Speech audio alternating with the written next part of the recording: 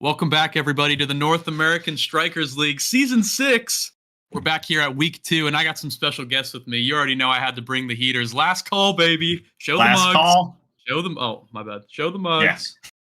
I got the old school Season 4 last call, and then now my new player, Soren. We've come to some a truce, a little peace agreement. I'm now the EKC coach, so we're on good terms now, which means Soren is also technically an honorary member because he was on our Strike Shotters team. So we got the boys all here. I'll start with you, Threezy. How you feeling today? Man, last night was a little crazy. Okay, played some Apex with my fellow last call brethren.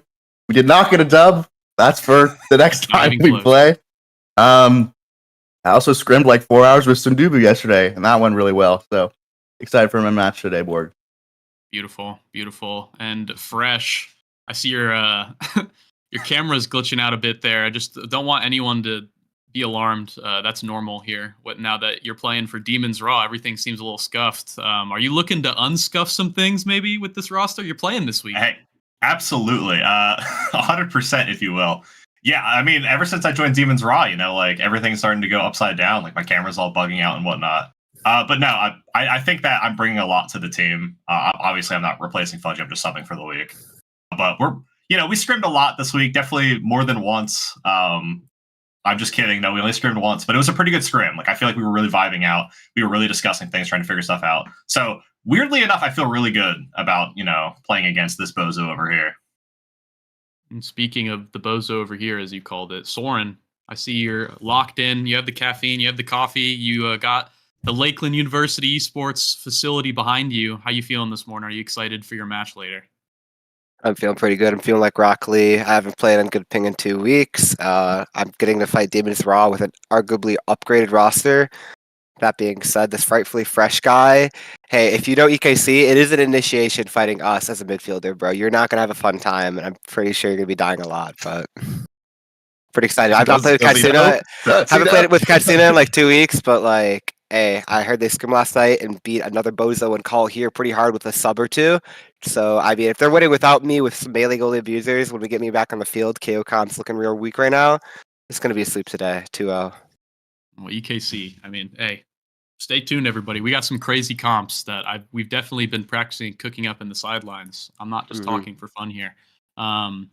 But moving on, we'll talk a little bit about last week. I think obviously some upsets, some things that kind of, I guess, we all saw coming in terms of wins and loss. But I want to start with the biggest upset of them all. Weez Little Bees versus Demons Raw. And I'll let Fresh take this one as the Demons Raw substitute for this week. What do you think happened on there? Do you think things are going to turn around? Do you think Weez Little Bees is better than everyone thinks? What are your thoughts on all this? I think it's a little column A, a little column B. I think the big thing about Weez Little Bees is they have a game plan and they know how to execute it.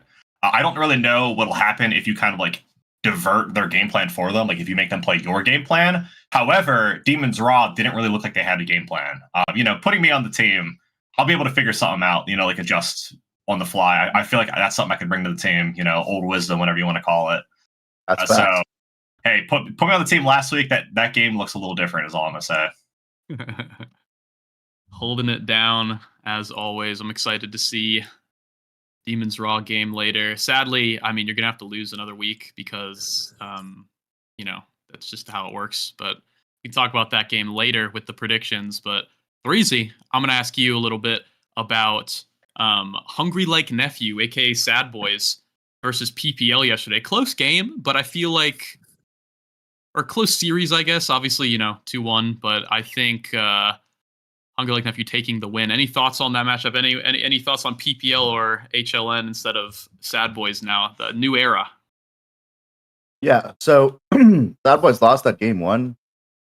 Or was the game 2? I don't know, the East game. It was game 2. The Yankees game? Yeah. No, I think it should have been a 2-0. They kind of messed up a little bit, but they were playing really well on Yankees. I was impressed, honestly. They haven't been scrimming really, and able to practice as a team much, but they looked good, and they beat PPL, who, I mean, let's just be honest, like, those guys are giga grinders. Like, they're constantly queuing. This guy Bloom does not get off the game. Like, I'll be honest, like, this guy's permanently queued.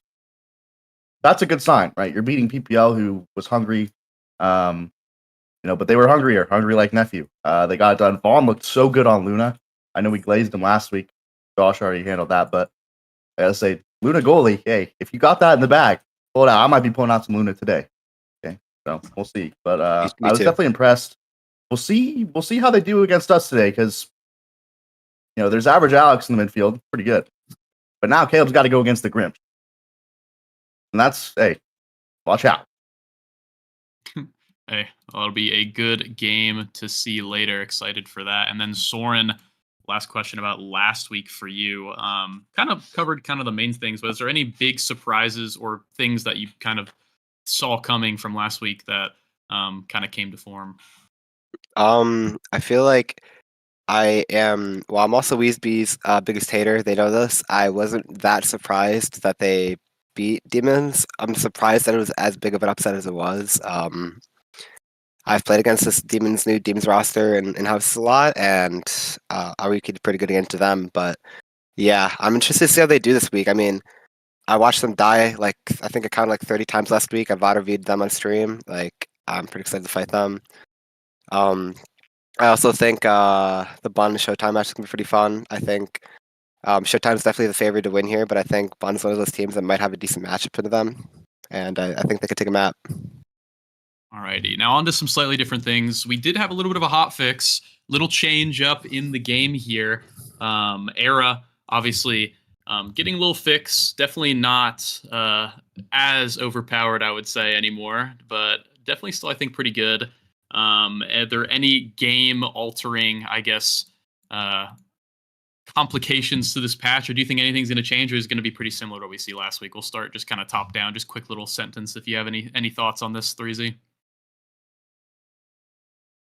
Oh, muted. What am I having thoughts on? Just like the recent hotfix, and if it's going to change up the meta at all, or is it going to be pretty standard? Oh, the era hotfix? Yeah, just. I mean, I think it's just an adjustment period for people. Like, Yumi said it in call this week. He was like, "Yeah, we have like 2 or 3 years of experience playing against Era with the beam on 0.4 seconds. So going to 0.2 was like a pretty turbulent change. Allows you to kind of have a cross coverage option. 0.3, some people say it feels like 0.4, some people say it feels like 0.2. You're both wrong, because it's actually a new number in between those two. And you guys just need to use your brain and adjust to the time. Regardless, I still think Era's good. I think she's good on certain starts. I think Era goalie, probably the best position you can play her in right now. So we'll see. I know in our series last week, EKC, Dubu, we didn't play Era, at least in one of the games. Wasn't pick banned. Could have been the whole series, could have been one of the games, but neither of us were super high on Era. We know that Era still has exploitable weaknesses, so I don't expect the character to be running the show. I think she was mainly fear banned last week because people didn't have a time to practice her, or thought she was too broken and was afraid of the other team playing her. So I think now maybe teams will have a better sense of the meta, better sense of how the character fits, how she's pickable. So maybe we'll see a bit more refined drafting style around Era this week, but who knows? And Fresh, obviously, you said you have some thoughts on having a game plan, right? And in terms of the meta and how everything's going, do you think that Demons Raw, and your thoughts in general on the current game plan in the meta, do you think there's any, I guess, cut and dry strategy like there was, I guess, last season, like kind of the melee goalies and kind of more core control, or do you think it's pretty? Well, I guess, what are your thoughts? Do you think this season has more flexibility in it? I definitely do think so. I think we were scrimming last night, and it was a monumentalist start. For some reason, none of us mentioned now, like, oh, like, no one's going to pick now. And then somebody picked now. So that was a little hard to play against on like a monumentalist start. I think the characters that were good before are going to still remain good. I think the character, like, there's a lot more good characters now. Era comes to mind. I think that she was a bit overrated, even with like the 0.2 second beam, and with it moving down to 0.3, obviously she'll be like a little bit worse. But like as 3easy put it, it's an adjustment period. So a lot of people are losing to the beam because they're not used to it. Era players, like, they're playing it like it's like crack cocaine, like playing with this brickbat guy. He's screaming, "Oh, Era brawler!" like every single time he scores. Yeah, he's a little nutty, but I do think that the characters that were good before are good, and even if some of the characters that were pushed down, or even if some of the characters were pushed down, I think that they're still playable. They're still really good. It's just that you kind of tighten the character pool a bit closer. Like, I feel like if the enemy team picks now, or Era, like it's kind of like a similar sort of thing. Whereas before it was like, oh, they picked Era, we picked now, we're just gonna win. Gotcha. And then the last question about the meta, and then we'll move on. Soren, this one's kind of perfect for you as the team who's been pretty storied, especially recently, but in general, playing these double midfield comps and these more aggressive projectile, I guess, team-focused ideologies. How do you think that is right now? Do you think, I'm kind of saying it as an outside source. Obviously, I know a bit better, but do you think you're cooking up some new things we'll be seeing today, or do you think it's going to be pretty standard today? Today, maybe not as much. Katsuna has been gone, I've been gone, so we haven't had a lot of time to practice the new patch together. Our warm-up today will be our first time playing together since the new patch. That being said, I'm definitely thinking that double midfield, like projectile stuff, is looking stronger than ever, especially with a lot of speed being removed and a lot of stagger being gone.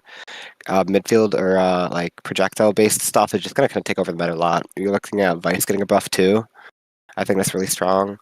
The only thing now is the reason we really liked that double midfield before is because characters like Rune and Juno weren't as good with Hotshot being gone. And I think with like that Hotshot being back and those characters kind of being playable again, it's going to be a little bit more rough because notably Estelle has a hard time into characters like Juno who can kind of just keep the core away from her, which is why Estelle was like playable last patch. As far as midfield characters go, Era, I think, at least, I don't know, I can't speak for my team, but I think I'm one of the people who don't think that she was like that giga broken. You could definitely tell, I think people that banned her last weekend were just teams, like 3easy said, that didn't have a lot of time to practice over the week. Where realistically, Era, yeah, she got a buff at night, which feels really good. It was really fun to play. But she got a buff, but we also just like giga buffed kill comp, which Era notably has been weak into because you can just kill her really easily. So we're not too worried. As far as projectile stuff goes too, it's really interesting seeing that Luna resurgence coming out now. It feels like it's been like over a year where there's only been like a few notable Luna players, and now I see a lot of teams like experimenting with her and playing her again, and kind of realizing like, hey, this character's really hard to play, but if you know how to play her, she's like really, really good.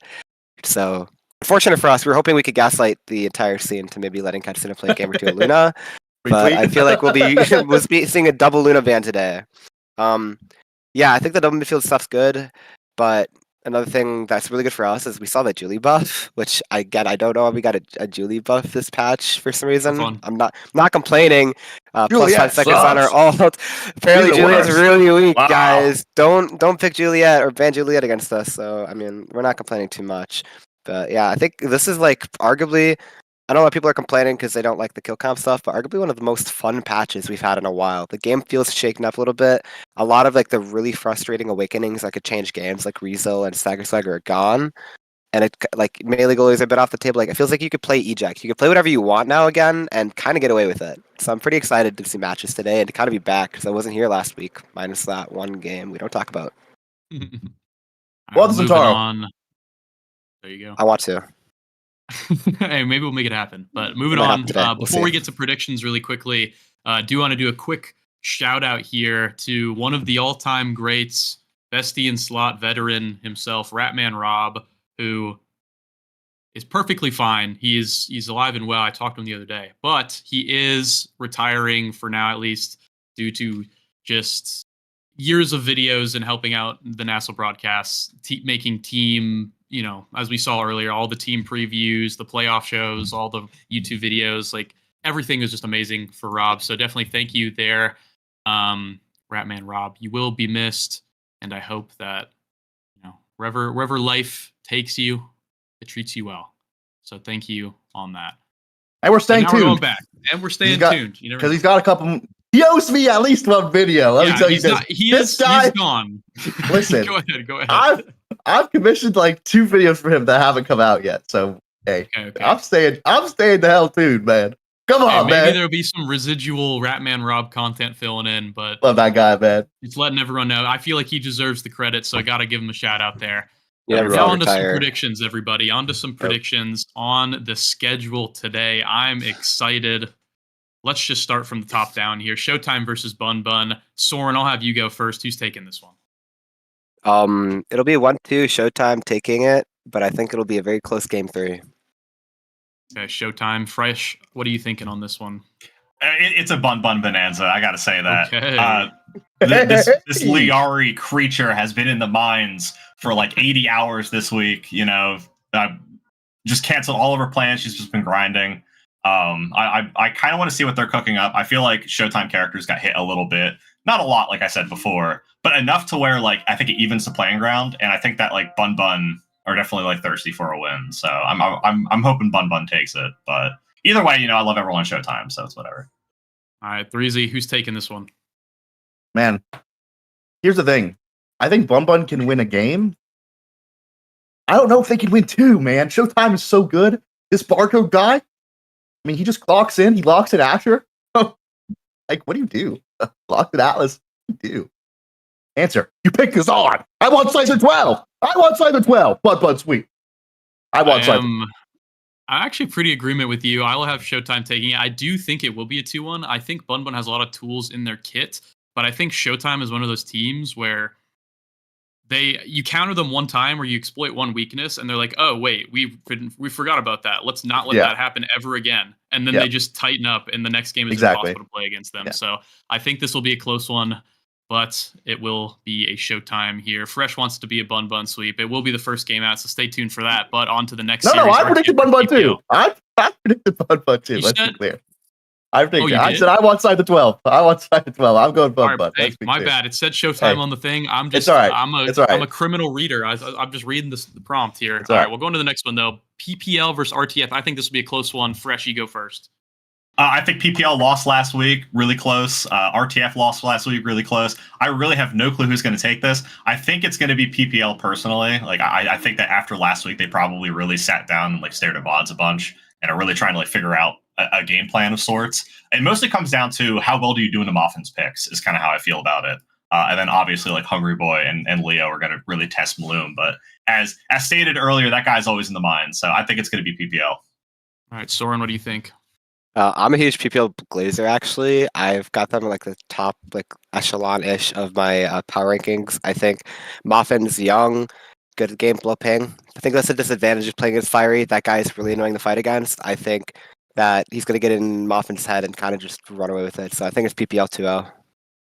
Okay, PPL 2-0. 3Z, what are your thoughts? Interesting matchup because Hungry Boy knows this roster really well, hangs out with those guys all the time, is constantly playing with them. But they know him really well, so it's a bit of a double-edged sword there. I think Moffin's going to have an easier time with Fiery. One of the ways that I think you have success with that brawler is to not interact with him, and Moffin plays some really interactive goalies such as Rasmus and Finney. So I don't think Moffin's going to have too hard of a time unless Average Alex puts the business on. Who's the midfielder? Hungry Boy in the midfield. I don't know. I think. Listen, if we get the Leo show that we got last week, it's an RTF sweep. So I'm going to go RTF. That'd be Leo. Well, I'm going to go with PPL for the sole reason that they didn't choose me as their midfielder. So on to the next team. Hug versus Dubu. The Dubu boys, both the Dubu teams, but we do have the rebrand from Sundubu, so not slightly different now, but still the Dubu representatives. Two questions here. Who's going to win? And who's going to pick Dubu? Which team? We'll go. There's the representative in the back here. We'll go Soren. You go first. I love Hug, but you already know my answer is going to be I'm Josh's biggest glazer. 3 seasons call. It's going to be a Dubu 2-0 sweep. Easy work. Who's playing Dubu?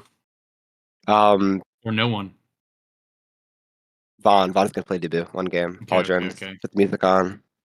3Z. Yeah. You win in this game, 3Z? Listen. All I know is Vaughn is not going to be playing Dubu. Okay, all I know is Vaughn's not going to be playing Dubu. But I think that's because he might be like a few thousand feet in the air. Not sure what's going on there. But no, I mean it's a Dubu sweep. Come on now. Dubu sweep, fresh. Is it a Dubu sweep or is Hug have a chance here? I want Hug to win so bad. The Caleb Vaughn swap, like it looks so good. Vaughn moving from like a top 3 midfielder to a top 3 goalie is pretty strong. And I scrimmed Dubu recently, and they weren't looking really good. But everyone knows, the knowers know that the Dubu scrims are incredibly fake. When these guys need to show up and lock in, they do. I'm going to go with the vibe. I think that Hug are going to take it. They're. I got to say it's going to be close, but I have faith in Hug. All right, so I don't know who actually is playing for Hug, and for that sole reason, I'm going to go with Dubu. I think they looked. Honestly, I'm gonna be honest with you, 3Z. I think you looked good, but a little shaky last week. I think you had some things thrown at you. You didn't know what was going on, but you guys managed to recover. But I think after that 4-hour scrim block, you got and that Apex. It can't get any worse than an Apex session. That's all I'm gonna say. It cannot get any worse than the Apex session. No, it cannot. Only My up goodness. here, and it's gonna be a Dubu sweep. No, I mean this card box guy is just a criminal on Rune. Just a criminal. That guy's too good at Rune, man. Next game, Bozo versus the Weez Little Bees. Are the Bees gonna do it again? I'm gonna go first this time. Screw K-Bot's formula. I'm going first. The Bees are gonna do it again. I'm going Weez Little Bees. I mean, I'm on the B train until they die. At this point, they got the last call scuff scrims this week. I think they're getting it. 3Z, what do you think? Good question. I think Bozo's probably gonna have their shit together. I don't know. I have no intel on them, fortunately. Hopefully they've been scrimming. But I mean, they beat Bun Bun last week, and I think Bun Bun probably beats the Bees. So, but train's a property of my mind. I'm gonna go with the Bozo bunch here. Streak gonna handle business in the midfield, and then Merchant Magic. Okay, the league's gonna know. All these guys, they don't know about Merchant. Okay, they're gonna know. Okay, that guy's a freaking beast. Hey, and Vice is back. So, hey, you know, but they don't know. Hey, they don't know about Merchant, man. We'll have to see. I'm excited for the game. Fresh, what are your thoughts?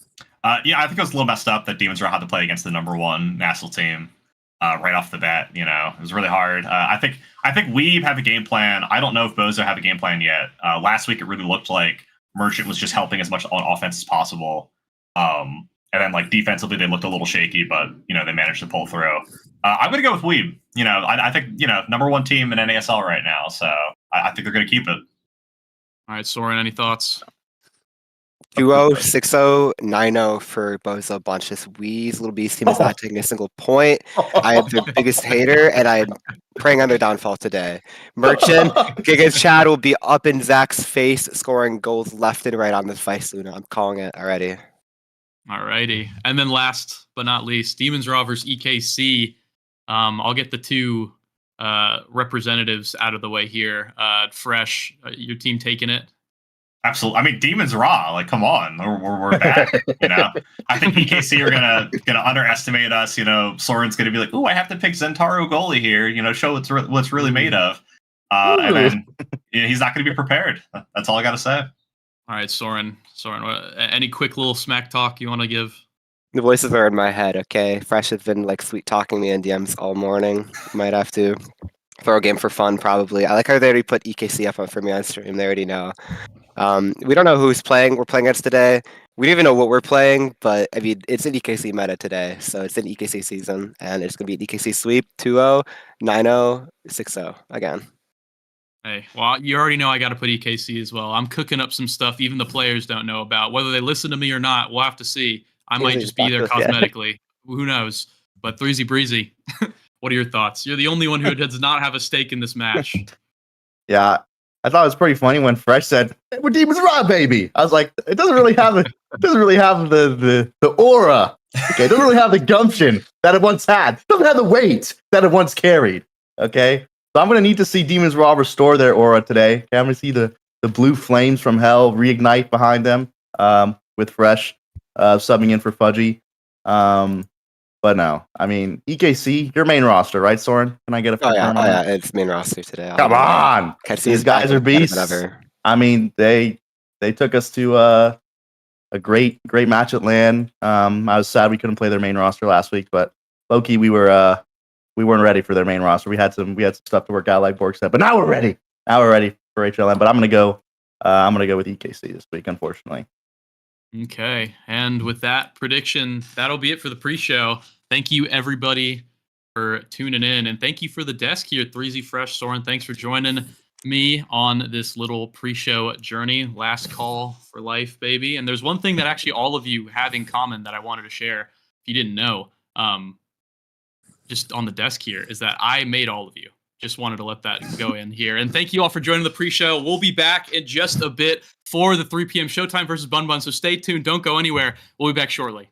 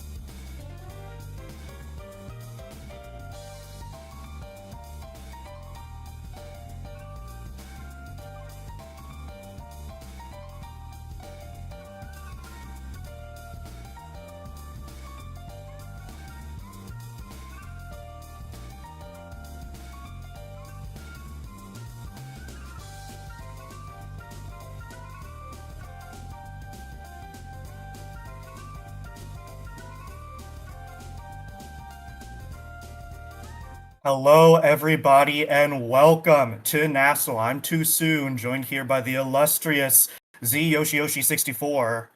And my goodness, we have an absolute heater for a first game, Yoshi. It's going to be Bun versus Show, two very good, well-established teams. What are your thoughts on this, man? Yeah, I'm really looking forward to this match. We've got Showtime, obviously, the previous season champion, looking phenomenal as usual. We did see them drop a game to RTF last week, which I think a lot of people wouldn't expect. And Bun having a very, very solid close match, I believe against Bozo last week as well. Both teams kind of, interestingly, the first and 10th place team from last season going against each other here, having inverted results where Showtime lost a game and Bun won a game, and I think this match will be pretty interesting. I'm a Bun believer. You know, the underbuff or whatever it's called, we don't need that right now. What we need is a big win. And looking, I don't believe it's on screen, but once we get into the draft, a lot of very interesting things going on with the Bun comp that we will be talking about. And there it is. They first picked Octavia. I don't think I've seen anyone on that team ever play Octavia ever. So it's a big day. They are not letting Octavia get into the hands of anyone on Showtime. It's not happening. I heard some people say in the break room, like, cite the 12 Octavia, send it out. And, you know, who knows?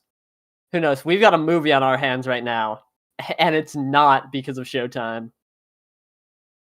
Yeah, it's wow, Octavia pick, but I guess it does make some sense here. It is a cast to last start, and some other good cast users here on a Bun. Finny, I believe, really likes that awakening with the ults, with the debuff extension on the secondary, and with the Luna there to just keep on pumping out damage. I'm really liking this unorthodox, but it's somehow kept together comp from Bun Bonanza. And on the other hand, on Showtime, very nice pair with the Zentaro and the Estelle and Atlas to keep it rock solid in the goalie box. Going to be interesting to see how these game plans, these strategies come to pan out here.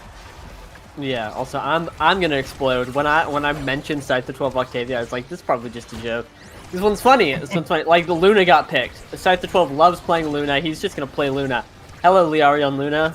It's time to get it done. I mean, low-key, this is like Scythe the 12 is playing midfield. We've got Liari on the Luna Brawler. I say that, but their positions are... Bun is loaded up for something exceptional. And here we have Scythe the 12 and Barcode both taking Castellas. Everyone else taking Orb Rep, which is really interesting. Not something I would expect, but off rip already. Liari getting down to business, KOing Joker with the Luna. I really do think we're in for something special right now. Yeah, and it's Bun just trying to keep that core forward, but a nice interception from the Joker. Yeah, I rush into the Oni's blade. Both barriers fall first from Bun and now they're on the back foot. Nice flip from Liari, just trying to stave the pressure. There's that gravity well, still not panning out, but finally the clear is found. And Sbarco trying to reactivate this offense. Nice passing plays. Back and forth this core is going. It's overtime, baby. Cosmic Expanse lasting forever, finding the clear, and Joker's staggered now.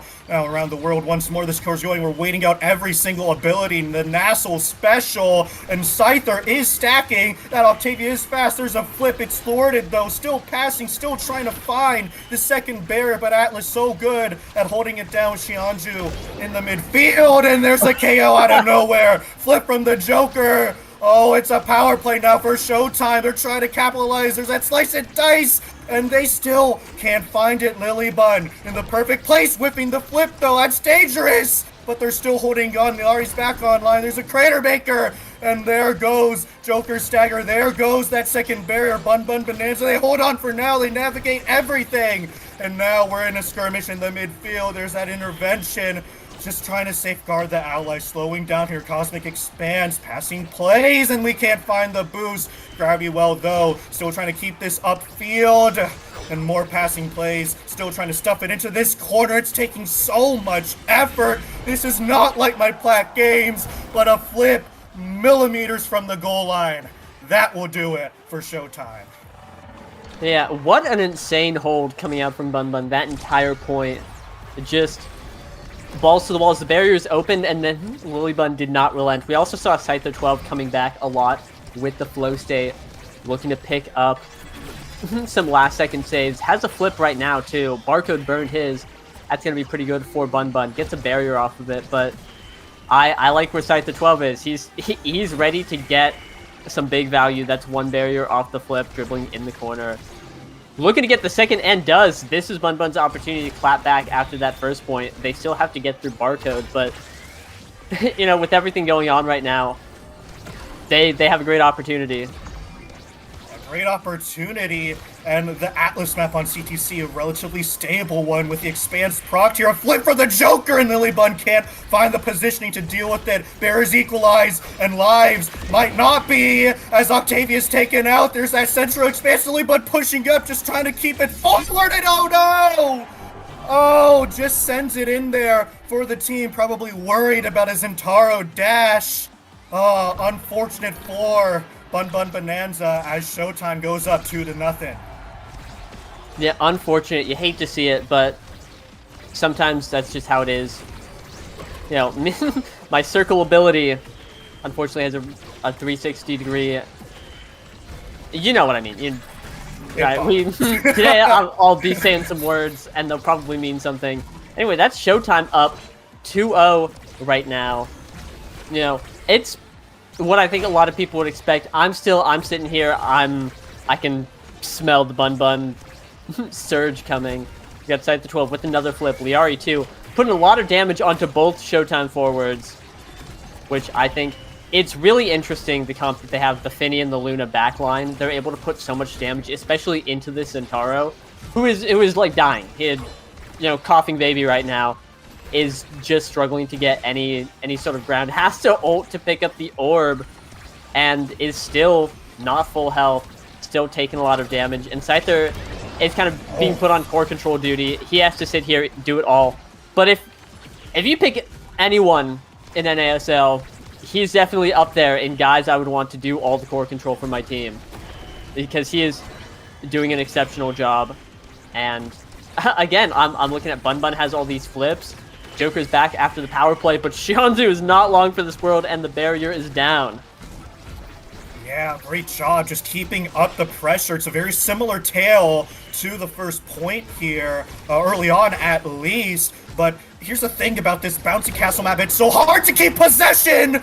And that Atlas can't keep possession of his life. Goalie is down. Piercing shot equalizes the barrier, sure. But that core is in their territory. There's two flips to work with. Crater Maker expending a flip there, but the power play refreshing. Oh, Expanse goes wide as well. All the resources now for Showtime expended here. Dire straits, and the core does go in with a beat drop. Oh, Bun Bun Bonanza, they come back roaring for that point. Yeah, these bunnies have fangs, claws, probably claws, I don't know, big teeth. They came back and really, two KOs, one onto Barcode, then onto Xianzhu, taking him out. It just exceptional work out of them. Now we see the fighting for the orb. Liari picks it up. That's dangerous. Joker looking remarkably low, and you can tell Liari is just sharking for a KO here. Joker has to dash to get the orb just to save his life, and Scyther 12 is battling it out 1v2 against Xianzhu and Barcode. While Joker is still just taking the brunt of all the damage from this backline. Like, Bun Bun has such an interesting and weird comp, but they're making it work, and if nothing else, they'll have a great opportunity in later sets. Oh, but right now, God. they're getting it done this set, bringing us to a 0.5. 0.5 heater. I mean, the damage was absolutely flowing. Both forwards staggered, and the Joker just getting taken on a trip, killed off the flip, and a goal to boot.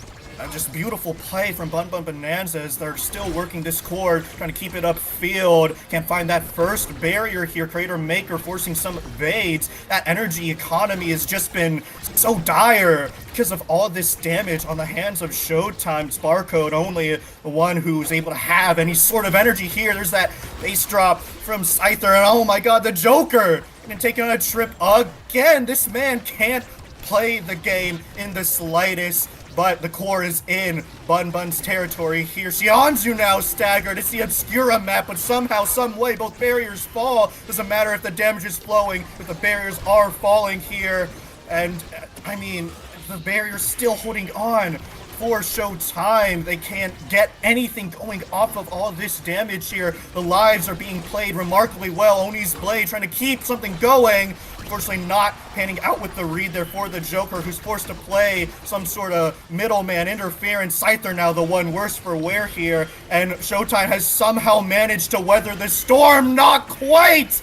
And there's that flip dribble not panning out, but still, both barriers equalized here. Lily Bun's trying to step up, forced to play while one man is staggered here. It's overtime though. One misposition, one blunder, one ability! It's all it takes as Xianzhu goes down. It's a power play now. Pseudo really, because Scyther is staggered, but he still gets the dribbles through both mans of Showtime, and Bun Bun Bonanza reverse sweep it. Incredible.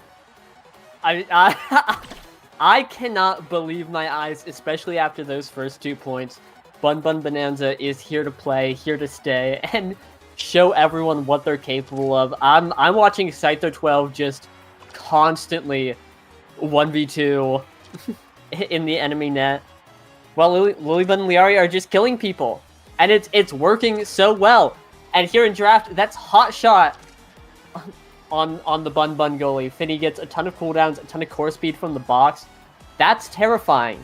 And Super Surge on Octavia's Dash Awakening. This guy's going to be moving even faster than before. And like that's looking like a great Bun Bun draft. The Joker was able to pick up Explosive Entrance, which is obviously great. We saw in that last point on the Obscura map, Liari was getting staggered. But on every other map, we didn't see a whole lot of damage coming out from Showtime.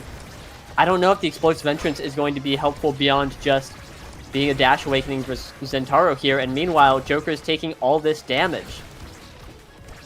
Yeah, and both barriers falling. A nice ult from that Estelle means that both barriers fall in turn. It's another open barrier situation here. That Cosmic Expand so huge with the Monumentalist, and somehow Lilybun can still get that clear, but it's not the same for Showtime. A little bit of a checkmate there with the boost covering top side, and my god, that Octavia so fast with just one Dash Awakening, topping like 700 speed, just like 2 seconds of it being active. That might be healthy for the game. Yeah, what one Dash Awakening does to a guy. It just starts space gliding on the Rift. But here, Joker, here in a bit too much Bun Bun praise is going to be shutting that down, getting double barriers, and Xianzhu will be getting a great strike into ult to confirm it off the bumper, sending it in. Showtime clapping back with a 19-second point. A little scary. Yeah. Showtime reminding us what they're capable of. Yeah, exactly. That's the first non-overtime point, I believe. And it looks like we might get another one if that momentum keeps going. Both barriers fall in a quick succession, but it's time for Bun Bun Bonanza to roar back here. Their offense not quite finding their mark. 2 whip flips, and the big finish doesn't pan out for them either. But there's some damage. There's some compensation. One barrier falling here. Core's going red, and there's that power play. But still, Scyther has to be wary here. Some damage being tacked onto him. Xianzhu winning Strike Force in the middle and gets the set off the central expanse from the grips of despair. Xianzhu comes rising back, and that's another point for Showtime. Yeah, devious bounce off the middle. That's one of those angles that you just never expect. It's so hard to see, but Xianzhu there said, ha, don't worry, I've got this one, and it's in. Here, back on the orb map, we see Liari picking up the giant orb again, but this time, not a lot of damage come out onto Showtime. Instead, Scyther 12 taking a little bit of the hits, getting a little low. It's scary for Bun Bun, especially down a point here, 1 point away from losing the set. Definitely don't want that to be, but Lilybun is scrapping, pushing up, and Scyther is, it doesn't matter how much health he, oh, sorry. It matters now, but for those barriers, it did not matter how much health he had. Yeah, and Showtime here weathered that storm, weathered that Octavia with 900 movement speed, and there's Xianzhu picking up another kill. Scyther back online here, but the power play still going forward for Showtime. Oni's Blade in the corner. We find the clear bot side, and that will kill the power play for now. Great defense from Bun Bonanza here, but still the offense is raging for Showtime. Still can't find that finishing touch. Holding on to the core, though, is more than necessary for them. Big finish in the corner here, fighting to get it to the other side, but the slice and dice denies it. And then Showtime equalized the set here, taking it 3-1. Yeah, really well played by Joker there. Able to see the big finish, use that as an opportunity, drop the slice and dice. Just a really long move, able to outlast the whole big finish. And now Xianzhu is going to be rewarded with whatever he wants. Picked up a Spark of Strength last draft, but foregoing the Spark of Agility for Aerials. Definitely a good idea. Aerial is going to be so nice on Estelle. Double Dash Awakening for both Showtime forwards. Going to be a lot of mobility coming out from them, a lot of coverage on the map. Reptile Remedy, though, going to Scythe to 12. That guy might not die ever again. He's got the Slick Kicks, he's got the Castellast, he's got a Dash Awakening. He's going to be moving swiftly at all times, and it's going to take a lot of burst damage to get rid of him. Yeah, burst that I do not think that Showtime has right now. My god, instead of just going for the core, just bullies the goalie out of position, gets both barriers with that play, and the secondary is still active. Not dropped once. We swarm the core in the end. I think Bun Bonanza, their drafting, I think will allow them to run away with it here. Yeah, the secret of Octavia. You will win every draft. Everything is awesome. You've got the Turbo Biz page. It's a great day. And like we're just seeing beautiful play from Bun here. I really love, bit of a rough point, but I really enjoyed how they've been navigating this game, just letting Scyther do so much of the work, trying to get these barriers, and having Lilibun Liari sit back further, get a lot done. And see, like Joker's he's having a terrible time. You know, he woke up for this. Like, this sucks. And it sucks that recovery drone was procced as well. But Bumba Bonanza, it takes a flip and a McDouble, and they finally get something going on the back foot for all that time. And they will continue to be with Liari taken off the board here. It's the Joker with the passive. But unfortunately, Lilibun has that flip, wise to use it. Bouncy Castle map so notoriously hard to defend. Somehow they hold, and there's that boost. Liari coming back with a vengeance, able to sink that goal in. And Bun Bonanza, they take another one, going up 2-0. Yeah, that was nasty, and I'm not talking about the league. The respawn into boost from downtown to get the goal. Some beautiful play on the Luna. Puts a smile on my face. Almost gets a barrier with another just awesome dash. We're seeing, again, Bun showed up to play today. You know, I'm pretty sure Liari put in like 60 hours into the game this week. That's like 1.5 jobs.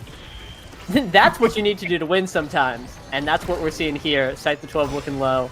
Oh, looking very low. But Liari close to a flip. The net's open for Bun. And they're up 2-0 right now. They have a chance, but with the barriers going down for them, things are looking a little scary. Yeah, and there's that flip in a corner, and unfortunately, Barcode cannot pivot top side fast enough. And I mean, that entire point, sure, they find a straight clear every now and then. Showtime did, but I mean, with how pushed up Lilibun was, the flow state of Octavia was never dropping, and there's some more potent picks, Deadeye on that Luna, should Liari take it, and of course they do. Stacks on this Octavia. I mean, it's just getting a little bit out of hand here. There's just everything to play for. Team player now in overtime, so devastating.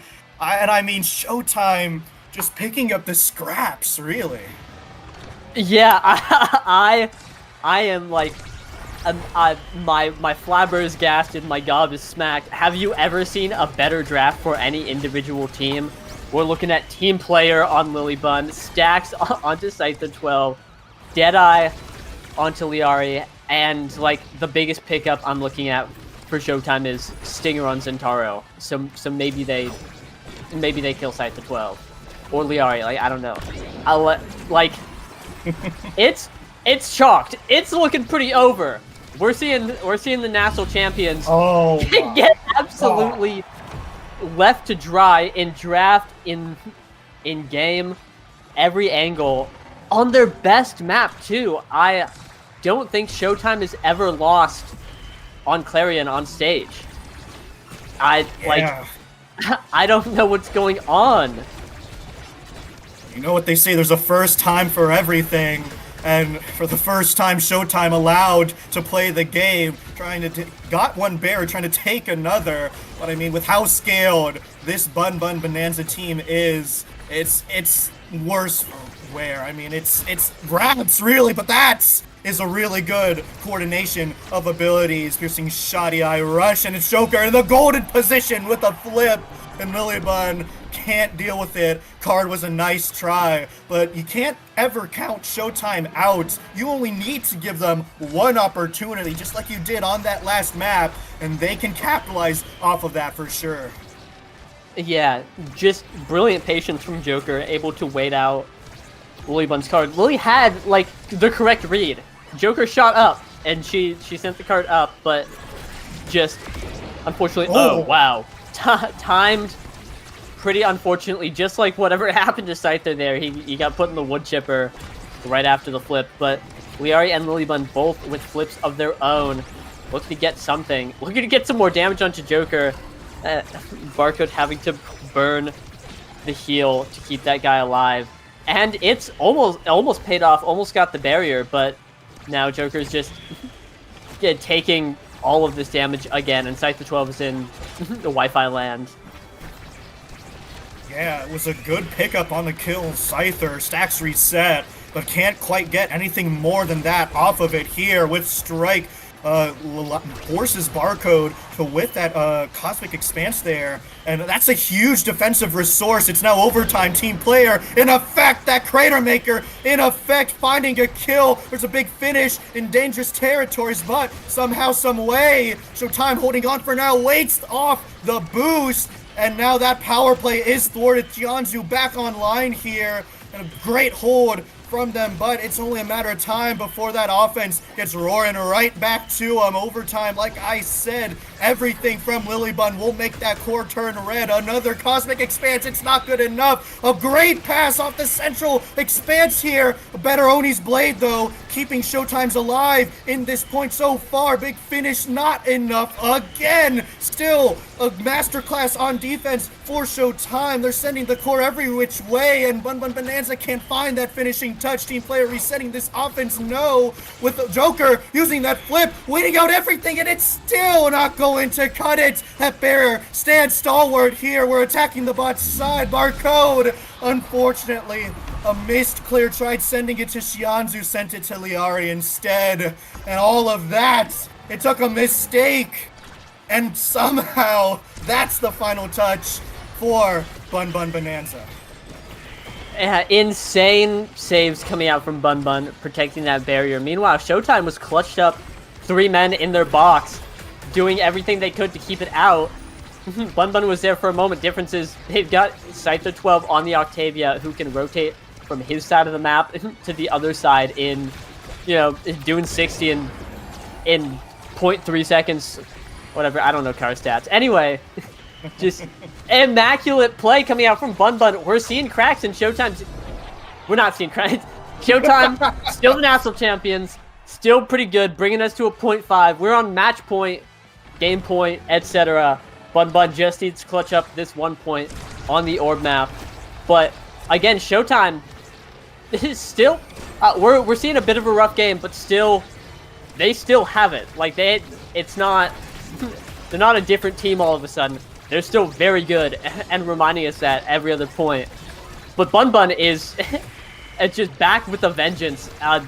They are going crazy right now. And again, 1 point away from winning game 1. Whoa! 1 goal away right here, and Liari with the boost from downtown, putting it in. Oh my god, 3-1 win for Bun Bun Bonanza.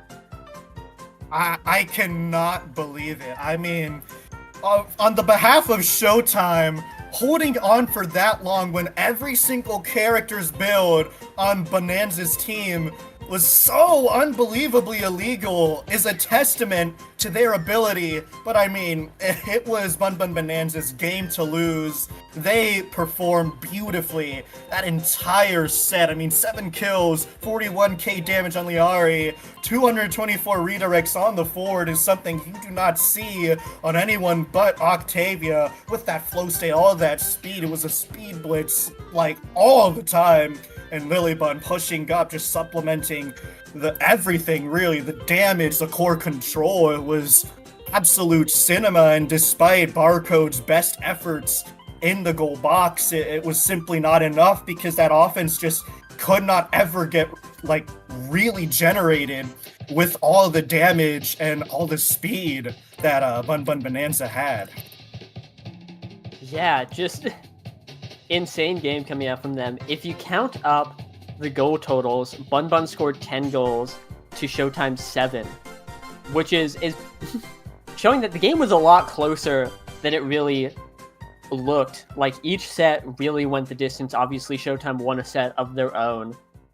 Like, Bun Bun played spectacularly, absolutely blew expectations out of the water. But of course, this is still Showtime. This is only game 1 of potentially 3. And, you know, I am firmly seated in my chair, a Bun Bun believer. They took 1 game. I think they could take another.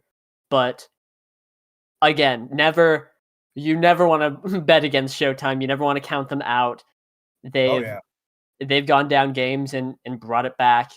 You know, a reverse 2-0 is still a 2-0, and they're pretty familiar with 2-0s. But again, just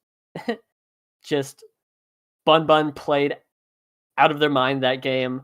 A wonderful showing, and you know, if they've got another one in them, boom, I'm there, I'm down. But I think Showtime is a very smart team and knows how to adapt. I think something interesting is that they banned Juno last game, which I think they'll probably do again. You know, Juno is one of Liari's favorite picks. Great. You know, looking good in the meta right now. Like, top to bottom, head to toe. Makes sense. But that Octavia was a massive threat. Like, it was a cast to last start. I'll give it up. But you can just pick Octavia. Like, you'll get Great Awakenings. And so we see the Juno band roll in anyway. They have first pick. They could first pick the Octavia away. But with how much damage Bun Bun was doing, it might be tough. We'll have to see. You know, waiting for the draft to pan out. Kai ban coming out from Bun Bun. They're not letting that go through. Pretty fair. Kai, very nice on this map. And I don't know if Xianzhu is willing to lock in Octavia. So taking Kai off, taking that speed character down, means that the Estelle is going to be locked in instead. And now Bun Bun's putting the Rasmus on display. It's Scythe the 12. Just we're seeing. My hands are up, cinema. I'm excited. We've got Rasmus and Luna forward pairs.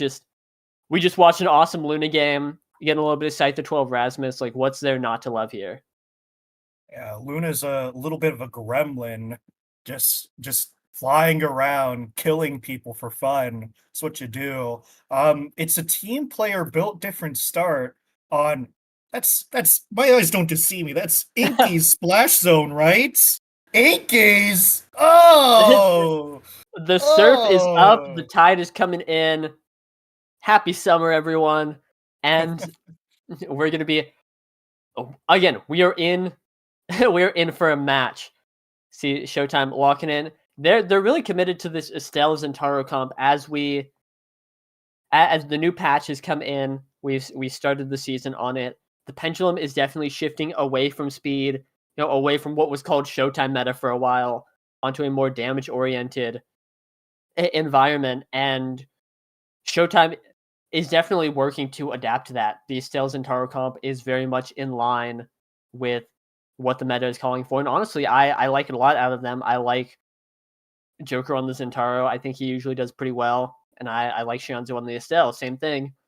We did see, though, again, a lot of damage come out directly on Joker's location. And Inky's is a deceptively small map. It is obviously it's big. There's nothing in the middle, but you only ever really want to play through the corner or the wall. There's not a lot of time you're spending in the middle of the map. So racking up the damage in those narrow corridors, even though they're not explicitly there, is still pretty easy.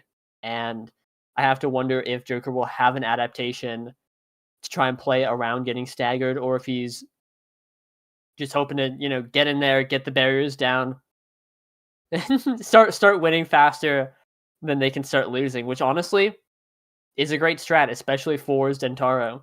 That sounds pretty good. So we'll have to see how they execute the comp in game. But right now, I'm riding the Bun stock explosion. By now, I think they are playing phenomenally. I think they've got this. Yeah, and it takes a map like Inky's, like CTC, with all the unpredictability to just force a point through both these talented goalies. It's just incredible what they're able to do in the goal box. I'm taking notes watching this game. Unfortunately, Lilybun not in a position, and neither is Scyther, taking off the map here really quickly. And hello, 12-second point, the Inky's Classic, bested only by Aten City. I mean, I don't even know what happened, but Showtime up a point here. Yeah, we saw Joker get staggered immediately, but they did win faster than they were losing. Scyther 12 got completely boomed, but now Showtime's barrier is down, and a great big finish. It just teed up from Liari, sets up Scyther 12. That's the Bun synergy. All three getting a little bit of play in there, and we're in for a quick game. It's time to speedrun this. OS sets have been running longer and longer. Inky's is here to change that. It is time to, oh my god, speed blitz this as Shianzu is now low. Neither barrier is down, but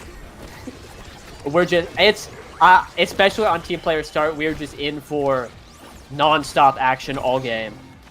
And a nice whiplash from Scyther, able to get that barrier, but Joker responds in kind. The water cannon is activated. The Ari trying to boost into the clear spot. Unfortunately, Core doesn't go there, and the water cannon's now traded, so we're now just playing on Aten City for a little bit. Very open map. The whiplash with Scyther. Oh, wait! He waits for it! Barcode saw their abilities preemptively. Whiplash still activated in the pendulum swing to sink it in. That was masterfully played from Scyther. Yeah, it's watching this guy in Rasmus is like watching the guy that painted the Mona Lisa, who I just don't care to try and remember right now. It's like watching him paint Mona Lisa live. Just beautiful. But there, Joker able to catch the core off the barrier break. Use the flip, get it in, bring it to a 0.5, no less. Here it comes down to this. But both teams playing out of their minds, just taking shots back and forth at each other.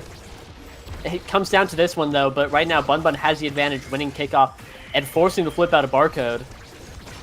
Yeah, but it gets right back into the territory with them, and unfortunately, there's not enough abilities on that Finny to deal with all that sustained pressure. And the barrier falls for Bonanza first. Scyther trying to equalize here. Can't hold on to the core with the Rose Warp. Barcode stepping up, trying to set something up once more. The passing plays flowing. Oni's blade flowing, but still a finishing touch not quite found. Team player, though, starting to come into effect here with all the dribbles, all the passes here. Big finish trying to stagger and get Joker out of the equation. Scyther's working the bot corner all by himself. Lilybun stepping up with the flip, but Joker, he stuffs it out, and that's a tragic point to let go for Bun Bonanza, and Showtime hold on, taking that set 3-2. Yeah, gotta feel kind of bad You know, Zentaro's just such a good character for stuffing out flips. You've got so many abilities that last so long. You're able to show up and just cascade all of them if they're up, trying to catch out that flip. And that's exactly what happened. And now Joker rewarded with bulk up. That's going to be a ton of stagger, a ton of power. Great opportunity to fight back and stay alive a little bit longer. Barcode picking up the stacks too. Is going to be moving on that barrier. Probably going to take a while to rack up, but once he gets a little bit of speed going, it's going to be just great for keeping up that barrier. Meanwhile, Bun Bun seems to really be struggling to hold this barrier here. Down immediately. Here comes the water, and now they have to defend against Zentaro Estelle. But it goes both ways, and now Showtime's barrier down. Scyther 12 really just needs the ball once, and he can get something going. Yeah, and I mean, Water Cannon traded in kind, but the offense still roaring for Bun Bun Bonanza. Nice clears found. That's wandering down bot side. We navigate the piercing shot, and we're sending it right back to where it came from. And it's a beautiful shot bot side by Scyther. Breakthrough, not quite enough to catch up to it. And Bun Bun Bonanza, they're able to hold on despite losing barrier first, and they're able to get it done in the end. Yeah, crazy that if that was a later point in this set where Barcode had stacks, he would have been able to save it. But unfortunately, early point, no stacks up means he is not fast enough to catch that. And now Xianzhu down, Liari with a flip, Scyther 12, Revan 1 up. A beautiful play by Liari, getting the barrier there. And Lilybun helping out on the offense, looking to get something done. Barrier goes down, but here comes the Tide. Goes to shoot it in. Flip goes wide, but Scyther 12 again has another flip and is looking to get it done. Almost does. No! Wow. But no, Barcode's down. Okay, it was a whiffed shot from Scyther, but the crater maker from Liari, so perfect, and Barcode explodes. No more stats for the man. That's devastating news. And early points like that first one from Scyther now possible once more. And we're thwarting the offense again. There's a flip from the Joker, setting up a triple take though, stuffing out all the immediate angles that are threatening.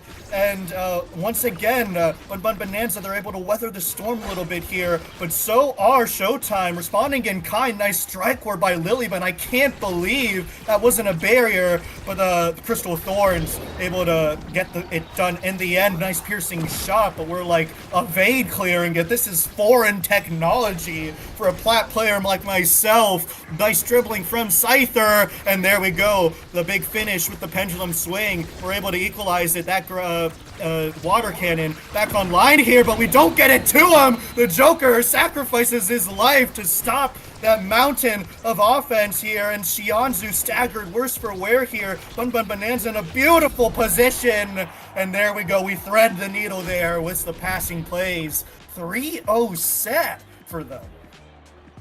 Yeah, Bun Bun just like dominating set there, letting them know that they won game one and they're here to win another. And we could see Scyther 12 picked up a Size Awakening, started with BD, now is 2, could get all 3, and will take it. This is one massive Rasmus on the board. No need for anything else when you are very, very large. And I think that Size was super impactful that last set. Things just look so much easier for that guy. Heavy Impact being picked up, denied from Barcode. We saw a lot of CDR get passed out this past patch, which is something that Asher likes a lot. And so Heavy Impact not going there. Instead has to pick up Missile Prop, which, like, honestly, I think pretty interesting. Not a bad pick, but definitely not something that you really want to see if you're Asher. And you know, we're seeing the barrier go down right there already. It's the Bonanza is not here to play. They are here to win, and they're doing it. Like, they are showing up, playing immaculately, and Showtime's going to have to really pull together and figure out what to do against all this damage threat, everything that... the entire threat that is Scyther 12. Figure out what to do against this team. Yeah, and so far, I mean, they're able to equalize the barriers, but not a decisive answer found. It's Scyther pushing up with that core flip there, and Liari covers the bot side clear. Oh, could have been dangerous, but Xianzhu rotated back in time. Oni's blade millimeters from the goal line. Still not going to cut it, though. Nice passing play, but unfortunately the angle not precise enough. We're covering every single dangerous one. And there goes Xianzhu taking off the map here. Power play now. Once more, it's overtime. And that core speed absolutely devastating. And Bun Bun Bonanza able to take that first point. Yeah, we really saw the effects of team player in overtime there. The ball just moving so fast. We also saw Barcode go in and he dash primary Scyther 12, which I think is really smart play. The ball was going to Scyther 12, shut it down. God. But who cares about that? That's an 8-second point in the books. Bun Bun is just, hanging 10 out here. Yeah, I mean, the first quick point was Showtime with 12, and now Bun Bun Bonanza, they responded with the 10 and then an 8-second point. I mean, cinematic play from them, really. A flip force from Barcode. I mean, everything going their way. Joker has theirs, and it's stuffed Lilybun. Just reaction checking that. Unfortunately, gets caught out there with the piercing shot. We're finding clears top side. Barcode stepping up, just trying to keep this offense alive. I mean, some momentum needs to go Showtime's way. They're not getting anything right now. The Joker just barely hanging on, and Scyther with a beautiful shot there. And all of a sudden here, barrier's fallen. The water cannon's activated, and there goes the Joker. Power play now for Bun Bun Bonanza. Passing plays, nice Rose Warp, intercepting it for now, and that's another beautiful needle-threaded shot from Scyther, and another 3-0. There's no points. There's absolutely nothing going Showtime's way here, being shut out here. Yeah, just like crazy between the legs shot from Scyther there. Scyther playing really well, picking up a dash awakening, gonna be nice. I want to shout out Liari on the Luna. I think the mark of a good Luna player, if you had to pick anything, is how well they're able to execute the dash. Obviously, this ability is really, it's weird, it's like uncomfortable. And if you're not playing like controller or MOBA, it's super hard to control. But we are seeing a lot of really tight dash angles to get exactly where she needs to be to hit the ball, to catch clears, etc. And it's been wonderful. You know, again, I mentioned earlier that Larry's put in quite a number of hours this week, and it's really paying off. The Luna is looking exceptional, and you know, things are looking in Showtime's favor at this point. But absolutely. But I'm still eyes locked on all three members of the Bonanza. They're playing so well right now. But can't discount Showtime. That's their first goal, and about 6 or so points. The momentum finally swinging back in their favor a little bit here. But Bun Bun Bonanza not going to let them feel the effects of that for long here. Nice sustained offense here. Gonna rotate top side. And there's so much damage being tacked onto Scyther here. It's making me wonder where all of it's coming from. And all of a sudden, both forwards for Bun Bun Bonanza on death's door here, but I mean, what a beautiful dribbling play from Scyther. It gives up their life to take that barrier here. Nice big finish from Lilybun, and Barco not able to get it out of there. Commits to that play, unfortunately the wrong one. And Bun Bun Bonanza, they're able to sink it in. Yeah, Lily on the reverse power play, able to just a big finish set in there. We're seeing Showtime really change gears this set, and it saw them great success that first point, and generally in the second point, they looked pretty advantaged that whole time. And it's that they are just doing a lot of damage. Like, it's Estelle Zentaro, you're able to just show up and start hitting people. Like, Showtime's always been a team about tastefully hitting the core and not any of this damage stuff, but now they are trying.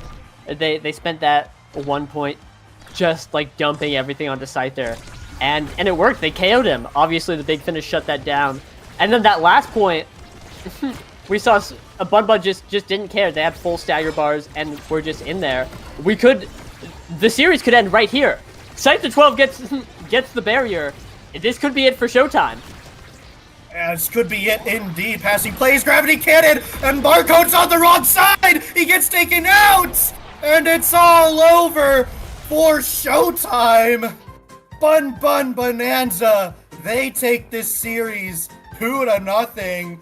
Oh my god. That's 2-0 for the Bun Bun Bonanza against the nasl champions.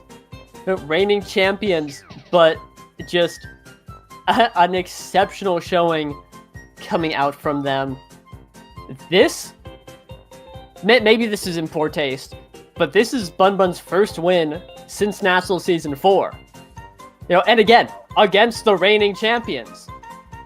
If not to start talking about other teams, but if you want to see a return to form, this is it. No, the Bonanza is back and better than ever, because what I just watched was some phenomenal Mega Strikers. Oh, without a doubt. And like you said, to do it against the reigning champs, I mean, they just weren't able to get any sort of momentum panned out in their favor. Wherever they went, Big Bro, Big Sis, was just stalking them right behind their every move step. I mean, Bun Bun Bonanza, out-redirected, out-damaged, out-killed in both of these games. You can't ask for anything better, really, from them. But unfortunately, that is all for this series. But when we come back, there's going to be some more of those, some more heaters for sure. So don't go anywhere. Nasl will continue.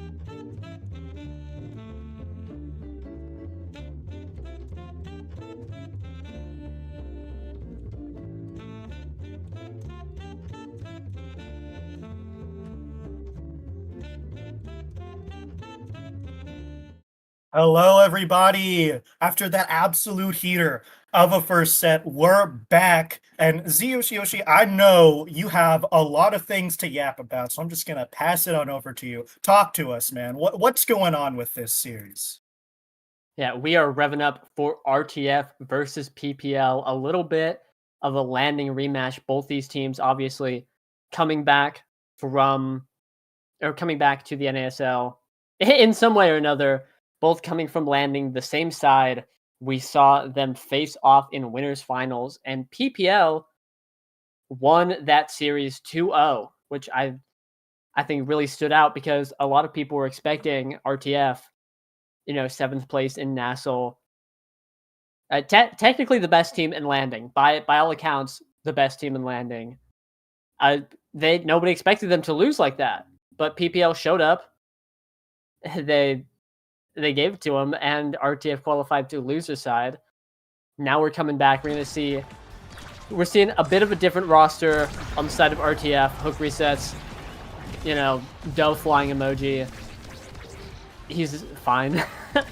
But Hungry Boy is here, really putting on his Hook Resets hat right now, picking the era. But we're going to have to see how this match shakes out. A little bit of a roster change. You got a couple weeks to charge up a new patch to play on as well. A whole lot different going on in this match. And it could be in RTF's favor. It could just be another PPL sweep. We'll have to see. Right now, RTF a little on the back foot.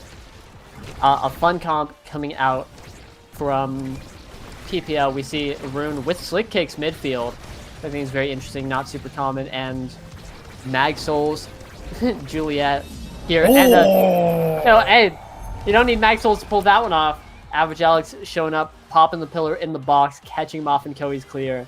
Not letting any of that happen. Moffin on the classic Pauldrons. Kazan with that Might of Colossus, rocking up with 147 power off rip. And then obviously a little bit of X era for the fellas on this Might of Colossus start. Gonna be very dangerous later on, but right now I think PPL has a great shot in these first few sets.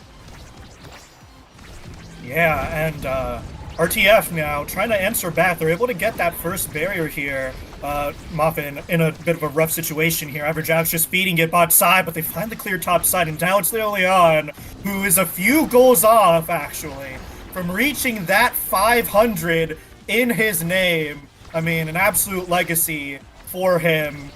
Big staple of nasl, of this community. Congrats to Leon for like 7 or so seasons, 6? Of 800 seasons. Yeah, something like that. Bro's been around a while with a fossil, I guess, of Omega Strikers. And Juliet turned into a fossil as well, taking off the board here. It's a power play now for RTF. Leon saved by the Taiko drum. My god, 152 power Dubu sitting on the man, taking him on a trip. And it's important to note here, with the might and the powerhouse Pauldrons, a lot of power. I believe 1 or 2 more size power awakenings, you reach that 180 threshold, and now your strike just sends the core red in overtime. Such a boon to have without team player. Great patience from Leon there, popping the X Maximus in the corner, getting that second barrier, but Fiery able to walk up to Moffin Curry, able to equalize here, and I believe that Magical Maelstrom has sent the Dubu off stage. So it's another power play here for RTF, and it's just easy pickings for them. Beautiful pass, beautiful shot from Leon. 1 step closer to the big 500. Yeah, that's 497 goals for that guy, and I'm pretty sure Bells hit 500 sometime last season, but I don't know if anyone's even like close. There aren't very many people who have been playing as long as Leon, but looking to get the 498th right here, charging up. Again, this guy, former national champion, been playing forever, and you're about to hit a milestone this series. There's another one. 498 for Leon. Another goal here for RTF. I mean, they were able to roar back like that first point, a little bit rough for them. Average Alex, the nasty read, they never really could find that clear.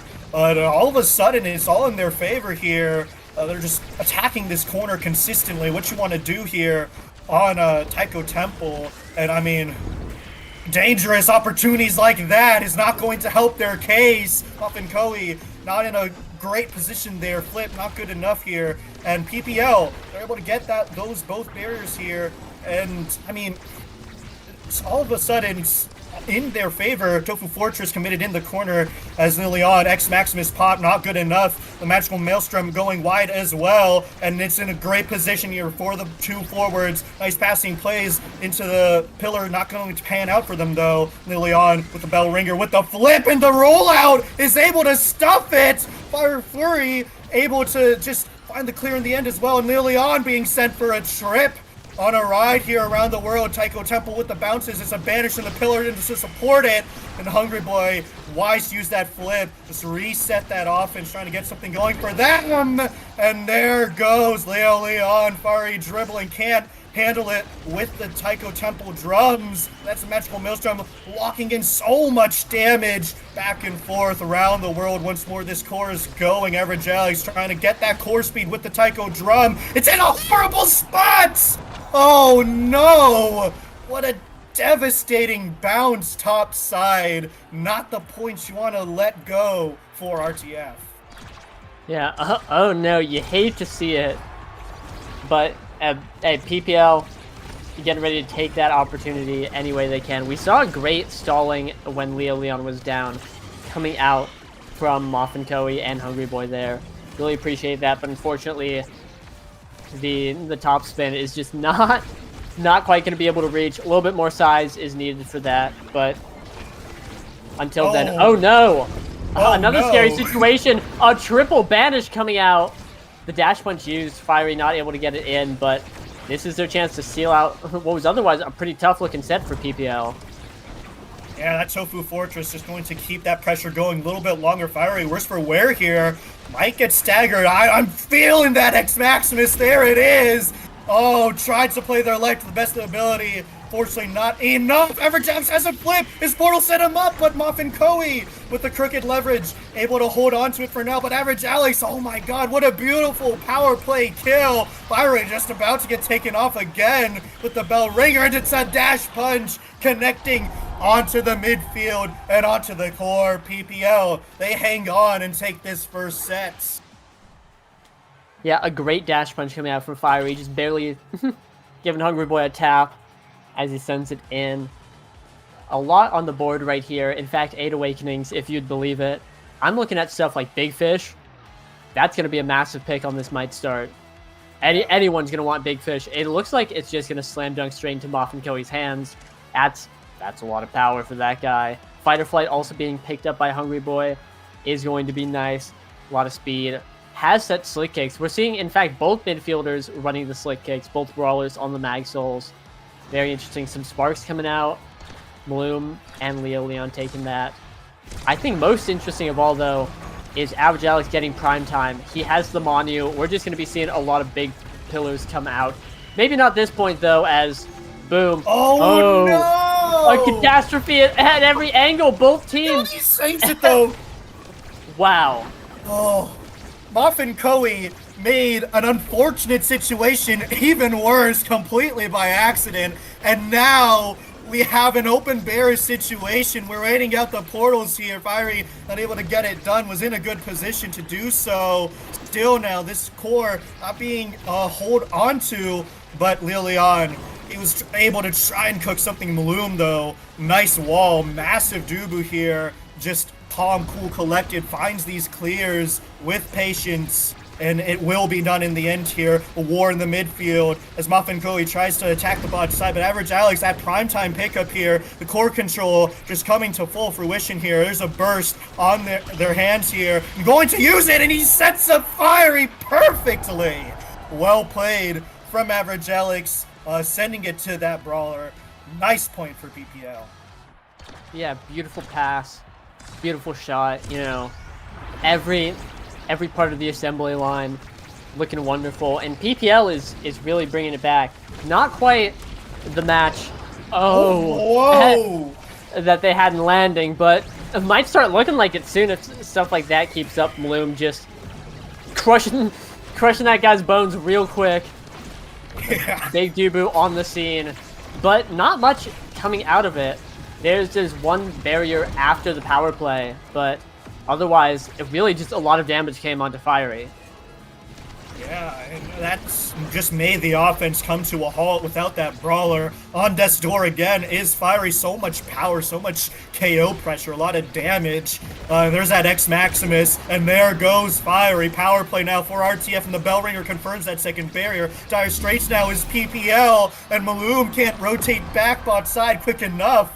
Force top with the Aeronado, and that's just a cascade of pressure, and the point ultimately garnered for RTF. Yeah, and that's the big 499. Hey, one more and we hit the milestone. Would be a terrible hate to speak it into existence, but would be a terrible shame if RTF just stopped scoring after this. It just like clean sweep from here on out. Hoping Grandpa can get his 500, but hey, PPL's been looking really good this match. I want to shout out Average Alex. Oh no, Grandpa. I want to shout out Average Alex this match, who is highest level on his team right now, level 7. This guy's been doing so much work all match. I feel like so much of the offense has been, pushed by him, directed by him. He's been supporting Fiery so well and getting a lot of barriers on his own with these big pillars. Catching Moth and Koei off guard or finding these nice, difficult to defend angles, everything like that. Been controlling the midfield. This guy's doing it all. Oh my like god, that. yo! Yeah, oh, he's in his head! He can't be stopped. Average Alex just controlling the entire flow of the game here in Muffin Koei's brain right now. And it's another open barrier situation, and the punch beats out the crooked leverage. Fiery punching it in here. Another point for PPL. Yeah, PPL set on not letting Leo Leon get his 500. And Leo, though, has different plans. Showing up like a bat out of hell, just slamming that first barrier right there. Has a flip. Getting the second. Hold up. Get ready. This could be it. Moth and Koei has a flip to defend. Oh. Has a barrier to defend. Oh, wow. I mean, Average Alex, he had the red play covering the out clear, and now he picks up a kill to boot this rune, doing God's work. It's a power play for PPL. Muffin Koei in a one-on-one here, and is able to hold on. Fiery has a flip if they're able to reactivate this offense. Rune out of it, just drops the pillar here, and the flip goes wide. Back passing, trying to attack different areas of the map. Average Alex saying no. The coordination of RTF not allowed to get started here with this rune, just intercepting every single pass play. And unfortunately for them, though, they can't get coordinated themselves. Stepping up now is Muffin Koei, and X Maximus is forcing everyone bot side. It's a free shot top side for Hungry Boy. Very well played, but not the big 500 for Leo Leon. Yeah, Hungry Boy stealing that goal. Leo Leon doing the brawler's job there, really getting in there, just tearing up the goalie, not letting any of the defense get synergized, get aligned. And hey, if he's able to clutch up this set right here, then that would be a great opportunity to get that 500th. In the meantime, they really want to win this set, obviously. Don't want to go down 0-2 against PPL, especially. They are playing X era. That's the comfort zone. That's where you're expected to be. But getting an early set would be nice. He's looking for it right here. The flip goes wide, though. Not quite able to make it. Yeah, Bloom able to stuff it out, but unfortunately, once again, forced to an awkward position. And there we go. Big 500 for Leo Leon. Can we get some 500s in the chat for the man? Well played for RTF, and looks like they're going to get rewarded for it here. A lot of good picks up for grabs. I mean, spectating on this powerful Kazan. We might see a little bit of a brawl fest in the goal box. Opts for the hot shot, a bit of a deny, because, I mean, this rune has been absolutely cooking. Can't fault for him for it in the slightest. Yeah, do not want to let Average Alex get hot shot, especially in this match with how he's been playing. Going to be picking up Among Titans instead, going for that speed. Going to be a little bit smaller, which I think on the Might of Colossus start might be a little tough to deal with. We've got Big X, we've got massive Kazan, but obviously Rune does not need to get up in Kazan's business to score these goals. Fiery picking up the Reptile Remedy, unfortunately getting knocked out raw by the after getting beamed 260 power Kazan. That's terrifying. Era doing a great job enabling her teammates in many ways. Oh, But really, I think PPL had a great draft here. Oh, crazy dash punch. Yeah, see the vision, but until then, Leo Leon is scrapping it up with the air speed in the box, looking to get something done. Fiery has the core. Things are looking great for PPL, though. The game might be tied, but I really like their draft. yeah, I mean, look at the copious amount of damage on this Dubu. 210, and we've already seen it earlier this set, right? Leo Leon's trying to attack the corner as you do on this map, and Loom just sits on him, going to die even more. It goes red, but Muffin Koei, he has the crooked leverage, the power play going to come into fruition for them. But my god, if Muffin Koei didn't have that ability there, Loom with the copious amount of damage would have gotten that goal, and that's dangerous. Loom 210, well beyond past the 180 threshold here. It's just something to look out for if you're RTF. Yeah, this is a powerful Dubu. It'd be hitting it real good, and obviously, like, goalies with a ton of power, any sort of core speed threat is super scary. You do not want to just get owned because the core is moving too quick for you to save on the other side because the goalie hit it just over there. Leo Leon, however, is just doing a great job of getting in there and getting violent. Picking up KOs left and right, particularly on Average Alex. Bit of a pinpointing the guy doing the most work. But there, Bloom, trying to put that core speed to the test, looking to get something done. That's one barrier for RTF. Going for two. An intimate moment between Leo Leon and Muffin Koei, and a scary pillar, but here PPL has the core. They have an opportunity. They have a barrier up, but RTF not quite out of it yet.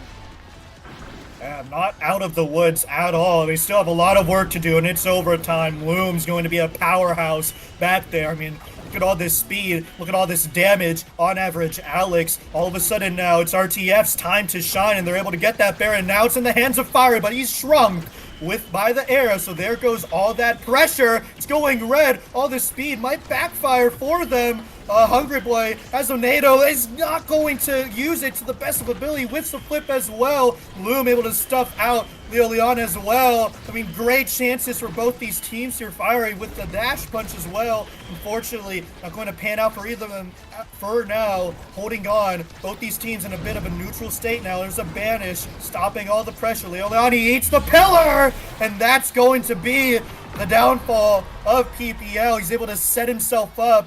A nice dash, strike reset with the X Maximus. Unfortunately, the strong, fat hamster ill-equipped to deal with it. Yeah. And obviously dropping a big... Oh! Dropping a big double barrier. RTF here looking to win right here, right now. Mothkoi popping the flip. Not a lot of energy for Leo Leon, but not a lot of energy from Bloom either as the flip goes down. Health on Average Alex looking low.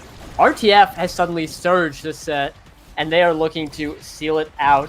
It's the Era X prophecy. Set 3X is here. But Fiery, not quite done yet. This match has really been between these two brawlers here. Fiery trying to get anything done, but the defense from RTF is just so tough to break. Yeah, and it's just too much to deal with as Juliet, a bit of an unorthodox brawler pick for this match specifically. It's just not what you want to see for the side of PPL. Still a lot of work to be done for them, but they have some tools to use here. And Leo Leon just barely able to hold on, going to get staggered with the Stinger.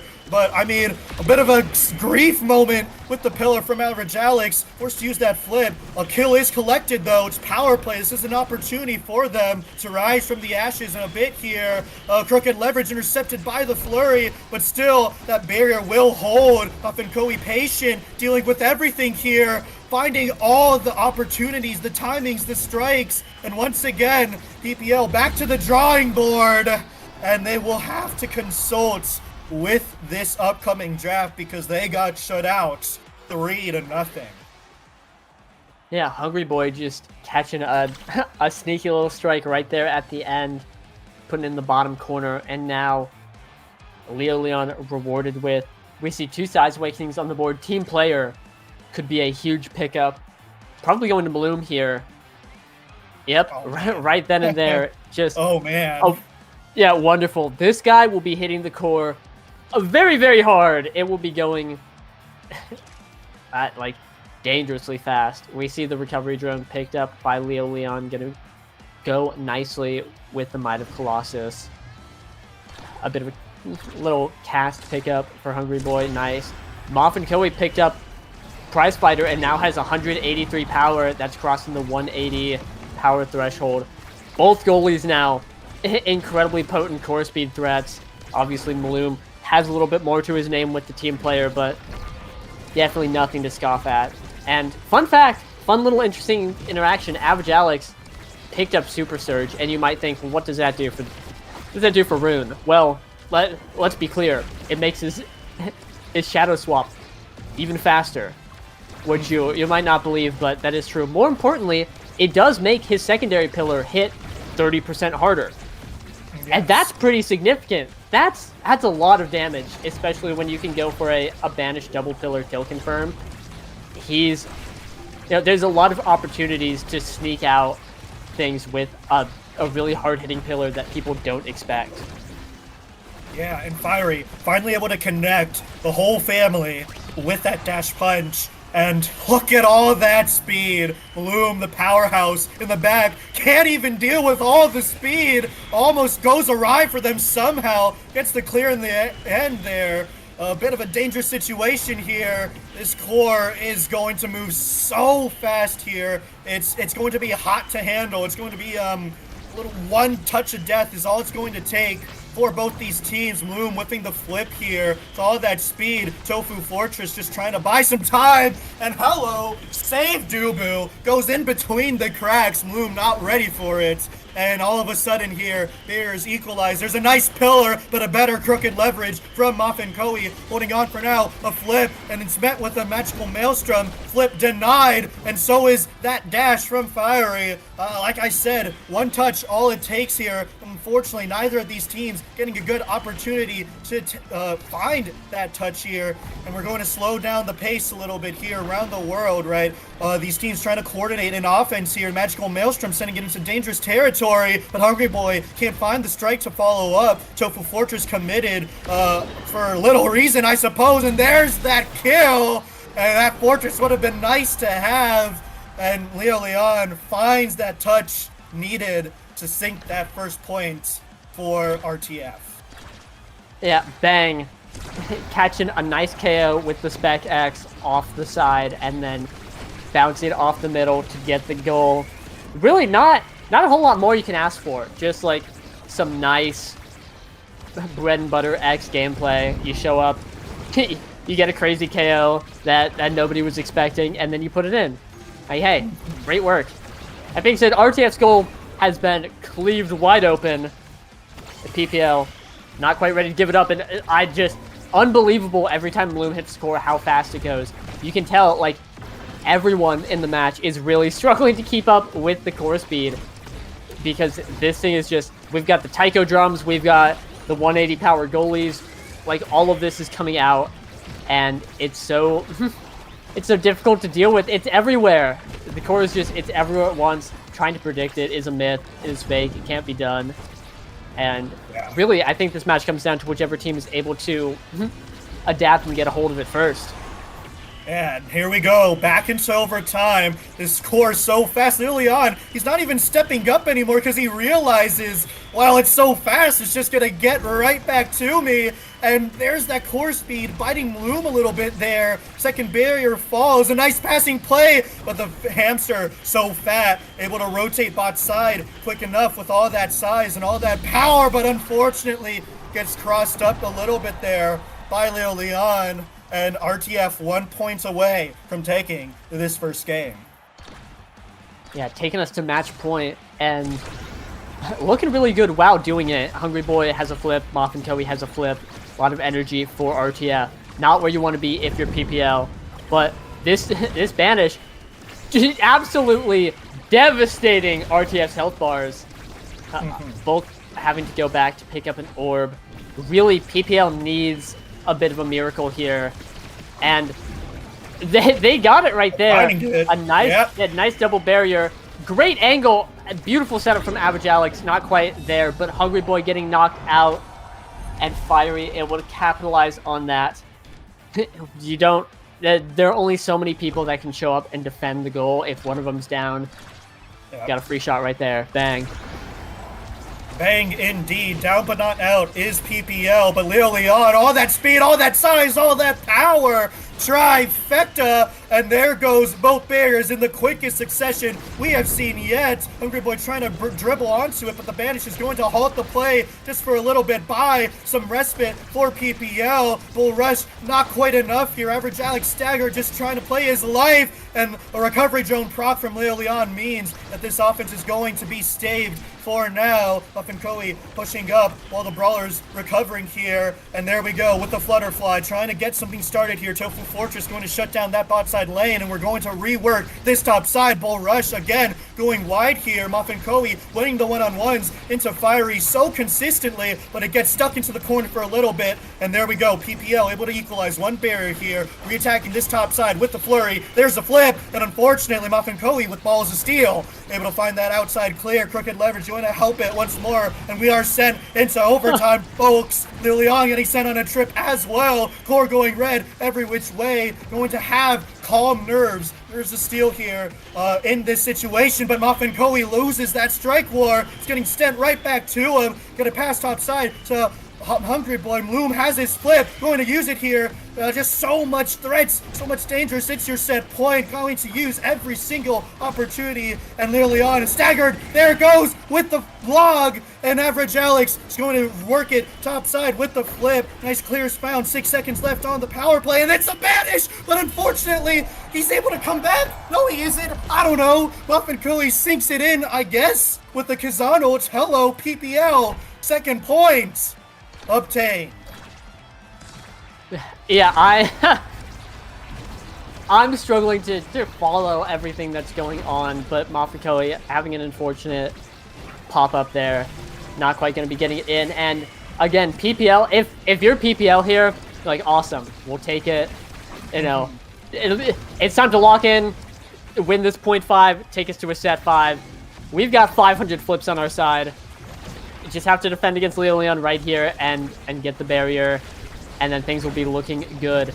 But getting the barrier, easier said than done, especially with all this damage coming out onto Fiery. Really, really hurting, but a great flip. It's going to be taking it, and I smell Average Alex putting it in right here. Watch this. Stop watching. Stop watching, but please continue to do so. Fiery picks up a kill with that dash. Power play now for PPL. They have some breathing room, right? Their barrier's still alive. It's about to be overtime in a second here. Power play not going to pan out for them, but a nice pillar whale. Just as I said it, Average Alex hits them with how they scored that point in that first set there. And PPL rising from the ashes, and they take us to a set 5. Yeah, absolutely. Hey, what did I say? Average Alex put that in. He's on that. Not how I thought. Different situation, but here we see a Spark being picked up by Bloom, pairing well with the Spark of Leadership, going to be sharing a little bit of power with the fellas. 1-2 punch, though, denied from both Kazan and X, two characters that love the Awakening, not letting that core speed go through, not letting that damage go through, and just a great pick for Average Alex, especially with the Super Surge. Again, just like He's able to put out so much damage, putting out a ton of core speed. That, I think, is the pick of the draft right there. Heavy impact going to Leo Leon, also pretty major pickup. A lot of CDR on his ult. Doesn't matter, though, because he's getting locked out by the Banish, by the Tofu Fortress. His staggered Fiery is hunting him. So much is going on right now. But the most important thing is with a little bit of speed, Maloom strikes are sending the core red just like that. It's not even overtime. He has 256. Unbelievable. Now it's a threat every single time with that team player. Maloom is just going to, I don't know, keep sending it red every single time. It's devastating, really. If you're on RTF, that's a break of tempo, break of literally everything you want, because that core is just so hot, too hard to handle. There we go, second barrier drop here, a little bit of energy farm for Average Alex. He has a flip now. Brawler's brawling it out, and there's that flurry, sending up Average Alex, but unfortunately he whiffs that flip. Still, though, they hold on to that core, not for long, though, because it's overtime. And look at all that speed. Copious, unheard of. Fiery sinking at top side before the defense of RTF could even have a chance to get situated and PPL take that first point. Yeah, like powerful hamster on the field, rocking the 256 power.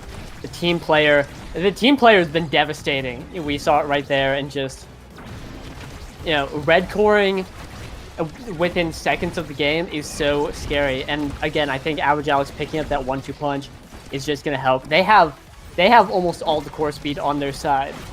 Like, Moth and Koei has a ton of power and hotshot. You know, that's a pretty that's pretty big. But Moth and Koei also doesn't have forwards anymore, has a flip. He's going to have to defend against PPL here, but not quite able to do it. And now it's a 1v3 against unlimited core speed. Unlimited core speed, both barriers fall. Fiery almost threading the needle there, but Hungry Boy aware of it. And all of a sudden, the momentum entirely in the hands of PPL here. Leo Leon with the core. He's huge with the bell ringer. It's not quite enough, though. Able to find one bear, but the important one is that second one. And it's still on their field. I mean, so much speed. The flurry intercepts. It's 2 KOs found. Hungry Boy out of nowhere. The only member left standing, holding on for now. But I mean, it was just a question of when that core goes in. And Average Alex says the time is now. 2 goals now. 1 more left for PPL. It's a war zone out there. 2 different KOs found at the same exact time. A violent game. Another KO. God. Hungry Boy taken down. PPL is showing up. All they needed to do was win that set 4. And now they're going to be taking the game right there. Fiery in the corner, sending the punch. The core speed was just far too much for RTF to handle. And that's going to be PPL taking the first game. Shades of the landing match, but with a game, potentially 2, still lined up. Anything is possible. That being said, again, like, a phenomenal game coming out from Average Alex. That guy had 365 redirects in a game where it was impossible to track the core with how fast it was going. And Moth and Koei, Hungry Boy also crossing that 300 benchmark. I mean, absolutely incredible. It seems like RTF, they kind of had it figured out when the core was slow. But as soon as it became unpredictable, all of a sudden their positioning was in shambles. Fiery, Loom, Average Alex, look at how many KOs they were able to pick up a piece. So much damage flowing for both teams. But PPL, they were on the right side of all that core speed. And ultimately, I believe that was the difference maker here, as the handling just wasn't able to come to full fruition for RTF. Yeah, just not able to make it with the Era X. Which is quite unfortunate, but hey, again, got a couple more games in the tank, potentially. We've I have to wonder, like, if you're RTF, what's the RTF think tank? They've gathered around and they're like, okay, you know, what went wrong? And if I'm there, honestly, just like, it's hard to pinpoint something specifically because it was just I cannot underestimate, I cannot undersell how much core speed was coming out. It was dangerous. And on a Might of Colossus start with these two Pauldron goalies, like, it's hard to shut that down. It is really hard. And then also the just immense KO threat. A lot of them were in that last set, which it were like that was where PPL already ticked past the breaking point. But gotta wonder how things are going to pan out in the next game, how RTF bounces back, how they react. And on the other side, PPL, big game win, brought it back from the brink. They've got to be feeling pretty good. Have to lock in for another game win if they want to win the series quickly. I have to wonder if they're like, do we change things up? Depends on what map is coming up. Do we want to just like run the same thing again? Like, kind of a weird situation they had going on with the Slick Kicks rune and the Juliet. Not something super common. Worked out really well. Worked out really well for them, but on a different map, I can imagine it's going to be a very different situation. Yeah, it's not really like that RTF was playing egregiously. It's more so the fact that we have a Dubu that's making the core go red when it's not even overtime because he has team player 256 power.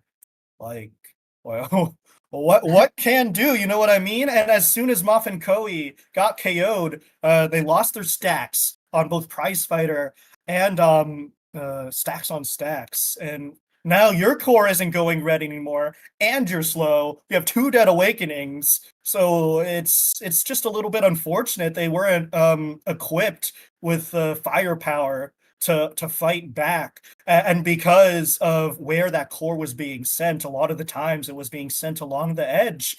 And there goes Fiery's just stalking the core. Dash punch. Oh no. Woe is you. You're now down and out for the count. So while I do believe that PPO did play like very well, they were able to hold on with all the power, all their defense, power plays flowing. RTF didn't really do anything bad. And we're loading into this next match here. It's going to be a Demon Dice start. Fight or Flight Hotshot. And you have to think with the Hotshot start, okay, maybe we have the potential for the core speed to go crazy, but definitely not the same caliber because Strike isn't going to do so unless you have team player. And with these teams now a little bit used to, or I say more used to, because there's no way you can be fully prepared to deal with red coring in not overtime with the Strike. It's something to consider. On the other hand, it's a fight or flight start, right? There was a lot of dribbling coming out with the slick kicks, right? Just the fundamental of holding on to the core and being able to swarm, especially on a map like Demon Dice, where sometimes you're attacking the front or you can attack the side. It just allows for that flexibility. So it's really what these teams want to spec into. Yeah, I'm excited for this match. I think RTF is just an exceptional team on this map. To be showing up. What I'm looking into the future. I'm reaching in right now, and I'm expecting both goalies are going to be popping a hot shot. Both sets of forwards taking their fight or flight, and it's going to be a bloodbath. I'm talking KOs left and right, things you've never seen before, things that are going to scar you for life. A warfield is an understatement, and the fight or flight, obviously awesome speed awakening. Today I will hit the ball and go a little bit faster, and I'm going to just do that forever. But I think the secondary effect where you gain your secondary charge back after staggering or getting staggered is so useful on a map like Demon Deus. You're going to show up, beat someone up, and then hey, congratulations, you get like your X dash or your Zentaro dash back. It's like, yippee. Or if we see a Juliet picked, welcome back. Your Juliet dash punch has gone from a 16-second cooldown to an 8-second cooldown. Now you can go farm someone again. Like, especially with how these two teams play, I think that Fight or Flight's going to be incredibly pivotal. Maybe not though. Maybe it's just another core speed fest. Then lock in your nows and atlases, that kind of thing. But I have faith that these teams will deliver an awesome match. The big question in my head right now is what are the goalies going to play? Because Yeah. Mm-hmm. Moth and Koei, he's probably going to play Rasmus. That character is awesome on this map, and one of his picks. But I'm looking at Bloom, and that guy I think has been picking Dubu every game for the past 4 months. I don't know. Ever since Pauldron's Dubu arose, he was on it, and Dubu's fine on this map. Maybe I'm a hater, but I don't think it's bad. I guess I'm not overwhelmingly Dubu is awesome and will win games. Could be, but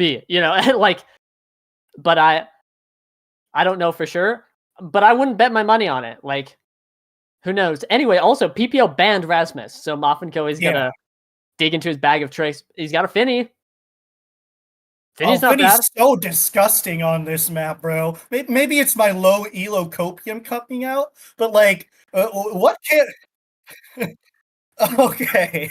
Yeah, Saya just gave me the green thumbs up, but what can do when you have a big finish on the barrier? What? How can clear? The answer is you don't.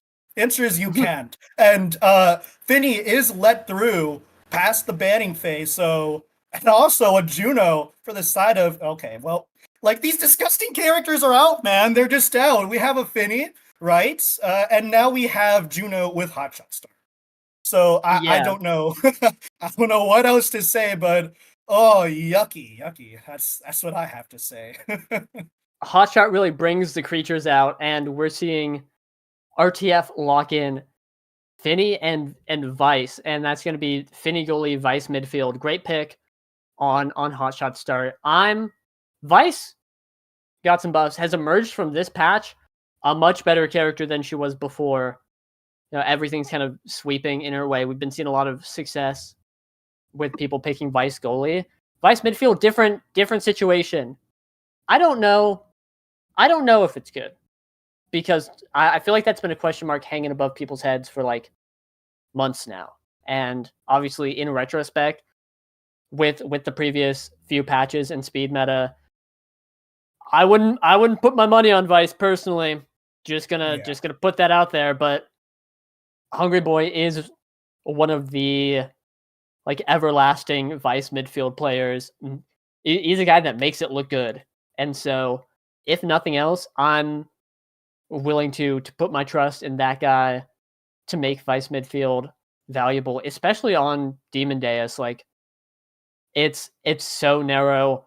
Your power chord's going to be hitting something. Your chain lightning's going to be hitting everything, and it's kind of it's Vice on training wheels. Let's go. We can't miss stuff here. We're you're going to be trying to get the barriers. Boom, supernova. All of your health is gone. There's a lot of good opportunities to make this pick work. RTF rounding out their draft with the Zentaro. That is a vicious, evil team comp, and they want to kill. They want to take people out. Meanwhile, PPL keeping up with just these weird, unconventional teams. They've got Juno, Kazan, and Now. And it looks like the Juno is going to be put in the box. Juno goalie. Great pick, again, for Hotshot. I think this is really interesting. Juno goalie is a very tough pick to play. But if you can pilot it, I think the value you get out of it is incredible. Defense is going to be tough. Average Alex is on the Now. He's going to be able to supplement that defense with the speed character. But I don't know. It's definitely going to be an explosive match. We're just going to have to see as we're getting right into it right here, right now. Yeah, and it's an important thing to notice that it's miserable trying to play the brawler role on this map. You're always in the line of fire, but Fiery on the Kazan's a little bit of a slippery character with the movement, with a built-in elusive.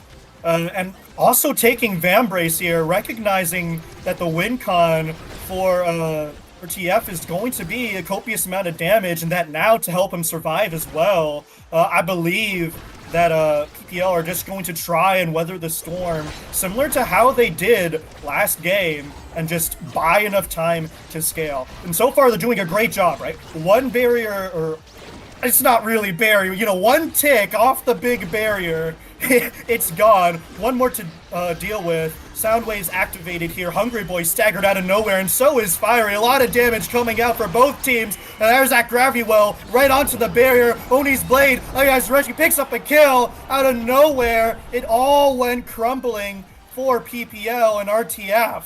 They strike first. Yeah, boom. Big point coming out from RTF right there. We're seeing Leo Leon on the Zentaro, and that's a character that I feel like is always incredibly successful on, able to put out so much damage, and there's so many beautiful plays to get the core in there, and I think that's this like Leo Leon versus Bloom is the matchup to look out for here, because it's going to be can Bloom defend against everything that Leo's able to put up? Can Leo stay alive long enough to you know, get it done? Here, PPL definitely has a much more core control-oriented team, has the Kazan with the Vambrace, going to be trying to hold on as long as possible. Now, going to be trying to heal through all the damage. I don't know if Now has enough healing to get through all of this, but they also have the option of trying to kill Leo Leon. Right now, they're holding on to this one barrier, but again, Juno Goalie is a very fragile pick. You have to be careful with it, and one wrong move and it's over. The offensive potential, though, is absolutely there, and the barrier is down, but they have this power play. Can they get it in? With the handling right now, the answer is no, because Leon, he's back online. There's that Gravity Well in the midfield, not going to pan out, but the power play has been navigated successfully, and that's the best you can ask if you're RTF here. Now we're going to try and dribble and work this top side here. Muffin Koei just going to send it right back to the sender with Hungry Boy there. A nice power koi to intercept the crooked leverage here, and his Fiery trying to make a play happen, walking up and unfortunately whiffing the strike in the process. It's overtime still with that Juno, with the core flip, but unfortunately gets hit stunned by Leon's dash as well, and that's a second point here for RTF. Yeah, Leo Leon able to shut out that point. It was looking pretty great for PPL early on. They were holding on for a while, had the barrier up, had the opportunity, but just not quite able to get it in. And here, again, picking up that first barrier, and now looking for an opportunity to get the second, but they have to figure out how they're going to get the core into the net, right? Opening up the barriers is the easy part on this map.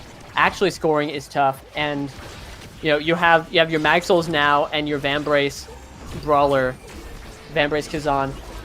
Neither of those are super, like, exceptional picks for getting in there, getting in the net, and exploding. Juno can, and honestly, it might be that it's like the scoring is on Bloom's back, but he already has so much to deal with on defense.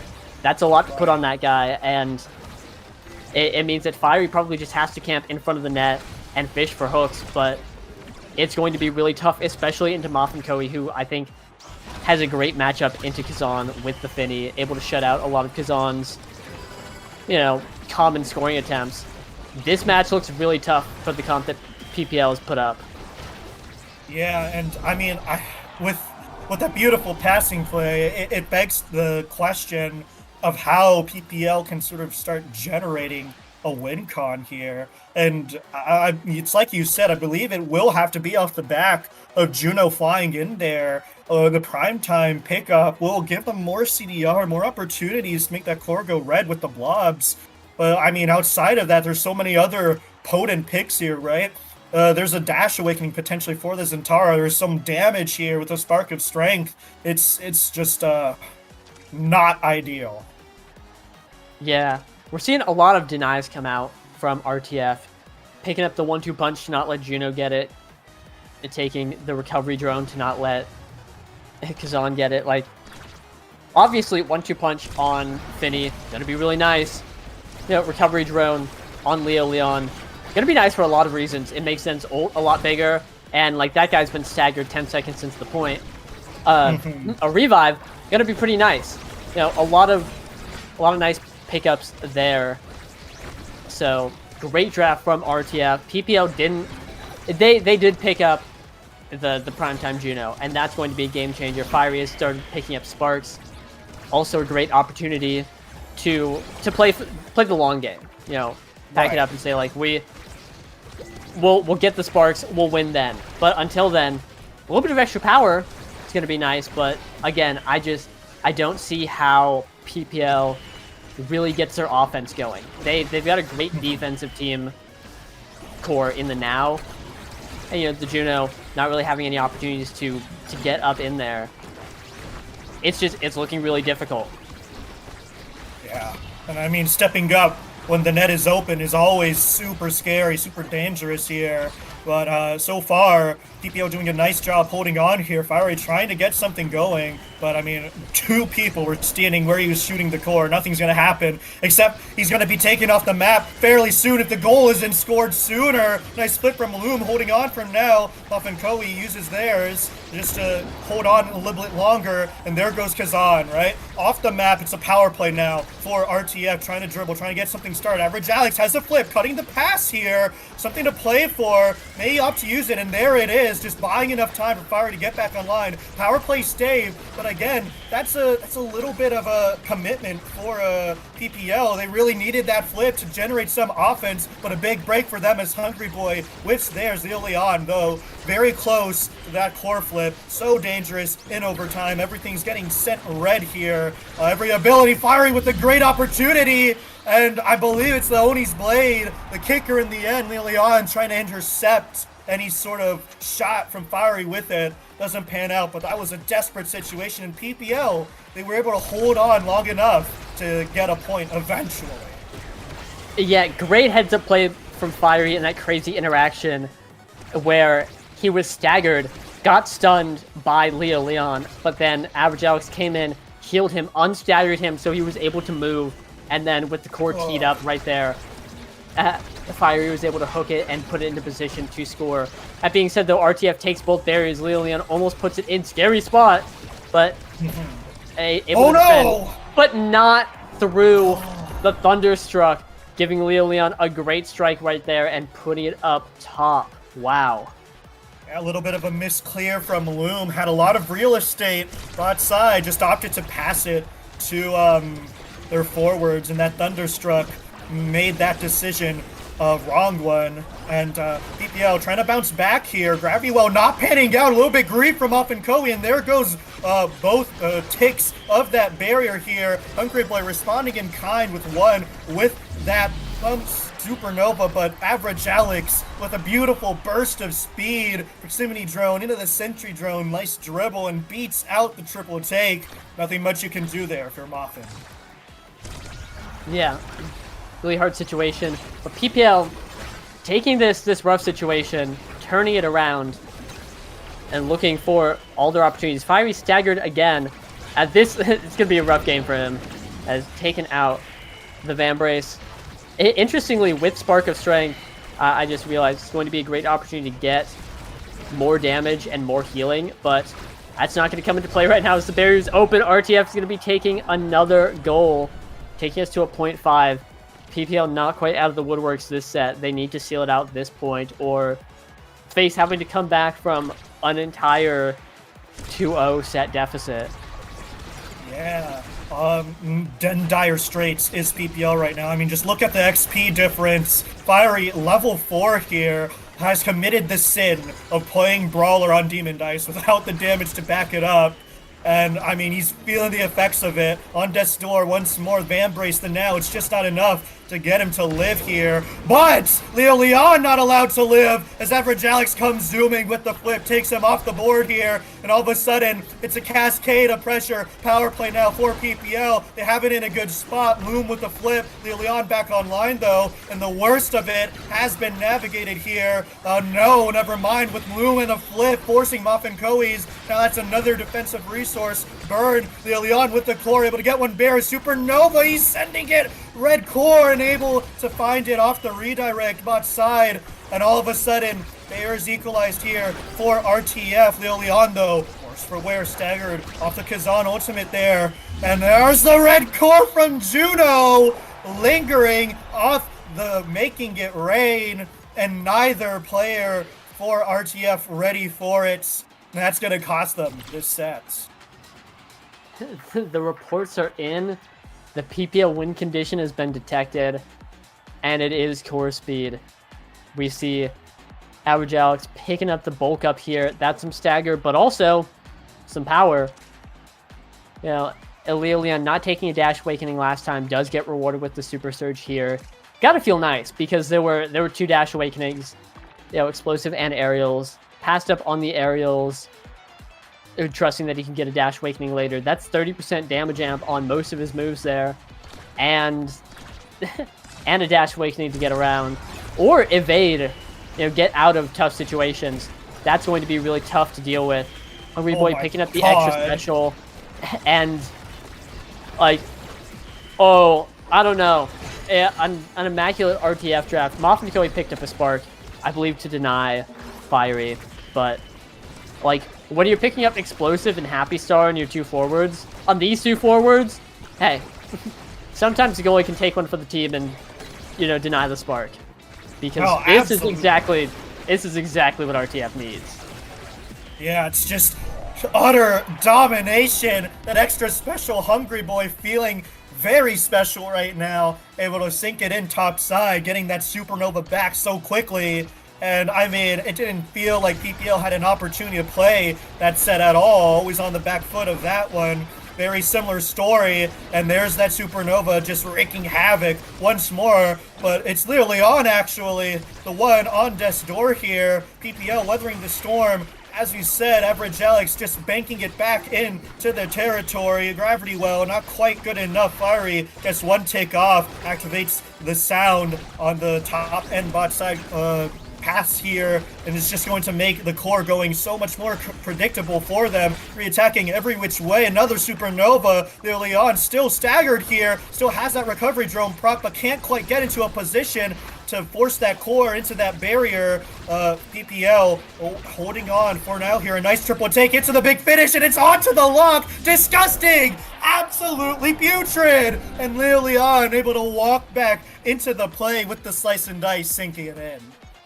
Yeah, RTF on the combo move, the big finish into slice and dice. Leon just picking up what Moffin Koi left for him, the core right there, a silver platter. Able to get it in right there, beautifully played. And now RTF is up 2-0 right here. And again, like, this is so overwhelmingly their map. RTF has always succeeded on this map, and they're here showing up doing it again. Game's not over yet, but the domination that RTF is putting up cannot be understated. Yeah, Leon staying in the play with that recovery drone proc. Core's going red with all this damage, all this power. Slice and dice, very dangerous. When he's blade covering that out. And Leon, he gets that extended dash. He gets the read as well. Beautifully played from him, just committing to the play even forward, even though he was staggered. And he's going to be rewarded with it. I mean, a lot of great picks here. Heavy impact, though. Very nice on that Kazan. Nice on both these forwards for TF, and he is going to take it. Yeah. Heavy impact. Did get nerfed this patch. 15% damage on all your moves. And, like, what's the number? 22.5% CDR. That's a lot. That's a lot of damage. That's a lot of CDR. Heavy impact is still a phenomenal awakening on anyone who can use it. And most characters can use it. Yeah, oh, but it's something for everyone. Zentaro being one of the best. Like, only other character I can think that's better at using it is Heavy Impact, Vice, and like it's her guitar. Yeah, fair enough. But that's just so much damage. Like, we have the Now, we have the Vambrace for PPL, but we don't really have enough like burst healing to stop what Heavy Impact Super Surge can do, and that is dangerous. All that being said, Recovery Drone burned 0.1 of the set, and Barrier is down. Despite such a good pickup for RTF, PPL might be revving up a big comeback here, just like last game. They have to figure out, again, how to score here. They have the hotshot like core speed advantage. Would be a great opportunity, but it's so hard to set it up, and it's super hard to make reliable. They need to find something. Yeah, I mean, RTF able to find that kill here, but can't find anything else for it. What the? Oh. Okay, he just got back online, man. Give him a break. Fiery sent right back to the bench. Highly unfortunate for that man, so the power play will continue, but still, rock solid defense, can't find anything for it. PPL holding on tenfold, and all of a sudden now it's their time to start scoring. They're keeping the core on their side of the field. Bloom here will have first contact with the slice and dice, able to force him out of that play a little bit. So it takes 2 power plays, and the goalie being shoved for just 1 barrier.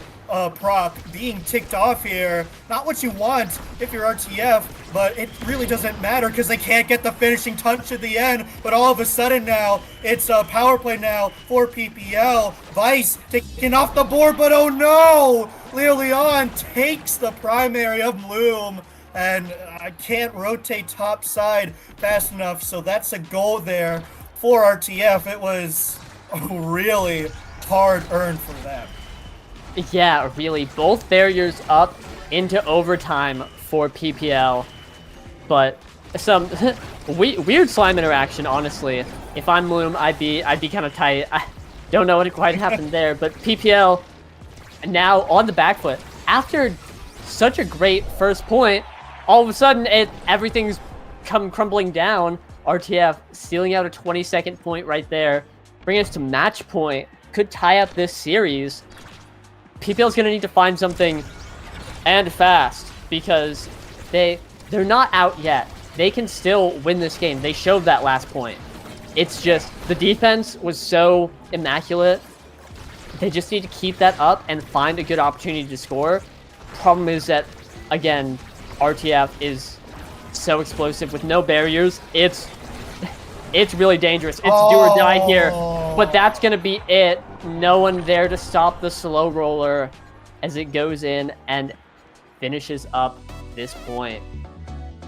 Yeah. Unfortunately for Bloom, the eject button just ran out as soon as it got past.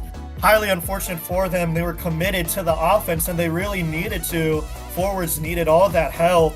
And unfortunately, it's just not enough. You can't task the goalie with being the crux of both defense and offense. Not going to pan out, but what did pan out for RTF is a lot of damage, a lot of redirects, and I mean just sustained pressure off all this damage, off Muffin Koei being able to walk up and dump that big finish onto the lock there. Just so disturbing, really, and it's even more disturbing. Fiery only able to touch the core 88 times, simply just battered and bruised the entire time. So that was definitely RTF's game to lose there, much like it was PPL's game to lose for that first game. So equalization of the points, and we're going to be sent to a game 3. Very excited for that one. Yeah, incredibly excited. Both these teams have shown that they really do have what it takes. Going back and forth here. I do think that it was just like RTF had a spectacular comp for the map, very comfortable with all that damage, and PPL, I think, not super comfortable playing into damage, and it just generally had a comp that has a lot of difficulty finding success in that way. Like, Fiery was off the field a lot of the time, getting knocked out. Low stagger Kazan character, who can be pretty successful on Demon Deus. You know, has an evade, has a lot of tools to get the ball around, but generally, the whole team just could not find a good opportunity to push the ball and keep it forward so that Fiery had the opportunity to score. It was they were constantly on the back foot on defense, and generally they would either hold out the whole time and get a good chance to score, or like Leo Leon with his 8 million damage, 455 cooldowns would come in and drop a bomb on the barriers, and that's just how it is sometimes. Zentaro feast or famine character, and we saw Leo Leon feast. But absolutely. Again, game 3 inbound. It could go to either team. I think both these teams again are really showing what they have. But also, I think that we'll mention it a third time, really was RTF's map. It really was not PPL's map. We're moving on to AtLab now. And this could go either way. A Spark of Focus missile prop start. Not the most exciting, but we could see something interesting on missile prop. Maybe another Vice midfield from Hungry Boy popping the missile prop. But or maybe Bloom locks in the Dubu again. That guy loves missile prop. It could go either way, but we'll have to see how this draft pans out once it gets going. Yeah, missile prop start allows for not only more core control, but a lot more damage as well, especially if you take the demon that is Luna with missile prop. I mean, everything's going to hurt a lot more. Praying for a Luna pick, because both these teams have been profiting a lot off of damage, off of high core speed. I mean, it's a lot to take in, a lot of consider. On the other hand, you can also just opt for the safe scaling with the Spark, because more CDR does equate to more damage. So it's just a different bit of theory, especially with leadership in rotation. That's a lot of CDR for the whole team if you're able to get it. So I'm expecting that we're going to see a lot of long range picks here, trying to use missile prop to its fullest extent, because on a map like AtLab, you can opt to attack the corners, or you could opt to like attack the front of the barrier, maybe try and get a double barrier going. And the jank and the extended range from missile prop will certainly help to do so. And we're seeing RTF here going to ban the rune, bit of an interesting pick. Yeah, not a fan of the rune from game 1. Going to be taking that off the board. PPL, not a fan of the Kazan.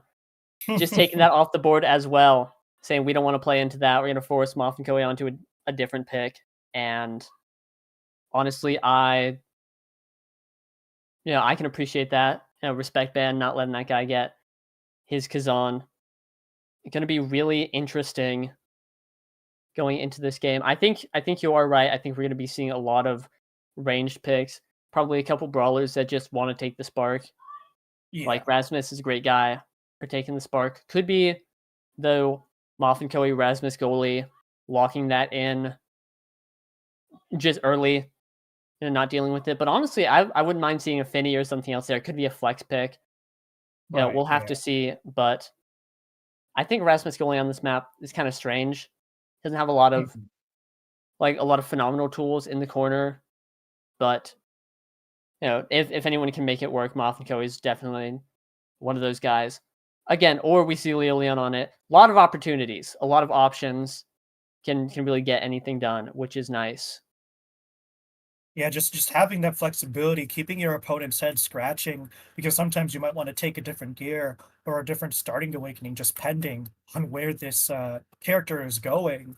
It definitely just keeps you on your toes. PPL here going to fall back to the Zentaro Estelle. Great synergy between those two. A lot of ability to just cover every single option. And Estelle with that missile prop can be so dangerous with that extended ult range. There's a lot of patience involved, sure, but it just helps set up that checkmate opportunity. And we see Finny Vice making its return for RTF. Perhaps it's Muffin on the Finny once more. And that's just, oh man, that's a lot of damage. Disgusting with the missile prop. Yeah, we saw RTF have a ton of success with damage that last game, and so they're loading it up again, saying like this is what we're comfortable with. We're good at this. It worked. Let's run it. AtLab, good map for anything, but damage always been pretty popular here. gonna show up. Show up, try and blow people up. See PPL rounding out the draft with Mako. And I like that.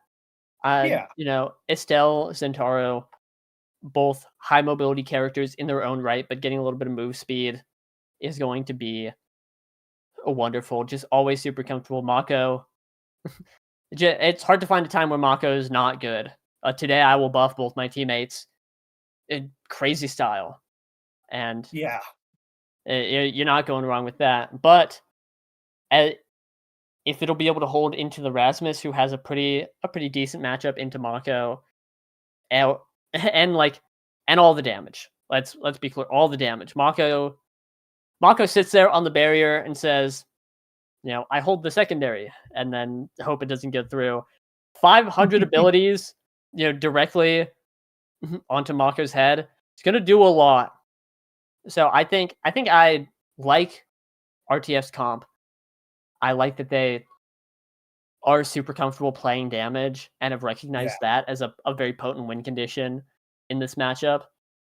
But I think PPL has, like, Estelle and Zen are great characters, great forward duo, historically successful. They have a lot going for them as well. It really is, you know, anyone's game. Anyone can take it. It'll all come down to how they execute. As all of PPL has taken Spark of Focus, and only Leo Leon picking it up for RTF. A couple of missile proppers in Muffin Koei and Hungry Boy. Really interesting to see. I wouldn't mind a missile prop Estelle or Mako here, but PPL just relying on the safety of Sparks, especially with Spark of Leadership, and not a terrible idea, but we'll have to see if it pays off for them. Yeah, I was going to say, Mako, very comfortable user of the strike shot with the missile prop, will have all their abilities reaching cross map. It's an interesting decision on Loom's part to not take it. But I mean, universal CDR can't ever be bad, surely. Meanwhile, PPL, they're trying to equalize the barriers, but unfortunately, their forward gets taken out. Devastating. Once more, a little bit of a repeat of last game. Fiery off the board. There's that big finish onto Bloom, but unfortunately, not going to pan out. It's a lot of damage, though. Bloom fighting for their life in the goal box here. Lilian dumping everything, every which way, and that's a card with the missile prop from downtown. Fiery trying to equalize onto Hungry Boy. Lilian looking low as well. So this power play looks like it's going to be staved for now, since these floors are so low. And it's great defensive play, defensive hold. The best offense is a good defense, as they say. Or did I get it backwards? Yeah, I did. Defense is a good offense. Whatever. Anyway, back into the fray here. Average Alex trying to work topside, but the Supernova from Hungry Boy just chunks him down instead here. We have a Thunderstruck TP. We're keeping a topside corner on the side of PPL. A nice death touch on his blade to evade the pendulum swing. I mean, it seems like the focus right now is that these players aren't fighting for the core. They're just fighting for the power play. Yeah, it's an all-out brawl. Welcome back to nasl Season 3. We are just scrapping, fighting for our lives here. And it really is a lot of damage coming out.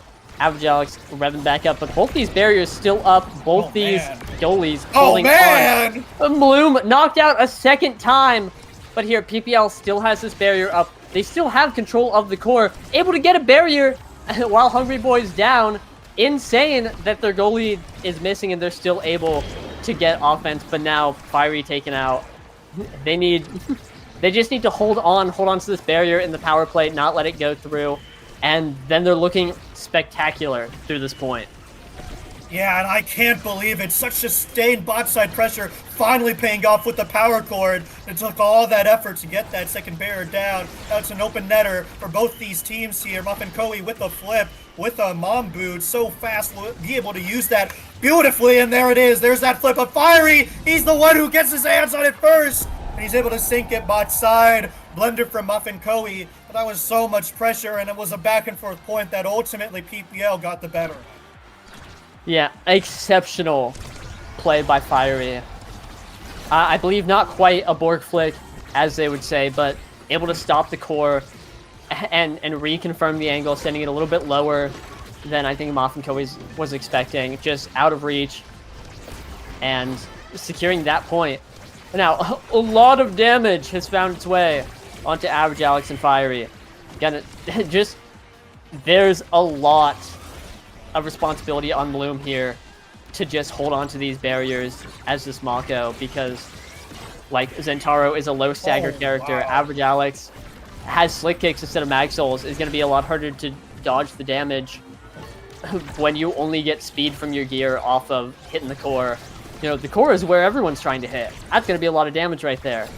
But on both PPL forwards staying alive, and Average Alex with the Estelle bread and butter walking up, able to tee up the core for the piercing shot, putting it in, and taking us 2-0. You know, again, I said I really liked RTF's comp here, but PPL showing up on their own damage comp, holding on, and fighting back as Hungry Boy's taken down. Hungry Boy's taken down, and both bears taken down in a quick succession here. Power play proving very fruitful for PPL, and that slice and dice piercing shot not even necessary. Fiery finds his mark, a 21-second point. Very uncharacteristic of RTF to let it go that quickly. And there's a lot of great picks here. Hello, heavy impact Zentaro if he wants it.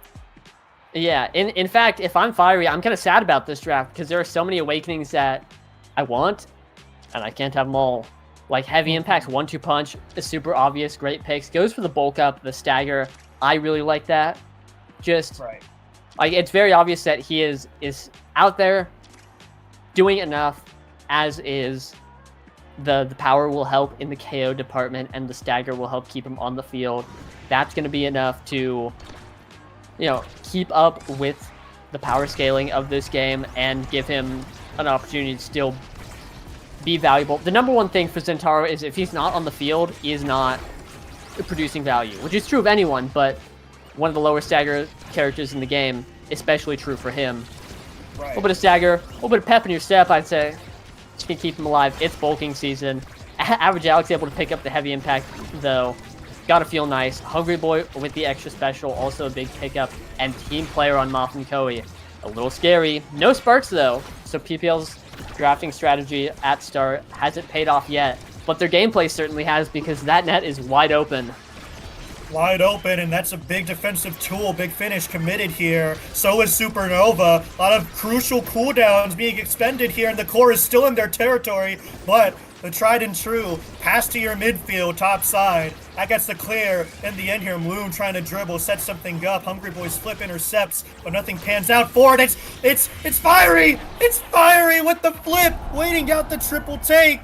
And he is able to sink it in. PPL, they're fighting for their first nasl win, I believe. They've drew some before, drawn, but never win.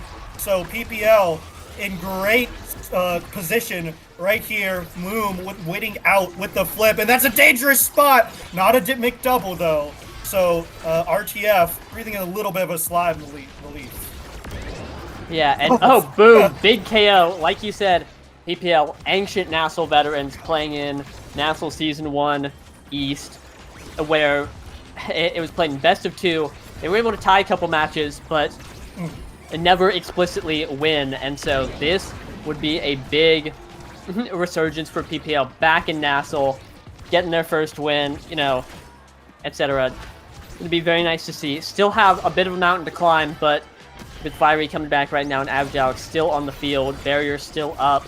I mean, Bloom is just playing this game. Sorry, Caster's Curse. Didn't even finish.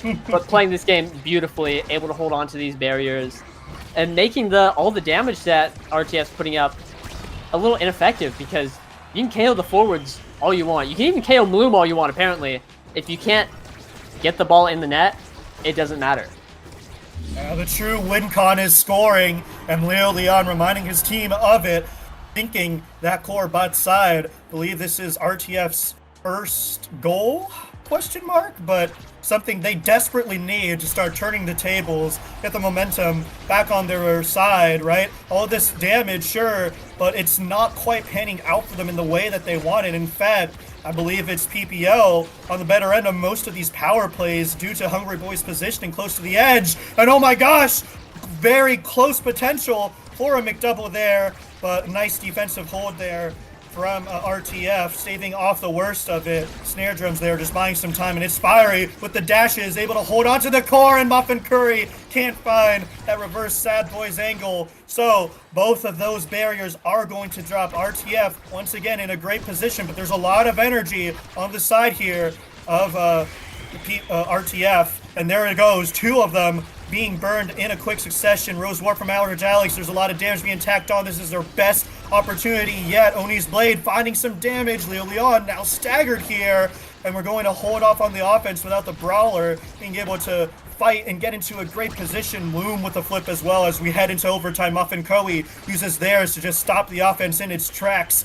As Average Alex fights for the core here, it's Loom stepping up, but a triple take on the read. Fiery in the gold box now, forwards in the net, and it's a nice pass to Leo Leon, and he's able to find it in the end here as RTF take their second points. Yeah, great shot by Leo Leon. We saw Bloom moving back and forth in the top and bottom of the net, covering whichever side his forwards weren't. But there was just like a slight gap left open. Those situations are really tough. That's where a lot of team synergy comes in, where you're able to cover parts of the net as a whole team very well. Oh. But RTF having a kind of similar issue. Hungry Boy hustling up to the top side, but Average Alex seeing it open, takes that shot, puts it in, brings us to a 0.5. PPL did drop 2 points, but secured another one in pretty dominant fashion. And I imagine is looking for one more. They seem to really, get these early points, slam dunk. The longer a point goes, the more opportunity RTF has to get all the damage and get scoring opportunities. And so they like when points go long. PPL, though, needs to seal stuff up quickly if they want to score. Otherwise, like Fiery's looking low, Average Alex is at half health. Really tough to get things done the longer the point goes on. Yeah, a little bit of greed almost costing Muffin Koei. But the barrier holds. It's a double. It's another Sad Boys angle. And to make it even worse, there goes Fiery itself. Now a power play here for RTF. Both are forwards low, sure, but the Zentaro's the bulk of that damage. Nice Rose War from Average Alex, just staving it off even more. Better flip from Loom, but no! Leo Leon walks up, sinking it in, stealing that set away from PPL. And we're all tied up, 1-1.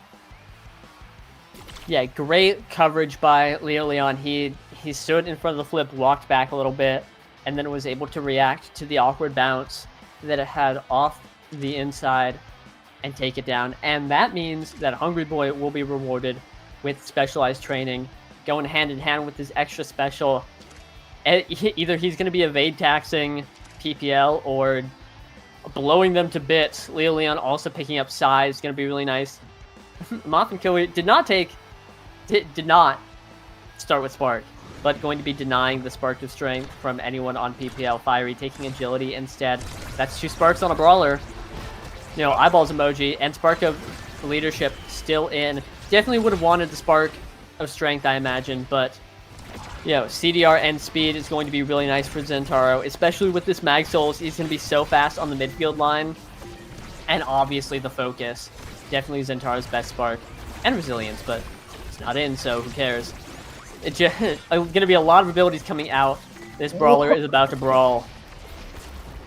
And the barriers for both teams taken away in a similar fashion. Very unfortunate for both of them, but right now it's RTF with their foot on the gas. As I say that though, nice interceptions from the forwards, and both Brawlers being staggered, but one taken off the board. It's a power play now for PPL. Fiery trying to step up into the play. Doesn't matter, the midfield will do it all themselves.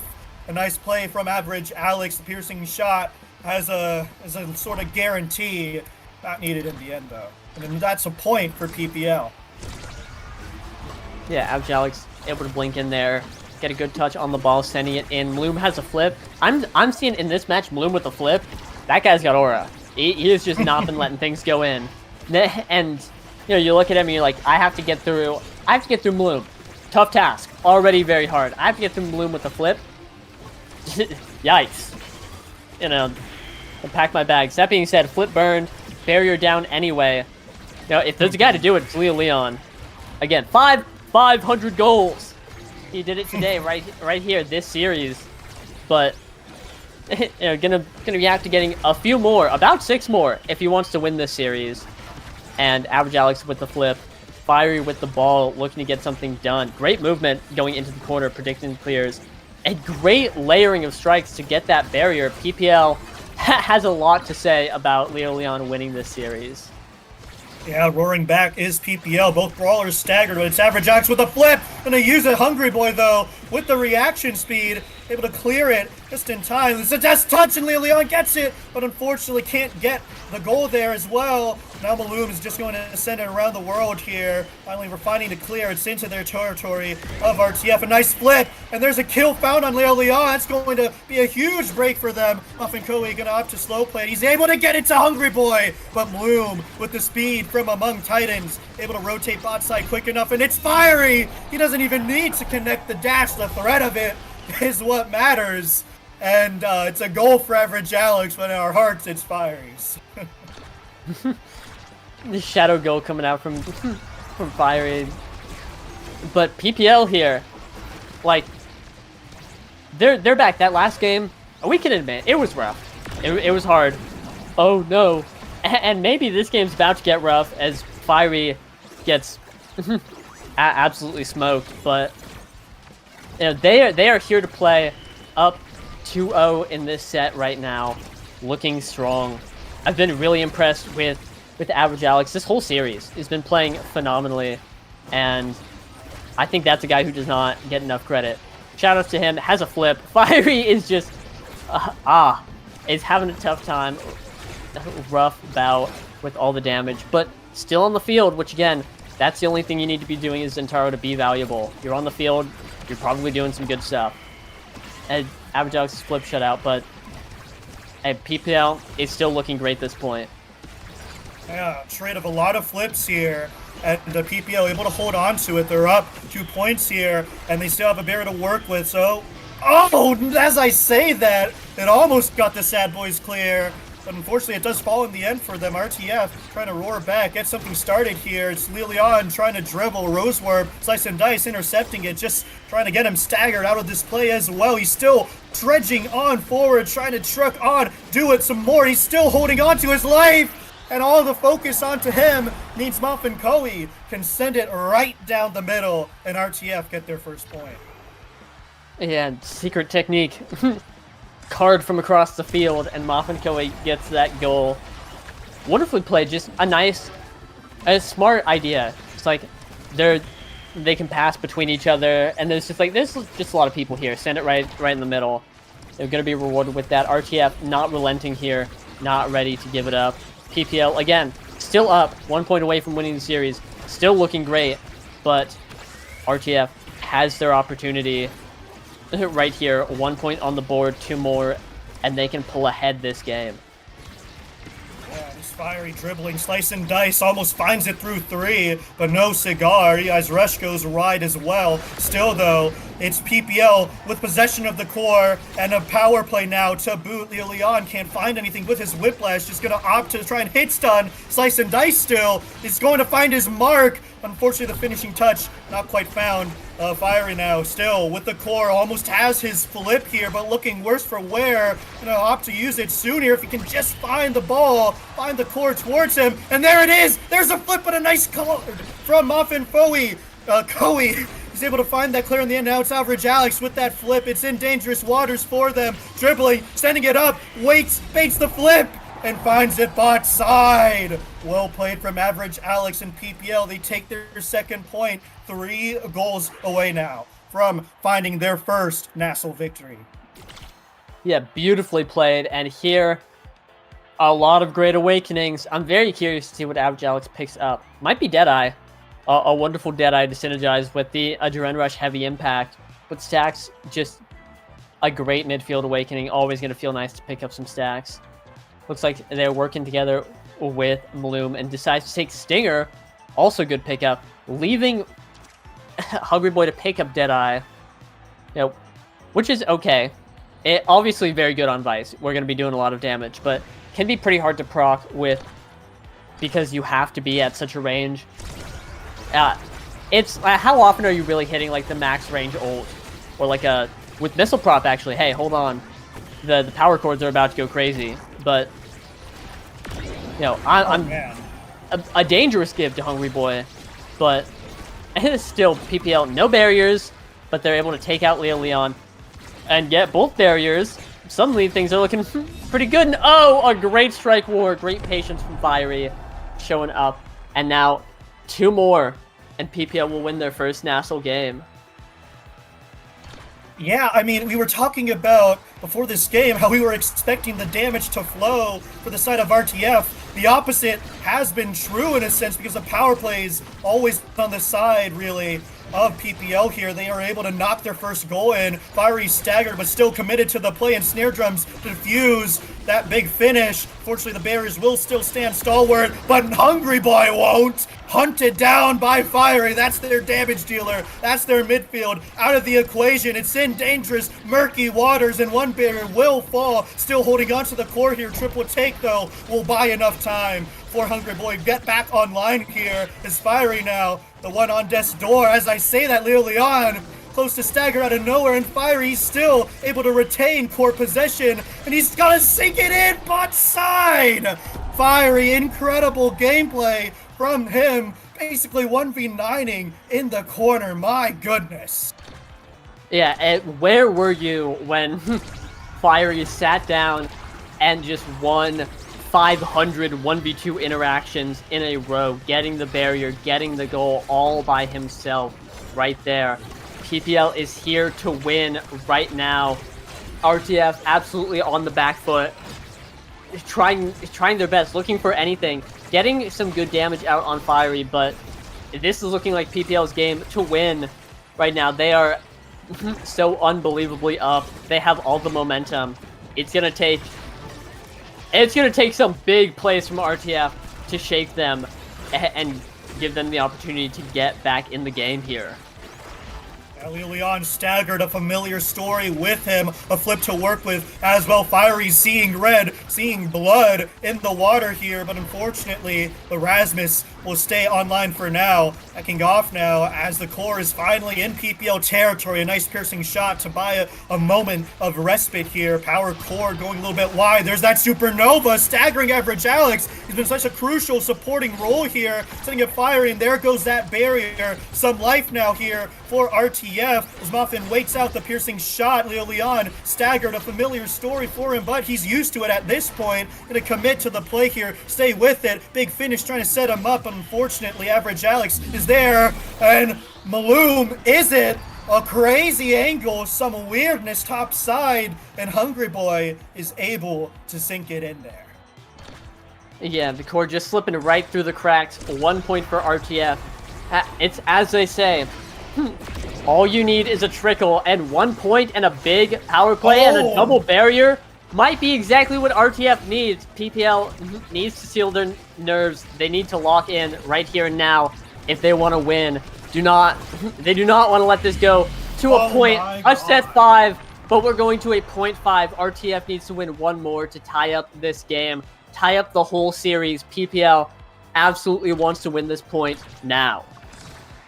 Yeah, and the energy is slightly in their favor. They have first contact here with the core here. There's a big finish intercepting it, and there goes one barrier. But there goes the stagger bar of Leo Leon as well. His stacks are stacked. He hasn't died in a while here. That speed is going to be helpful in keeping himself alive, just to dodge everything. Average Alex with the flip Fiery. He's been out of these plays for the past 2 of them, and that's really been helpful for RTF, and there he goes again.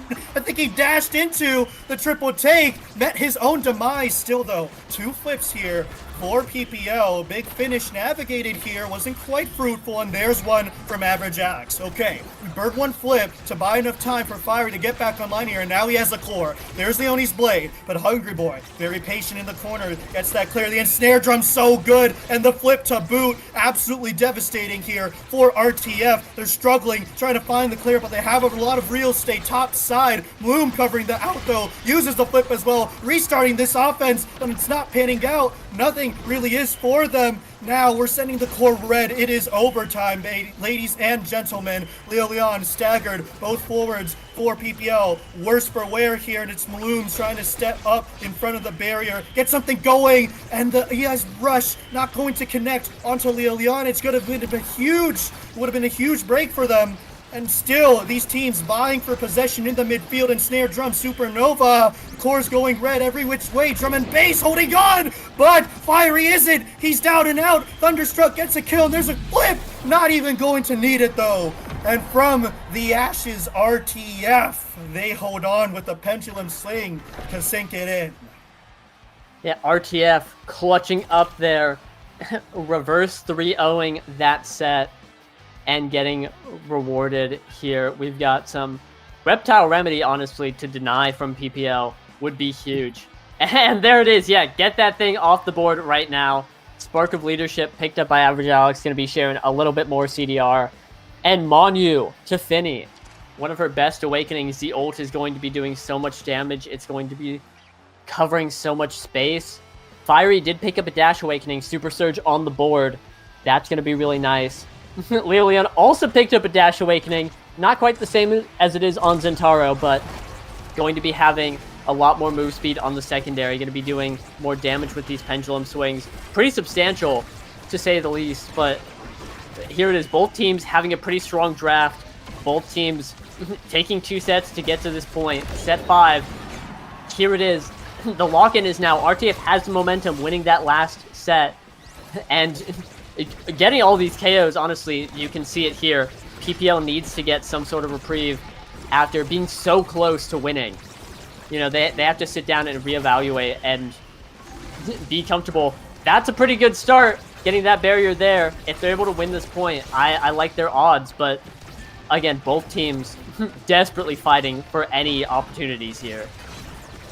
Yeah, but right now, it's PPL, the core that they want it. A lot of cooldowns being burned here on the side of RTF, just trying to keep it in play. But Fiery, he plays ping pong for a little bit, just waiting out his cooldown. And I mean, Spark of Focus, the leadership spark, sharing even more of it.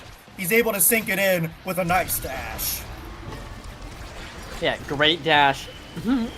from like halfway on the field. Just jumping in, getting right in there. He's a little low right now. Gonna be fighting for his life, but evades the hook, evades the abilities coming out, dashing in, healing back up, and now Fiery getting it. Oh my gosh! And the Mako cage! How do you save that? The answer is you do not. There is absolutely nothing to have been done there, and it's all in the hands of PPL here. And, I mean, absolute cinema from them. 1 point off. They have a flip to work with. One more online almost here. Leo Leon, though, is able to sink it in with the big finish to support him. Passing plays, trying to get something started here. Piercing shot. It's all looking but over here for RTF. But they're able to get 2 barriers for their troubles here, but it's a power play now here for PPL. Hungry Boy staggered in the Supernova here, just trying to buy some time, and not enough time bought. Power play refreshing here as Hungry Boy gets staggered and gets sent off the map. It's Fiery now, slice and dice, waiting it out, and all of a sudden, the Bears equalize, and there's the dash to finish it off. PPL, they're able to take their first nasl game. Oh my god. What a game. Bang. Exceptionally played. People are saying PPW. There it is. First nasl win in the bag. First of many, I imagine. This team played spectacularly. RTF, at the beginning of that last point, almost showed the clutch gene again. Almost brought it back. Almost took us to a 0.5. But unfortunately, not quite there. PPL able to claw back in that last point, bring it back, and continue that last set dominance that they were showing, putting a cap on this set. Really, really well played. Both these teams, again, prove that they are top caliber, exceptional, what you would expect coming out from the NASL. Again, PPL's first win. I anticipate many more. RTF unfortunately going to be starting the series or the season 0-2, but I would not count them out. Absolutely not. Any team with Leo Leon on it, except season 4, would not count them out. And I think this team obviously went toe-to-toe with PPL here. Definitely not a team to scoff at, and I think still has a good playoffs run in their future. But I'm I'm in awe. What a wonderful series. And again, congratulations, PPL. W. Let's get it done, fellas. Yeah, PPL getting it done in the end, but unfortunately, that is all for our faces here. Still, more nasl to be played when we come back, but it's going to be with a fresh pair of casters. It's been an absolute pleasure, and we'll see you all later. Bye. Bye-bye.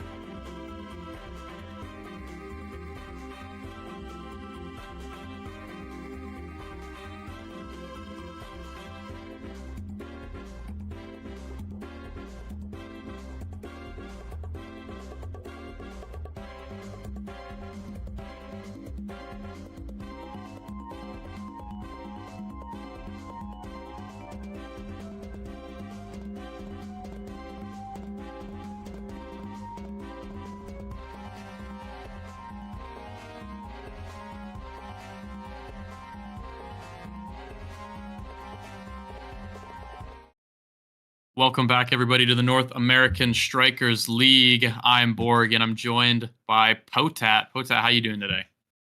I'm doing pretty good, and we got some really good games looking forward to for the rest of the day here. In the last game we saw RTF versus PPL, I had a lot of fun watching that one. And I know that these two teams, we got Hungry Like Nephew and Soon to Boo Strikers, they were kind of throwing some shade at each other in that Twitch chat, so I think this should be interesting. These players are all pretty good friends, know each other pretty well, so how's this match looking? Yeah, I mean, I'm super excited. This is going to be a pretty interesting one. I think Dubu kind of back on the rise now after that LAN win over in San Francisco, and then Hug, with a little bit of a rebrand, not necessarily on their way down or their way up. They're kind of just here. They're having fun. They're trying to rebrand, spice things up a little bit, and I'm here for it. And we're getting into the first game, Atlas Lab. What's jumping out at you with this draft? Honestly, these character picks look pretty fun. So first of all, we got, let me pull it up here. We have the Juno pickup for Hungry Like Nephew, as well as that Juliet and that Vice. So Vaughn with that Vice goalie is going to have a bit more of that movement available to him. He's going to be able to kind of jump forward with that Thunderstruck and play a bit more offensively. And then you also got Bells and You Already Lose.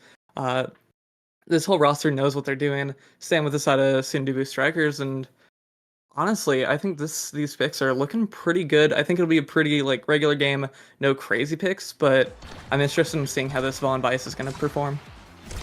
Yeah, I do like the Kazan here, especially with the size star, and you have the Atlas to keep you alive as well. So if Threezy Breezy can stay alive, we might be seeing some good plays against this Vice on offense here. As I say, they're getting dash punched now, and both barriers actually going down for Hungry Like Nephew, who still are in this point, though. It's only the first one. Kazan hits level 2 early, which is definitely going to be very, very good.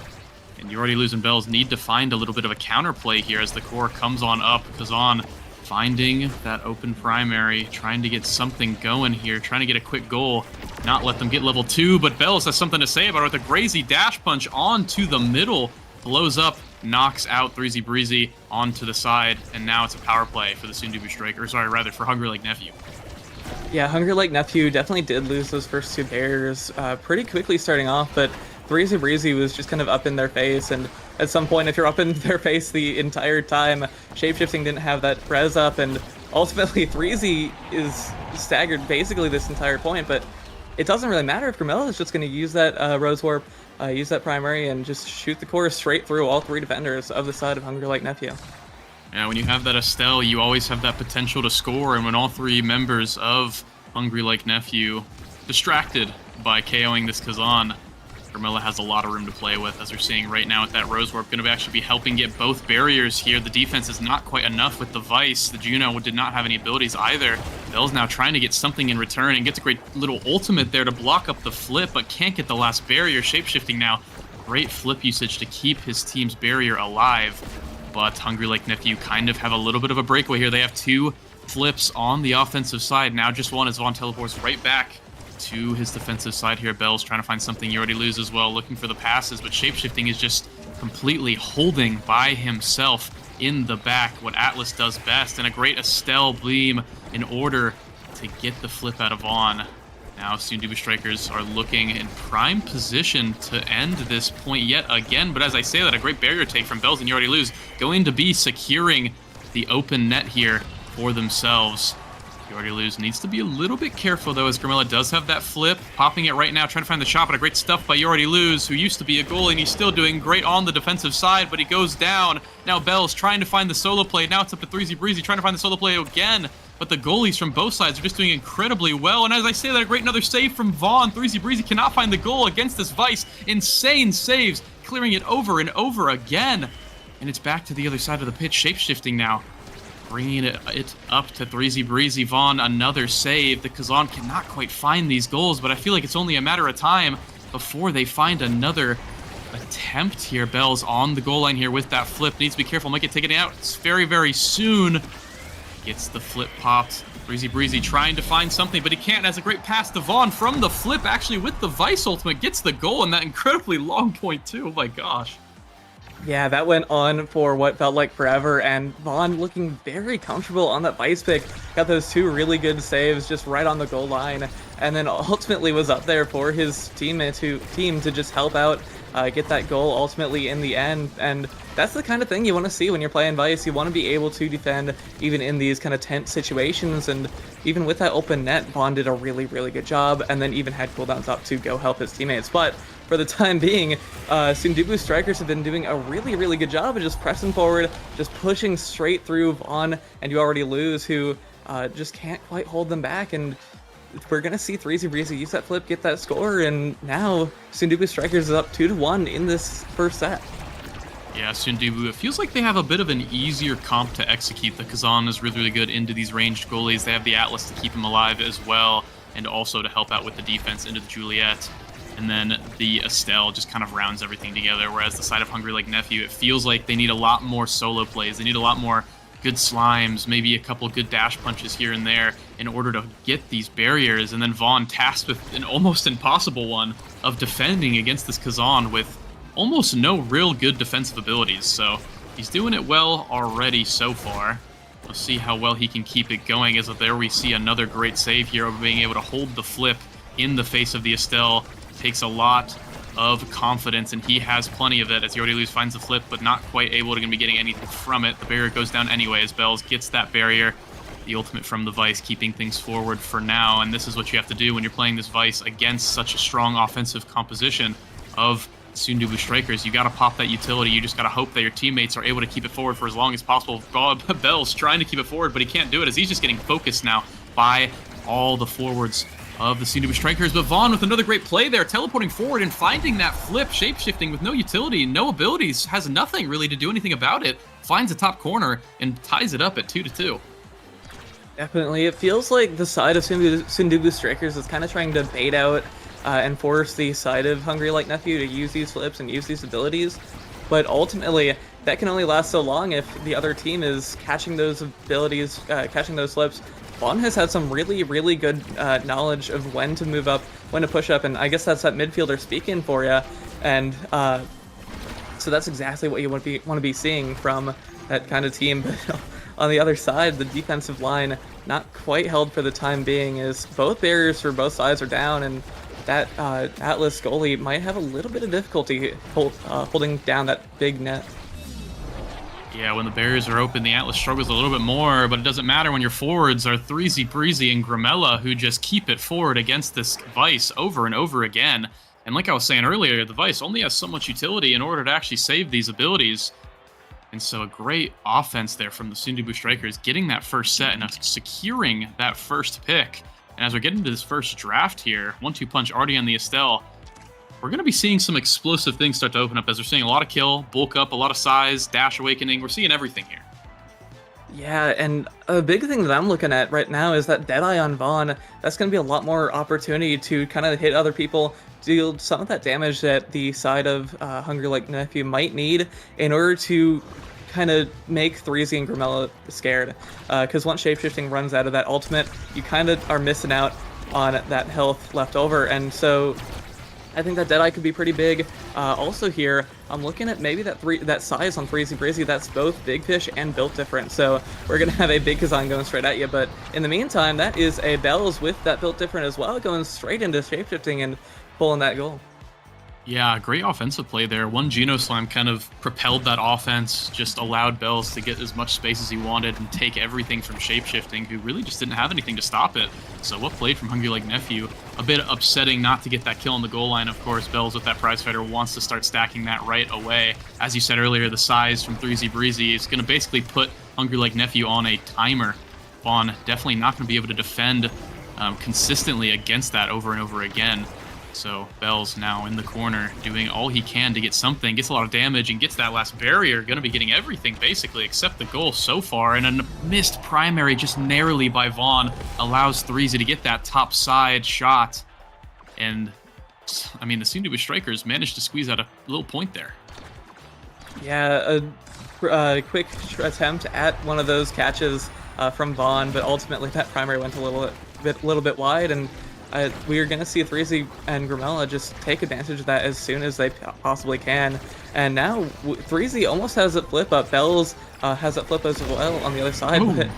But Bells puts it to good use. That flip going in, and now both barriers are down for the set of Sundubu Strikers. This puts them in a pretty scary spot against this flip with Vaughn.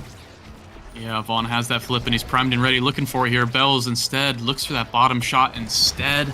Not quite going to be able to get it here, but the barriers are still open, and both barriers for the Hungry Lake Nephew. It's hard to get used to that name now after calling him Sad Boys for so long, but I digress. Vaughn now back on the defensive side, losing one barrier, but still has one to play with for a little while. Wants to keep that flip for offense, so he's not going to use it for this defense here, and it's perfect decision there on to Vaughn. Loses that barrier, sacrifices it in order to get that offensive play with the flip on to shape-shifting to secure that second point on this second set. What play to Hungry Lake Nephew? Yeah, incredible play, Vaughn, using that midfield knowledge, as I said earlier, in order to just run up and fueling that flip as well. I think that flip was there for basically the entire point, up for Vaughn, just waiting for the perfect time to use it, and that is exactly what Vaughn wants to do. And now with that Deadeye, we're going to see some more damage and more pressure for the other team, and Vaughn has more comfortable opportunities to just run up there and, you know, kill people, take people like Grimella just right off the map. Taking him off the map. Bells with that prize fighter stack, I believe, getting it from that as well. And they're getting his last one, the third stack off the dash punch on the top side here. Even if they lose this point, Bells is primed and ready to start causing a little bit of chaos here with these dash punches. Going to be about half-healthing these members of Sundubu Strikers, but it's not going to matter when Vaughn just teleports forward and puts it right past Shapeshifting, who really all had nothing except for a strike, and it was not enough. Hungry Lake Nephew even us up. Yeah, Hungry Lake Nephew tying up the game here in this series, and ultimately I'm seeing some good awakenings here. Overall, though, that recovery drone on Bells is looking to be pretty strong. That's more size on Jolie. You always want more size. And on the other side, though, I'm going to see 3Z Breeze with double size and that prime time available as well. The entire side of Sundubu taking all those cooldowns with shape-shifting on that twin drive, but that's going to be a really scary Kazan, really scary Atlas to have to deal with. And honestly, Kazan is looking super powerful here. 3Z Breezy has exactly what he wants. Yeah, actually a bit of a rough draft there for Hungry Lake Nephew. I'm sure you're kind of talking about a bit there, right? You have shape-shifting now with Twin Drive on the Atlas, which has historically been one of his best awakenings. The prime time on 3Z Breezy, you kind of have to give up size or prime time.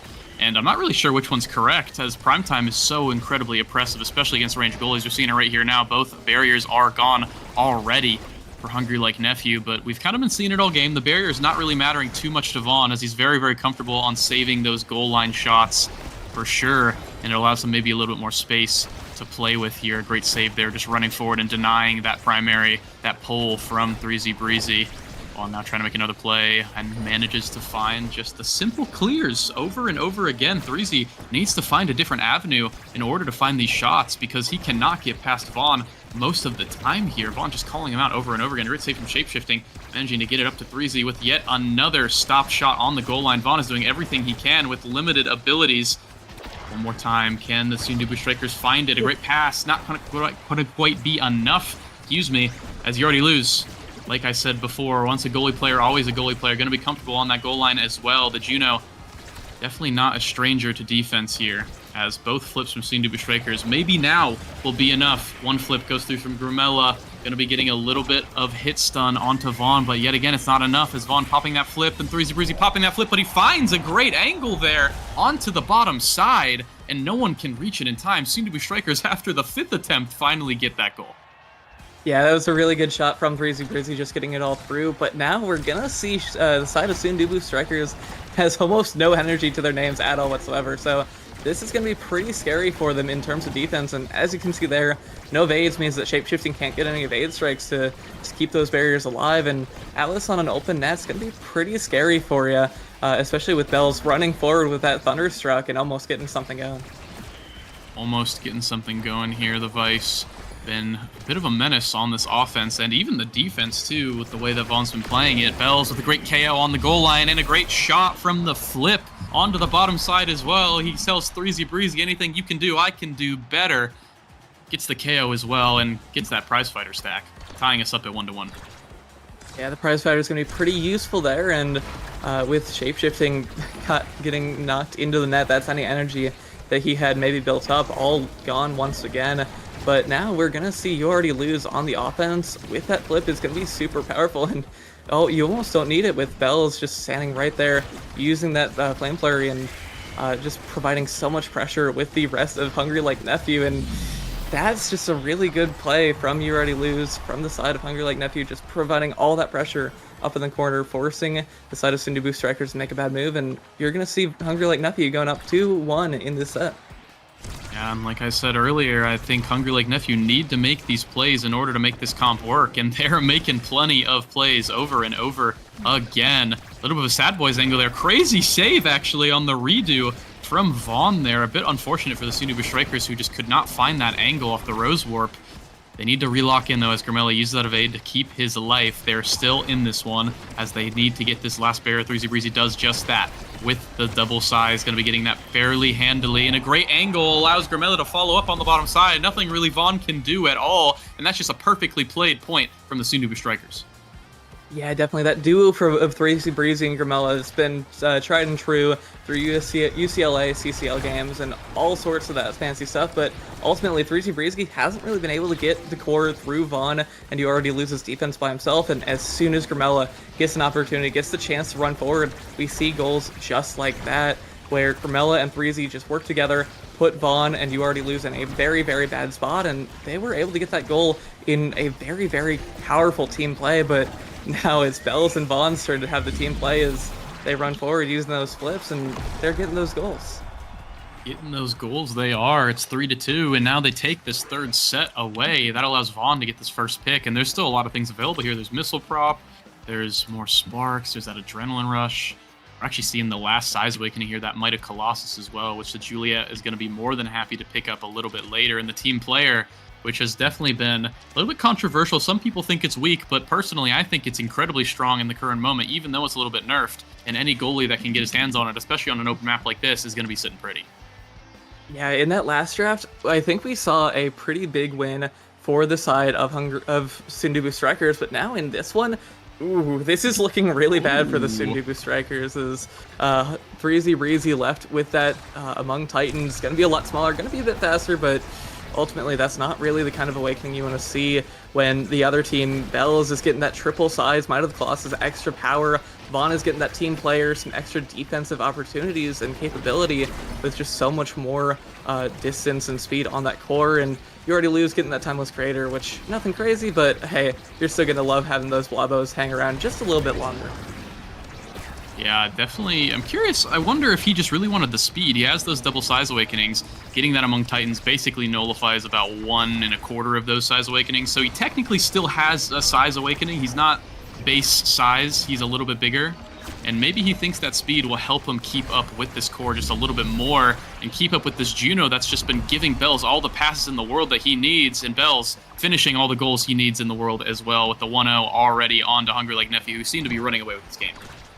Yeah, even that extra added size on Shapeshifting and Grimella wasn't quite enough to save that core going straight through them like a coin slot, and now 3Z Breezy does still have some speed, but Hungry Like Nephew, as you said, is looking very, very comfortable in this game. They have what they want. The Awakenings that they just received were super, super powerful, and now it's really up to them, their execution of this game, that might let them take the game away. Yeah, I'd definitely like to see from the Sundubu Strikers maybe a little more help on the defense side. Shapeshifting has to blow all his abilities on a lot of this Juno utility, and it just allows the Juliet and the Vice to teleport in and just do so much. As we're seeing right there, the Dash Punch just getting free value because Shapeshifting just has no abilities. Grimella needs to come back and help, and a great little job right there from Sundubu, able to dig it out after that lost barrier. The Vice ultimate coming through, blowing up that flip from 3Z Breezy, who now has to deal with a flip from Vice of his own. And it feels like this matchup that I thought would be Kazan favored is looking almost perfectly Vice favored. I mean, Vaughn is doing so incredibly well in this matchup right now, and I'm not sure if it's just a player thing or if it's because the Vice has more utility than I thought, but it's not going to matter with a great shot like that. Even the teleport on the top side not going to matter, as Shapeshifting not quite going to find the save there on the secondary. And it's 2-0, Hungry Like Nephew on game point. Yeah, Vaughn locking down so many of these goals with or without flip in this game, and ultimately, that's really what you want to see, honestly, as well. Speaking as a goalie, I think 3Z Breezy with that Among Titans is a lot less of a threat for Vaughn, and we can see already Vaughn has had a lot more opportunities here to just run forward, play that offensive position, and just help out with his team, and you know that midfielder blood is running through his veins as 3Z Breezy just hasn't quite been able to get these kinds of openings that we've seen in the past, but maybe that speed can come in for something useful though, as Vaughn with a great Skyhead Boys angle is going to keep it up. But barrier has gone down, and now it's up to Nubu Strikers to maybe get something going here. Get something going, but they gotta wait for Grimella to respawn first, and he will, after the successful defense from Shapeshifting, doing as much as he can to keep it out. But there's just so much utility, so much coming at him with that Vice teleporting in, with these dash punches coming in, with the slimes being thrown at him. But a great job so far in this point from Shapeshifting to keep things out for now.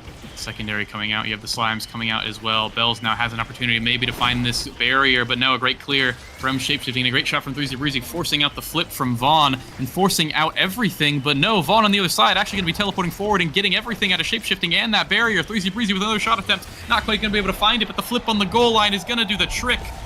Finally, the Sundubu Strikers get the point they need, and they're starting to claw it back. Yeah, very close point there, but ultimately Grimella was able to get that pass up to 3Z Breezy, who had that flip and got it straight in the net. Vaughn, though, doesn't have a whole lot of utility right now, which could be pretty dangerous here, as the 3Z Breezy and Grimella combo has been very, very good, very effective in just taking that out and doing that. As we see there, both the barriers have gone down now, and that's a pretty dangerous spot for the side of Hungry Like Nephew to be in when you're 1 point away from taking this first game, and that's really not something you want to see. Not something you want to see, and a great shot from Bells, exactly. He wanted to see a Shapeshifting just left that little tiny crack on that barrier open for him, and he took it all the way through. No barriers now for either team. Anyone could take this point right here. Piercing shot goes through, and it's going to give 3Z enough time and enough space to get that open primary on the Kazan Umbrella. Just push it right through both the Juno and the Vice on Hungry Like Nephew. Not much you can do in that case. Yeah, we're on set 4.5 now, as things are looking pretty scary here. Hungry Like Nephew just wants to close this out right here and now, but with that first barrier going down and 3Z Breezy taking almost all of his health bar gone, reduced to ashes, is pretty scary. But oh no! Really good play! Grimella getting the core behind the barrier, taking that barrier in the meantime, and 3Z Breezy open with nobody covering him. And now, Nubu Strikers have taken the set, tied up the game, and it's set 5. We're looking very, very strong. Looking very strong here, and a little cheeky play there from 3Z, hitting it against the taken barrier right before it despawns to get that self-dribble in order for him to get the space to put it right back in, denying that heavy impact now as 3Z Breezy with that first pick away from the Vice. But now Vice getting 2 sparks here, so definitely not going to be too bad, but the hot shot coming in for Grimella now is where things are going to be opening up here, Potat. All the very strong awakenings are coming through, the missile prop, the fight or flight, the hot shot. This is where it's going to get exciting. I don't think anyone got a bad awakening that game. However, Bells might become a little bit of a target here with 2 stacking abilities between Prize Fighter and that stacks on stacks. So we might see Grimella and Breezy working together a little bit, maybe trying to take that Brawler for Hungry Like Nephew off the map. But in the meantime, Bells doesn't really care as he takes Grimella off the map, only to be saved by that ultimate from Shapeshifting. Yeah, great res from the Atlas there onto Grimella, which definitely going to keep things alive here for the Sundubu Strikers, as it's 1 barrier to 1 barrier. We have a lot of different shot attempts coming through for Sundubu. It's just a defense right now for Hungry Like Nephew, who cannot hold it. They cannot hold that last barrier, and a great primary there from 3Z Breezy, almost going to be getting that goal, but a great save from Vaughn yet again, who has been back-to-back keeping everything alive for Hungry Like Nephew as much as he can. Bells now on the other side, needs to do something with this core with the time he's been given, finds the barrier, finds the flip, almost gets the goal, but the triple defense, the triple goalie from the Sundubu Strikers managed to hold it out. I don't even know who saved that one, but it doesn't matter. It was a team effort there on the goal line, and now they repel it enough to get to that offensive side, give 3Z Breezy a chance, who almost finds that goal and almost gets another one as well, but Vaughn just denying absolutely everything here as Bells with the shot now, Bells with the dash punch, Bells with everything, but not the goal, as Shapeshifting holding it now on his own goal line. Both teams do not want to lose this game. This is looking super close, but unfortunately with that flip away from Threezy now, this could be pretty scary for the side of Hungry Like Nephew. Vaughn has been doing a great job of holding it down in net, flip or not, and if we can see Bells and you already lose, move forward, Bells is able to knock that goal into the net with that dash punch, and shapeshifting doesn't have the tools up to save that away. And now we're looking at Hungry Like Nephew. They've been looking really, really strong. They lost that last set, but everything's been super close this game, and they really want to just close this out now. They want to close this out. I actually believe that was the Vice stun that actually stopped shapeshifting from saving that shot. So really well played there from Vaughn as well. Now we can see the first barrier going down for both sides on this second point here. Hungry Like Nephew want to get a quick little set here, not give Sundubu strikers any room to breathe, because the longer you give them, the more chances they'll have with this extremely dangerous forward duo. Bell's now looking incredibly low, but gets that last barrier and has the recovery drone to save his life. Going to be getting that free, get out of jail free card for now. Vaughn teleporting forward with that Juno. The Juno flip on the goal line, that's all he's going to need, because he shoots it right past Shapeshifting, who did not have any more abilities. And Hungry Like Nephew, putting it up 2-0, are looking for this game. Yeah, that expanse, even with Twin Drive, wasn't quite enough to stop it away, and it fell away far too quickly. And You Already Lose just knew exactly what they wanted to do. They jumped in with that secondary and ultimately used that flip to get that goal going. And now Bells does still have that flip. It's going to be super scary, especially with that stacks on stacks completely full. Great save, though. Great res from Shapeshifting. Some really good ones all throughout the game, as we're going to see Threezy kept alive and no really energy on the board. Not much energy on the board here, all of it used right there. And sadly for the Sundubu Strikers, they're the ones who come out with the deficit. They have no barriers here, but on the other end, the Sundubu Strikers having a lot of offensive opportunities here. They might get this last barrier, but Vaughn is just saving everything in that top corner. Ramella now managing to heal up for now. Threezy Breezy battling for this orb, but takes it. Bell's looking incredibly low and does not want to die, because now he loses all of his stacks, which were fully stacked, by the way. And it's a Sundubu power play, as Vaughn channeling that ultimate, trying to buy time as much as possible. Threezy Breezy needs to be a little bit careful. Any wrong move could result in a KO for this Vice, for this Juliet, who's back on the pitch. And Threezy Breezy manages to find his way out of that Juliet ultimate and gets the free core on the bottom side. No one there to contest him. He gets the point and he saves his flip while doing it.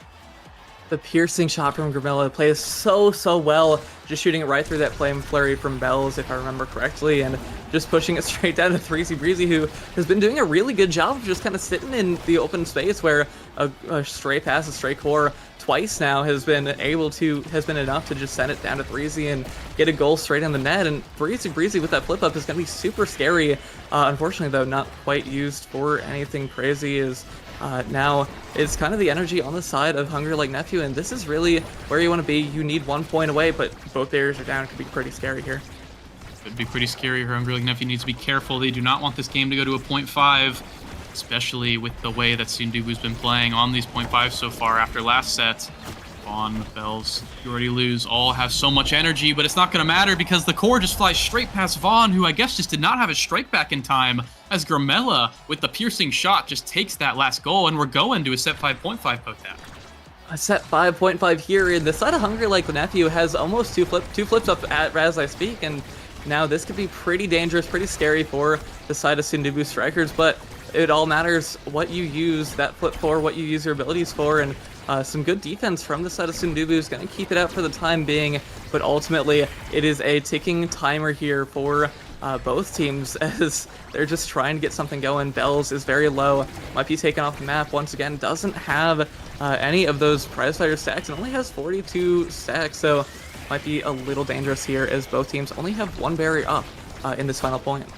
Both teams only one barrier up, and Bells has been looking quite low this whole point, but is managing to survive for now. Vaughn now trying to punish Shapeshifting with that evade, not managing to get too much, just a little bit of damage as we're going to the bottom side now, as the passes from both teams trying to get something done. A great save from Vaughn, getting it right past Threezy Breezy, who had a good play, but just not quite able to find it. Great save yet again, going to be keeping things out for now. Now the cooldown should be back up for the Vice, and they're managing to clear it yet again. But Shapeshifting and the Sundubu Strikers just keep getting it forward over and over again, and finally does the core hop on the offensive side as both flips actually from Bells, from Grimella, everybody flipping, everybody burning all their energy in order to survive. Grimella needs to be really, really careful on this bottom side, looking incredibly low as Bells trying to do something with the core here, trying to do everything. Vaughn now with that supernova, almost taking out 3Z Breezy, and just everyone seems to be surviving just by the very, very slim margins as you already lose. Seems to be the healthiest one on the pitch, trying to take things into his own hands with these slimes. Now Bells with that power play, gonna be getting every little bit of space for his team. Hungry Like Nephew need to get this barrier on the power play here, and they are going to get it. The Slime's going to be getting the compensation for that. The dash strike going to be going through, but not quite getting the goal. Shapeshifting with a great save. Can he get another one as Grimella is back on the pitch, but is already low yet again as 3Z Breezy with a great little play there, trying to get the flip out of Vaughn, and he manages to do so. Keeping the core onto offense now, but they need to be careful as they do find the KO, and the Vaughn with the teleport forward does find the power chord right past Shapeshifting into the back of his net. Set 5.5 banger game 1, and it's going to be Hungry Like Nephew taking it.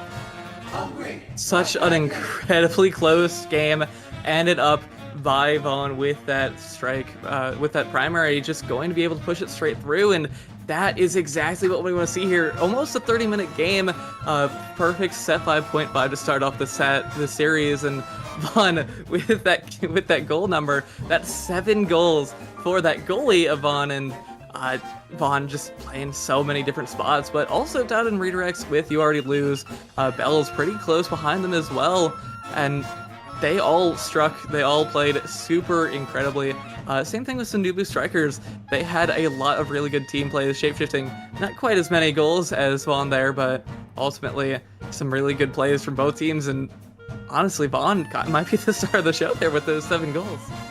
It's a bit of a Vaughn show. I mean, I definitely think it was a team effort there, but I think some of the plays wouldn't have been able to happen if it wasn't for Vaughn just making so many goal line saves against a double size at one point, Kazan and Estelle throwing abilities at you left and right. I mean, it's not an easy job there that he had, and he performed it excellently with that 100 saves, which I don't think I've ever seen in my life in like competitive like professional game, a ranged goalie getting more saves than an Atlas. I don't think I've ever seen that happen unless it's been like a super stomp. And even then, usually the melee goalie gets, racks up a couple of saves on the count. But man, really, really well played from Hungry Like Nephew, who seem to be really finding their form. They definitely look pretty comfortable, even in these risky comps. Yeah, definitely. I think also we just didn't really see, from the looks of it, the side of Sundubu Strikers. Just they had those characters, they had those opportunities that work really well when you're by yourself. Like that Atlas goalie can hold for millennia if you have the cooldowns, that twin drive. But ultimately, the Estelle and that Kazan, they work well together, but they ultimately didn't work enough together, if I had to say something.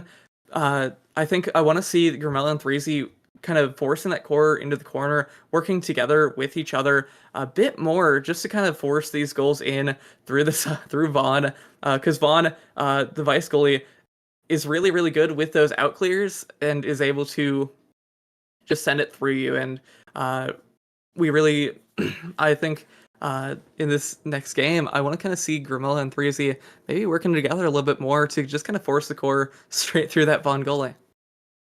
It's actually one thing I want to add on to is the Grimella and 3Z Breezy being able to work together. When they found those points where they could connect, I feel like the goal happened instantly. It wasn't, they didn't need that many tries in order for it to come through. But I think something that we didn't really talk about too much in this game that actually ran a big spoiler to that was the Juno. I think the Juno Slimes just blow so many abilities out of the midfield on Sundubu Strikers with Grimella, right? Having to use that Piercing Thorns, the Thorns and then the Piercing Shot to actually keep the core forward against these Slimes just made it so much harder for them to link up.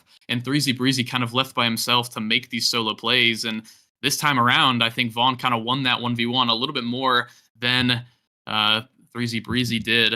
So well played to him. And I think maybe a Juno pickup, maybe a Juno ban. I think that character is definitely very, very strong. And You Already Lose, definitely one of his more comfortable midfield picks on this new role now. Yeah, definitely. As he said, that Juno slime kind of forced Grimella to waste some of his abilities in order to get this core forward. But ultimately, I think that defensive plays, as we've been saying from Vaughn, is really good. And I think I'm very interested in seeing what this draft is going to come out as. Because Here we go. ultimately, to begin with, yeah, we're seeing that Clarion test chamber. We're seeing that missile prop and that twin drive. I could see maybe an Atlas ban or something coming out from Hungry Like Nephew, but this should be a really interesting second game because that first one's super close. That set 5.5, and I'm kind of looking forward to maybe seeing if we can get another one of those going in the second game. Hey, we'll see.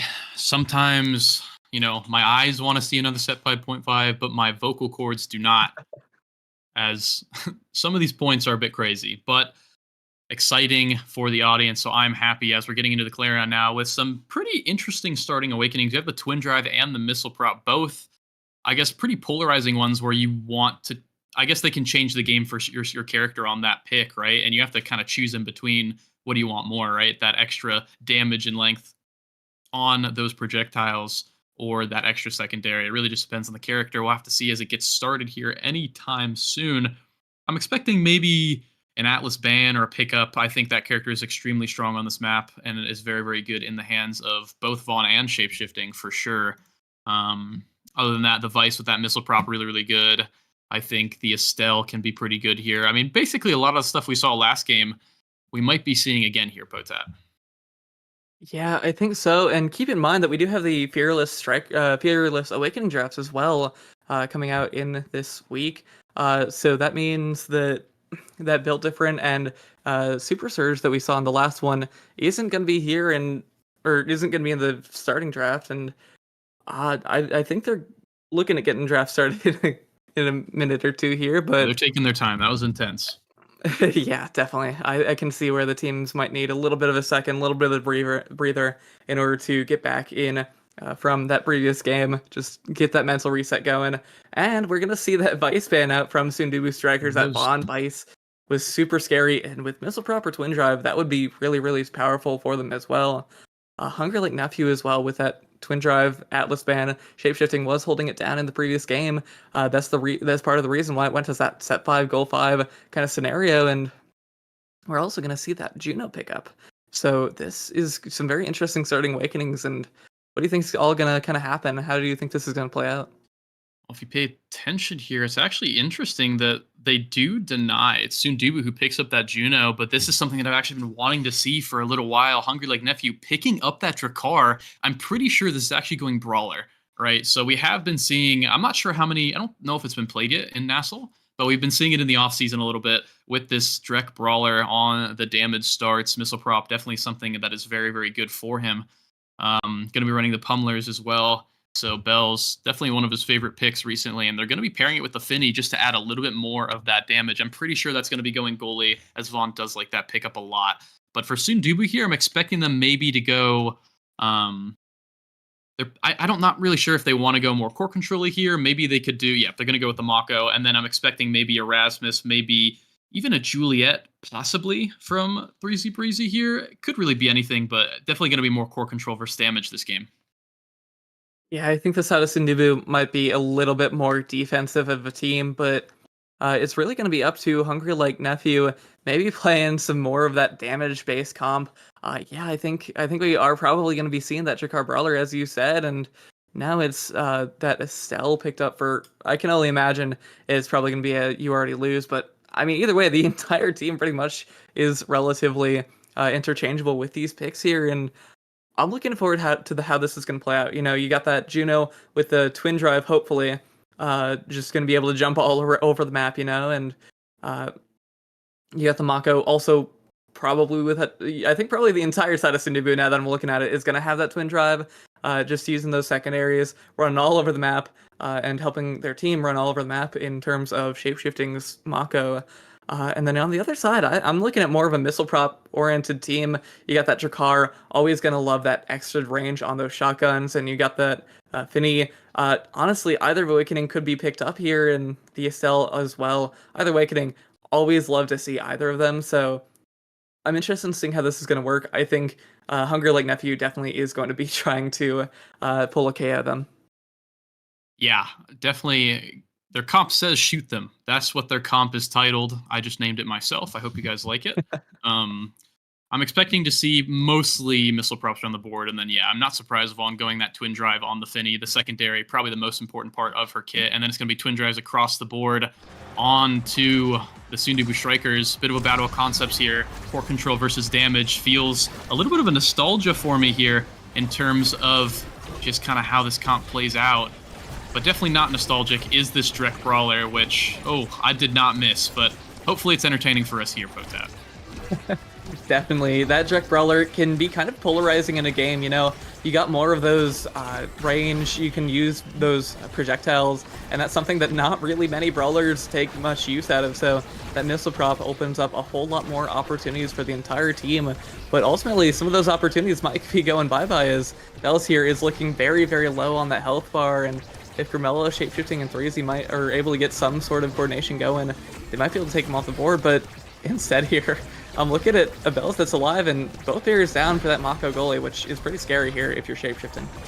Yeah, Mako, especially after that recent change where you're not going to be getting as much mobility while holding that secondary, so your positioning means everything. And a great little play there, actually, from You Already Lose meant that the positioning from shapeshifting was a little bit too high, as a great little shot onto the bottom side secures that first point for Hungry Like Nephew, and just in time, too, as Bells was looking quite low. Yeah, that health bar looking pretty low, but that gold bar going up as we go along, and I think Bells is going to be trying to work with You Already Lose. We saw in the last game, they had some really good team plays, and honestly, that Penny doesn't need that eject button to basically cover the entire map.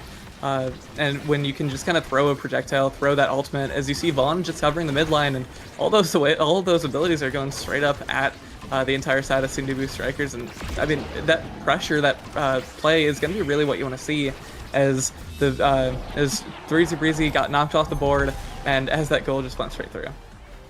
Yeah, goal goes straight through. It seems like Hungry Like Nephew are putting their projectiles to use, I guess is the way to put it here. Getting a lot of KOs, getting a lot of pressure, and finding these goals. You Already Lose probably going to be getting a lot of the goal credit this game, as the Estelle is going to be taking the brunt of the core control, as Bells' whole job is just to provide a lot of pressure onto the other side. But pressure is the name of the game when you're playing the Rasmus, and 3Z Breezy finds the barriers and finds the goal there with a little bit of help from the slime on Grimella's side. So the Sundubu Strikers are definitely not out of this yet as we go to the bouncy house now. Bells on this top side looking a little devious all game, trying to find this pressure, trying to shoot these guys on the Sundubu Strikers, but not too much damage. It's just the missile prop so far, so he's going to have to be looking for maybe a little bit of combo damage with his team here, or off of the Finny debuff when he does go in for these shotguns. You see on the bottom side, the Finny ultimate going to be countered by the Mako ultimate in the bottom corner, and there it is. Bells finds the combo off of one little bit of hit stun, and all he needs is that, because he can get the rest of the knockback to take out 3Z Breezy, and now it's a power play for Hungry Like Nephew. Yeah, using some of that little extra speed that you get from the pummelers in order to provide a bit more pressure, but shapeshifting on that Mako was able to hold it down, keep the core away from his barrier, and that's really something that you gotta be watching out for, because Bells no longer has that pummeler's extra speed, and that power play kind of went for naught, as the defense is just gonna keep coming out from shapeshifting, and now the kill's gonna come out again. Pummelers once again online, but we're going to see how this is going to turn out for the side of Hungry Like Nephew. Yeah, Hungry Like Nephew have that power play, but it's a little bit too late as 3Z Breezy comes right back on the field. But these early power plays are mainly just for getting that experience, getting a little bit of that core control, that map pressure in these games, not quite actually for scoring. As Vaughn with that flip, going to be bringing it up close as the barrier falls for shapeshifting, and now he has an open net to defend, but he has the flip to do it, so he's going to be pretty comfortable, just uses it now to save it.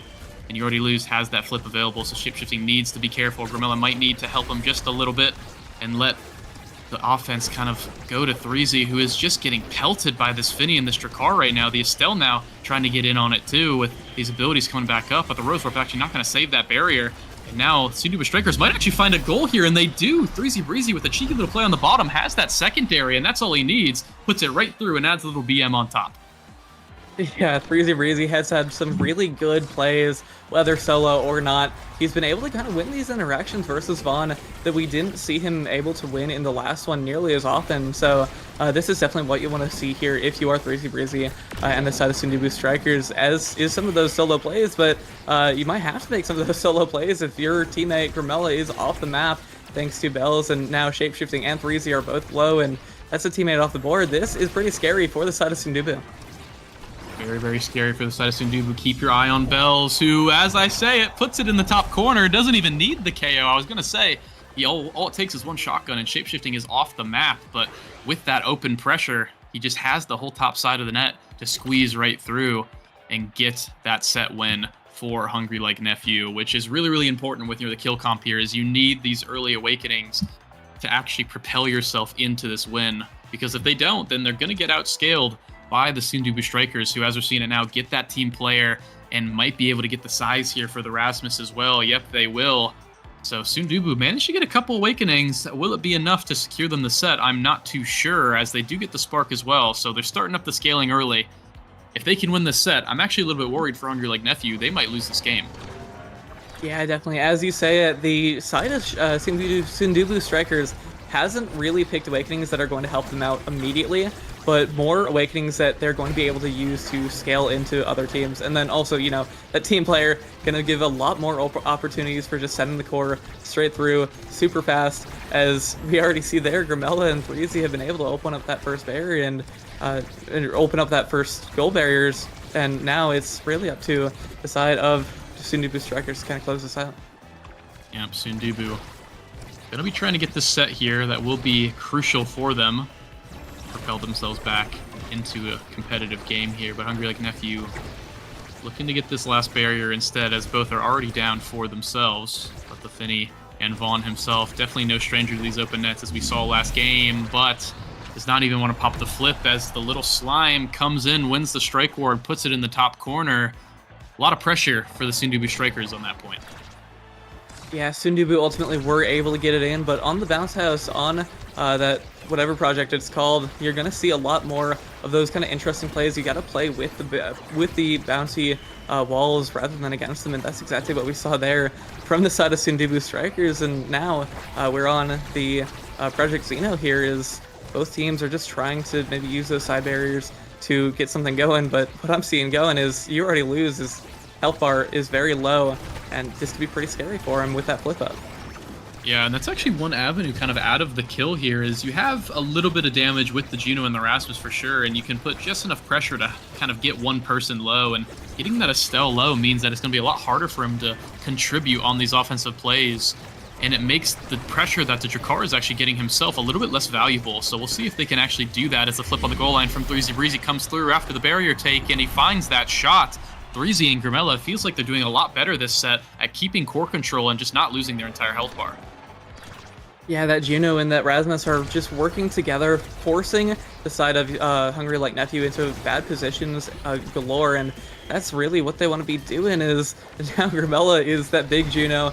The Blavos aren't really going to get changed at all, but ultimately you still want to keep that away from the characters of Bells, and you already lose, keep that extra power away.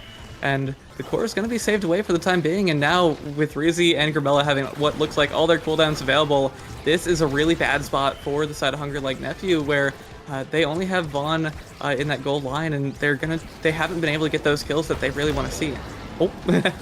You say at Caster Curse, Bells finds that KO and that orb are going to be helping him do something with this power player. They have a couple seconds in order to work with it, but a great save from Shapeshifting, going to be getting it right back to 3Z Breezy, and looking a little scary, but Vaughn gets it handled on the goal line here, as the forwards from Hungry Like Nephew. Bells, you already lose. Trying to get some pressure here. Another orb take here could go anywhere. It's going to be Grimella actually getting that one, which definitely is not too bad for the side of Hungry Like Nephew. If 3Z Breezy got that, it would be very, very scary, but the Juno not quite as bad. A flip on the goal line from Vaughn is making me sweat even. Getting that last second save, keeping things safe, as Hungry Like Nephew feels like they're struggling to actually get it back Shapeshifting this time around. The team player might have something to do with that, as the core just permanently is staying forward whenever they have the chance. Bells needs to find a KO or find some sort of pressure in order to keep things forward for the side of Hungry Like Nephew, but right now it's just all Sundubu.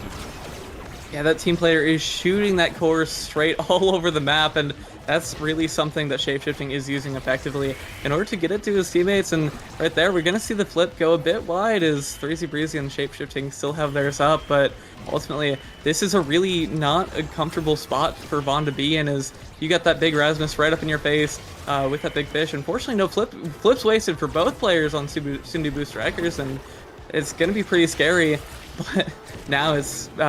Hungry Like Nephew is looking pretty confident here. Yeah, looking pretty confident. Get almost the orb. Actually, the orb goes to Grimella, and that pressure allows 3Z Breezy to get the core on the bottom side wide open. Vaughn just did not have any abilities to save that one. And after an incredibly long point with just permanent defense on the Hungry Like Nephew, they managed to not get anything in return. 3-0 for the Sundubu Strikers, and now they're going to be getting a great draft, and this could set them up for the rest of this game. Look at the sparks, look at the spark of leadership, look at all of this as the bulk up comes through for Erasmus. This is going to get scary. Yeah, I'm talking just a bit too soon on all of these callouts, but the callouts don't matter. If you're going to see that 3Z Breezy pick up bulk up, that's going to be more damage scaling with that big fish.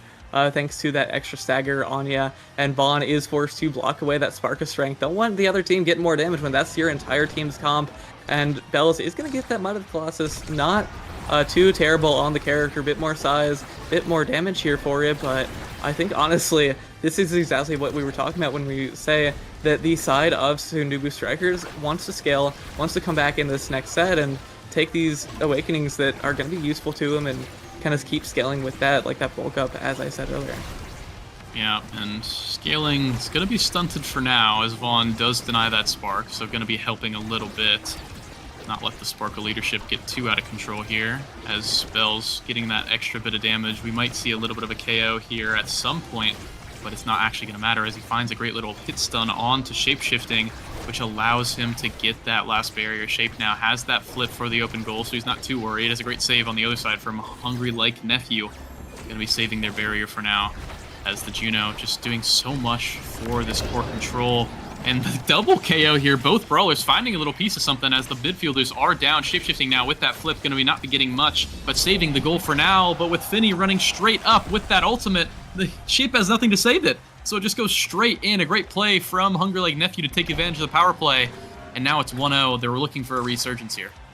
Yeah, not a whole lot you could do there, as Vaughn just felt very comfortable in running up and getting that goal straight in the net, and that's really what they want to be doing here. Is Grimella and 3Z are trying to run it up. They got taken out in the last point, and Bells now has that flip, might be able to get some good kills, get something going. Is right there. We're gonna see Shapeshifting on the Mako taken out, and this is looking very, very comfortable for that side of Hungry Like Nephew. Hungry Like Nephew does have that power play, and they're trying to find the goal here, but great saves from Grimella over and over again on the goal line, but it's one too many. Third time's the charm for Hungry Like Nephew. One shotgun's all it takes to get it through, and a great little attempt there, but it's not quite enough, as they will be going up 2-0 as we now get onto the one map where I feel like Sundubu have a very, very clear advantage. The Juno definitely very, very strong at keeping things forward, with the center being clogged up by that middle expanse there, as the first barrier does go down for Hungry Like Nephew. Sundubu looking for that KO here, and they actually almost find two, but 3Z Breezy with those Rasmus nerfs, that might have actually been the difference maker of getting the double KO there and not. Either way, Bell's going to be looking incredibly low here. Shape trying to keep the bully, keep the pressure, and he's going to find the kill on the Drakkar, and now it's a power play for the Sundubu Strikers, who have that flip in the corner, and they're not even going to need it as 3Z Breezy comes in for that last strike. Vaughn now has that core flip. He's not going to want to waste it. He's going to want to save it until he knows it's just the right moment, as the power play does, and the Sundubu Strikers now need to be careful, as Bell's trying to take 3Z Breezy off the pitch, but Norb's going to be keeping him topped off for now, as already lose with that piercing shot, looking for something, but great saves from Grimilla and Shapeshifting all around. Gonna be keeping things nice and safe. Bell's up to no good on the Drakkar, but he's not going to quite able to find anything. As a little bit of a time freeze there, not quite sure what happened there, but nothing's going to happen from it, as you already lose, getting so many attempts on this goal barrier, but there's not really much coming from it. As a great little play there from 3Z Breezy, as the core comes right back from Shapeshifting, right with a little bit of a desk touch there, hit stunning the already lose and putting it on the top side. 3Z Breezy gets that point, stopping the goal streak for Hungry Like Nephew. Yeah, there's so much pressure coming in on that goal line from the side of Hungry Like Nephew, but ultimately Shapeshifting just didn't let those barriers go down, and with 3Z Breezy had that hookup, had that death touch, and was able to just push it straight through, and that's really what they want to be doing is now Soon-to-Be Strikers won that set, or won that point, are looking a lot more comfortable here, just moving along. Shapeshifting is forced to use that burst, but ultimately Core is going to go away from the side of Soon-to-Be Strikers, and they really just want to be able to close out this set, maybe get some more points on the board for themselves. Trying to get another point here in that first little, or second rather, barrier is going to be helping a lot as they do get the open goal. And with the Juno and the Mako, I feel like this is definitely their map to take. 3Z Breezy now trying to find the angle here and almost has the core flip, but he's not quite going to get it quite yet as you already lose. And Bells, the forwards on Hungry Like Nephew, have those core flips available. They're looking for just any opportunity to use them. Bells now might use it in the corner. He gets the barrier and he looks for goal, but he just can't find it as you already lose. Even with the second flip, not going to be able to follow through. And 3Z Breezy, just with the rebound, manages to find everything with the primary. It seems like it's getting the better of Vaughn this time around. His last game, he definitely wasn't, so he's getting his revenge. Yeah, in that last game, we saw that 3Z Breezy just didn't have quite as much pressure as he needed in order to get those solo plays going, but at some point in this game, we're seeing Grimella and Shapeshifting just covering the entire back line, not letting that core go through, and 3Z Breezy has been able to get those solo plays, get the 1v1s, and just push it straight through Vaughn, whether on a weird clear or something like that, but 3Z Breezy now is getting a bit attacked for that last goal, maybe a bit of revenge that we're seeing here.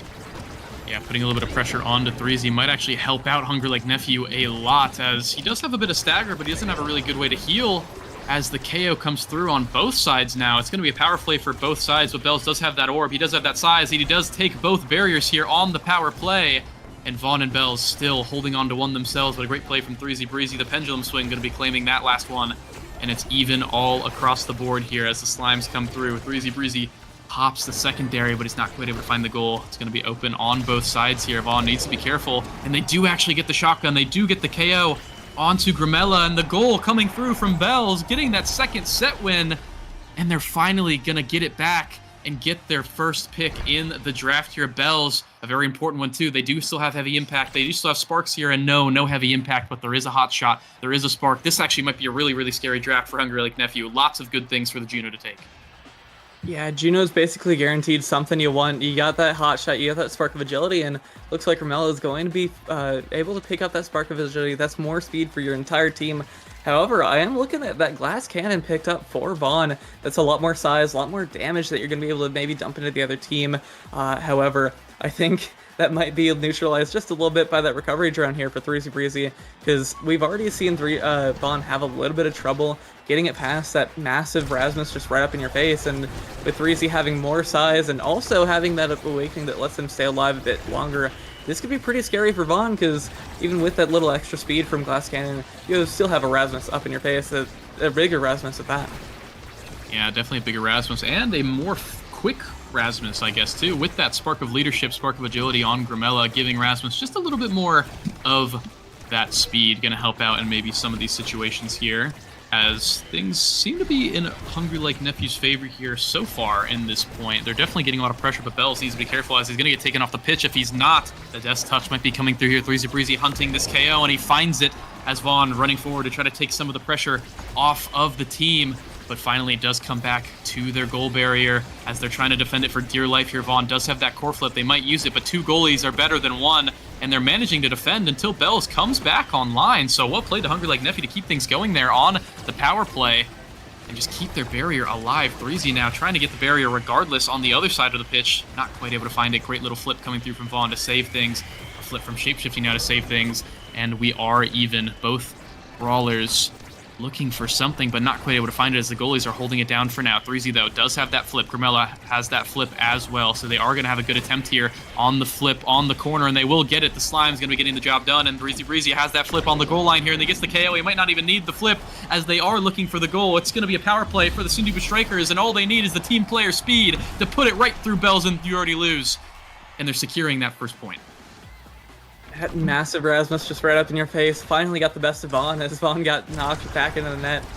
Slapped, as I like to say, with that pendulum swing, and that team player just let the core go Mach speed straight into the net of Hungry Like Nephew. But on the other side, we're seeing some great team plays from Hungry Like Nephew, able to open up both barriers for the side of Sundubu Strikers, and with You Already Lose kind of walking up with that flip, this could be pretty scary of a situation for the side of Sundubu to play against. And there it is. You get the KO and the goal on Hungry Like Nephew. Vaughn with that primary going to actually be getting things, rocketing the core forward rather, and Bells with that shotgun going to be taking the KOs over and over again. Grillin, it definitely needs to be careful when they shove the core in the corner like that. 1 or 2 shotguns going to be taking them off the pitch completely. But as they get into this new point, 1-1, Hungry Like Nephew on their series set here, and maybe on the series point if they can get this goal, but the Bells getting both barriers here, getting these strike war wins as well, but Shapeshifting holding for as long as possible, still has that flip, so he's not too scared, but he needs to be careful. They need to win this set. Sundubu Strikers are trying to stay alive as long as possible. A great little blink from You Already Lose, trying to find the goal. Bells trying to find the goal. The shotgun with the strike, not going to be able to do much, but it almost takes Grimella off the pitch, and now he needs to be careful as Shapeshifting has nothing to save him. We're going to... Go ahead. Yeah, this is where it's going to be pretty scary for the side of Sundubu Strikers. As if the other team gets one more point, they're 1 point away from knocking you down into that 1-1 scenario, and ultimately, you really don't want to be seeing that if you're Threezy Breezy, but that massive Threezy Breezy up in your face is going to be looking pretty staggered. Pretty low there is some really good defense from the side of Hungry Like Nephew. It just isn't quite enough to keep it away for now. And this is flips gone, health low for everybody, basically. Everybody basically, as Grimella now going in to the poison here on the top side, but managing to jump out of it. Everybody's looking pretty low here. Bell's trying to find a KO before he gets removed from the pitch. Threezy Breezy trying to remove him from said pitch, but he's not quite able to do it, and he needs to go evade. And Shapeshifting actually is not quite there in time on the shot. Well, very, very well timed and well placed from Bells, who put them on to not only set point, but series point if they win this game. A great shot placement from Bells coming out there, and that's exactly what they want to be doing. Is Bells doesn't have any more energy up, but You Already Lose and Vaughn have it in the meantime. Almost there in the corner. You're Hungry Like Nephew trying to end it right here, and they cannot find it. It's a great save from Grimella, and Shapeshifting going to be denying that offensive play, but they still need to break that one last barrier, and they still need to score before anything. And a great little play from Bells, and Vaughn almost get the goal there, but Shapeshifting just narrowly saving it by the skin of his teeth, trying to keep it on the goal line here. The secondary going to be popping from the Mako now, trying to give his forwards the tools they need in order to get this barrier, but the Hungry Like Nephew squad is just holding everything. On to You Already Lose. You Already Lose trying to find Bells in the corner. Shotgun going to be denying things for now, and a great flip from Shapeshifting going to be keeping things going for now. Hungry Like Nephew is just all offense, and they're going to find this goal sooner or later, and there it is. Bells with just a simple strike war win, going to be putting it in, and they're going to be securing the clean 2-0 against Sundubu. The speed was just a little bit too much for that Mako, who's kind of a sitting duck in the net if the core's going that fast, and ultimately Hungry Like Nephew, definitely not Sad Boys, have managed to close out this series, win that series 2-0 over the Sundubu Strikers. That first game looked really close, and then that second game, Hungry Like Nephew just took off with it. They lost that one set to the side of Sundubu with that 3-0, and then they just didn't lose after that, really. They just kept going, and ultimately Hungry Like Nephew is going to take this series and go up 2-0 in this season. Yeah, going an early 2-0 when I think you heard, a lot of the members of them thinking they might be a bit of a slow start as, letting You Already Lose kind of convert to that midfield role fully, but they're looking pretty strong here as they take out two teams that are looking pretty scary in PPL and Sundubu, which definitely going to be a sigh of relief if you are Hungry Like Nephew. Just getting these wins where you can early on is helping you out a ton, so well played to Hungry Like Nephew. It's still so weird to say, but it is a funny one. I just want to say Sad Boys so bad, but I can't because it's not Sad Boys. It is Hungry Like Nephew, and we are seeing the bit of a change of play style, the bit of kind of, I guess, their philosophy on how to play with the slight change in positions, and it's been really a treat to watch. Yeah, definitely. We're kind of getting a new light shed on the different teams, the different groups, and Vaughn swapping with You Already Lose in order to kind of show a different play style, show a different way of playing the game. Now, both of them are very, very strong at those ranged goalies, but ultimately, we saw Vaughn and You Already Lose and Bells working so well together in order to just get these goals going, and Vaughn feeling really comfortable, able to just run forward, maybe swap with You Already Lose in some of those situations, and I really liked what I saw from both teams there, but ultimately, Hungry Like Nephew gonna pull up and win this series 2-0. Yep, taking the 2-0, and that's going to be the series, but we still have another one coming up very, very shortly, so don't go anywhere. We'll be right back.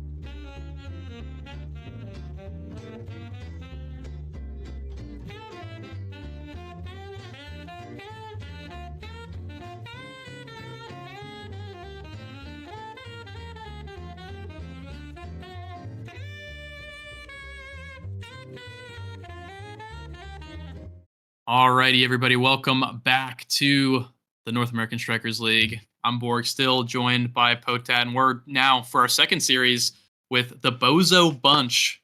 Completely reformed, new roster. Only one who stayed is Dropletto against Wee's Little Bees, the best team in nasl, some are saying. We'll have to see if they can back that statement. Potat, how you doing still, and are you excited for this game? I mean, hey, we're still looking good. Last series was a heater, and this series as well is looking to be pretty strong. As you know, or may not know, Wee's Little Bees did end up 6-0ing Demons Raw, the first group to do so, I think, in a regular season. And it doesn't matter if it was Fudgy Waffles and Sedekai Noob or whatever. People try to debunk it. Nah, Wee's Little Bees got that 6-0 to Demon's Raw in the last week. So they're looking to be a really strong team coming into this beginning of the season. And we saw Boza Bunch reformed, as you said. Merchant now in that gold box instead of Obscure Breads. And you got Streak in the midfield swapping over from the gold box as well. In exchange for Eyes. So I'm interested in seeing how this is all going to play out. All these players, have that experience, know what they're doing. So I'm interested in seeing how this game's going to play out. And this is looking to be a pretty good match. Yeah, and if we're taking a look at the draft here, we are on Atlas Lab, first map yet again for the second series in a row here. It's going to be a Fight or Flight Stinger start. And if you look at the comps on both sides, everybody except Dropletto actually is going to be running the Fight or Flight. Drop on that Zentara going to be going for the Stinger. Merchant on that comfortable Luna. And Streak on the Now. Whereas on the other side, we're going to see a little bit more core control with Wii going to be on the patented X with the Kai midfield backed up by that Juno goalie. So this is going to be pretty interesting little exchange. I have a feeling it's going to be a very explosive game as we have the Zentara, we have the Juno, we have the Luna to fly in. And we'll have to see if things get taken here as the first goal barrier does get taken off fairly early, and the second one follows shortly after as Wii finds that one. He almost goes for the strike war, but Merchant gets a great strike war win, but he can't do it 2 times in a row because the Giga Blast is there to knock him back into his own net, and Wee's Little Bees with a commanding first point. Yeah, a really good play from the side of Wee's Little Bees, just forcing that core all up into Merchant's face on that Luna. And as you know, the Luna just as a character doesn't do a great job of holding it down. You really have to practice those strikes. You got to place those strikes really effectively. And against that X, it's going to be pretty hard to when he's up standing in your face and just blocking all your abilities. But for the time being, Merchant has been doing a great job. And even though that first goal went in, the side of Boza Bunch is looking still pretty comfortable. Yeah, looking still comfortable. Streak going to be getting a little bit of pressure dealt to him, but he managed to dodge a lot of that utility and actually runs forward with that core flip and finds the shot. Not really much that Wee's Little Bees could do. And a great little counterplay from Streak, dodging that X primary and just running forward for that power play. Going to be setting his team up for success here as they go on to the third point. Dropletto taking a big chunk of damage early and now is looking very scared as the X Maximus might be looking to take him out soon, but Drop does a great job of evading everything he needs to.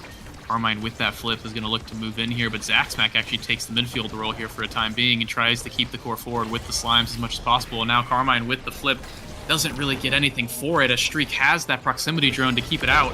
But a great little KO there actually on the Merchant from Wii, going to be giving a power play to his team, but shortly after getting taken out for himself, at least the Wee's Little Bees get that barrier compensation for now, and they get back their goalie in Merchant for the time being. So Wii coming back online as well. The power play going to be giving Wee's Little Bees an open barrier while the Bozo Bunch not going to be getting too much quite yet. Yeah, and now it's all up to the side of Wee's Little Bees. They have their barrier up. We're going to be able to see if we, just right there with that primary, or with that bull rush into the strike, is going to be able to redirect it into the goal just like that. Some really good defense we're seeing coming from Zaxmack, as some may know, role swaps in between seasons as well. Just like Vaughn here, we got all the role swappers in this block, and really good defense, as I was saying, just right onto the other team, the team side of Bozo Bunch. Yeah, Bozo Bunch struggling with the defense. When you have Merchant on your team, it's definitely no surprise you're going to be a powerhouse offense, and you're going to have to put in a little extra work on the defense with the characters that he plays, especially on the Luna. I would know that incredibly well if you're playing with him for the entire offseason. But the plus is that you get that amazing KO and that amazing goal potential. They find the KO early onto the X, and now they have that power play to play with. But they need to be careful because they do have an open goal barrier, and Zaxmack does have that flip to clear it out. Straight to Carmine if need be, kind of keeping Merchant in check, kind of in his own goal box for now. Dropletto now with the Stinger, trying to keep damage onto Carmine as much as possible, and Carmine looking for the KO with that Giga Blast, but not quite going to find it. But the X Maximus does, as he takes away Dropletto off of the pitch. Now Merchant needs to find a clear here, and he does, away from Zaxmack's flip, and he has to use the flip of zone for the Slime. They need to be careful now. Streak with the clear, going to be taking it out for now, but the Bozo Bunch need to be careful, but they find a KO onto Wii, who tries to find the KO onto Merchant. Everything is going crazy here on this nasl day. The Bozo Bunch are in a commanding lead yet again, but they just cannot find this goal. Zaxmac is holding it down over and over again, and we finally respawns for now. Carmine now going down. It's another power play for the Bozo Bunch, who are just finding so much core control, so much presence, but they need to get this goal, or else it will be for nothing, and they do, as Dropletto gets the hit stun onto Zaxmac from behind, and the core rolls in from Streak. KOs fly in left and right thanks to that Luna and that Zentaro, and that now as well from the side of Bozo Bunch, all working together to knock everybody off the map, and that's exactly what you're going to see here. If you're the Bozo Bunch, you're playing more of that damage comp, and if that X is off the board, that's not very much of a brawler that's all going to be standing up on you. And great job as well here coming out from the side of Bozo Bunch, just forcing things forward. Forcing things forward, getting both barriers, and that's what you get when you have Merchant on your team. You have that Luna forward to fly in and secure everything that you can't secure yourself, as Dropletto and Merchant work together to get both goal barriers. Not quite able to find the goal, as a great stop from Zaxmac on the goal line manages to keep it safe for now, and they do find the KO now. Dropletto with the credit on the flip, going to be taking out Carmine, who some say the star of Wee's Little Bees here. Going to be tough without him. Has the power play, needs to be held by Zaxmac and Wee. They're doing a great job so far, and they managed to hold, showing they can do it without him. Carmine now back online. Going to be giving Wee's Little Bees a little bit more firing power and a little more core control with that Giga Blast, taking out Merchant actually, and getting the power play back again for Wee's Little Bees, who now on the other side are trying to find the goal here. Wee looking for the hit stun, looking for everything he can, but Streak used to be a goalie himself, and he's showing why he was. Does a great job to hold it in time for Merchant to come back to fly in and get that goal onto the top side. Set win for the Bozo Bunch. Going to be securing them that first pick. That entire set looks so, or that entire point looks so powerful in the side of Wee's Little Bees, but ultimately Merchant was able to get that respawn and came right out with that boost to just knock the core straight into the net off of a little fly ball, and we're gonna see Bozo Bunch rewarded with that first pick here. We're gonna get explosive entrance locked onto Dropletto, that twin drive locked onto the now for Streak as well. This could be pretty big here. You got that extra dash range, you got that extra secondary more heals coming out from Streak, and honestly, that big fish isn't gonna matter too much since that Deadeye got taken away, but I think both teams got a really good draft here. We got that Adrenaline Rush, has been catching a lot of stray kills here. Carmine with that Kai is going to be able to get some more of that damage, and KOs are flying already, and all sorts of damage and stuff is coming out from that draft. We getting that Adrenaline Rush proc off right after he gets it in the draft, so definitely seeing the value, but not quite able to get both the barriers here on the power play. Great stop from Merchant here on the other end to keep things safe for now. Looks like the Bozo Bunch are going to try to slow things down as much as they can with this core. Dropletto, with that Dash Awakening on the last draft, going to be giving him a lot more tools to play with as a Zentaro here. We trying to find another KO, but not quite going to be able to get it, as Streak gets a great evade to keep things safe for now. Merchant with the ultimate and with the strike, going to be getting things opened up for their team, as both goal barriers now for Wee's Little Bees are open. Streak now needs to be careful. He might get taken off the pitch, but no, it's actually going to be Carmine getting taken off the pitch, but Streak does end up going down, and the Adrenaline Rush from Wee going to be working out here, but Dropletto with a great ultimate, a great Oni's Blade, going to be getting the strike reset onto the bottom side, allowing him to get that goal. So great job from Dropletto to recognize that he needs to score now. Yeah, Dropletto catching that core, catching the Blabo off guard, using that special and just forcing the core into the net. Even with the teammate off the board, the KOs here are going to be really powerful. I think it's going to be who can get those KOs first, and if not who can get the first KO, who is going to be able to use these kills and these power plays to their full potential. As we saw in the last point, ultimately it was Bozo Bunch that was able to close that one out on the power play, but Wee has been getting a lot of these stray kills, a lot of really good bull rush into X Maximuses, and these kind of spots are where you really want to be paying attention. And just like that, they didn't even need the kill, and they got it straight through. They got it straight through. Merchant, not really any abilities to play on the defense there. Wee with a great shot placement, going to be getting that goal, tying it up at 1-1. As you were saying, these KOs I feel like are definitely going to make this series, at least this first game, as Wee finding so much space with this X Maximus, now getting that second barrier, and might actually get the goal here. And a great pass up to Carmine, separating up the defense there, completely splitting them in half and getting it right through with the shot. Well done to Wee's Little Bees finding that little play. Yeah, I think Weasel to Beast is doing a really, really good job of just working together and kind of pushing the other team into a position that they can't handle. Because Zaxmac, with that Juno, has a lot more liberty in just going up and playing a lot more of that offensive playstyle and just helping out the teammates.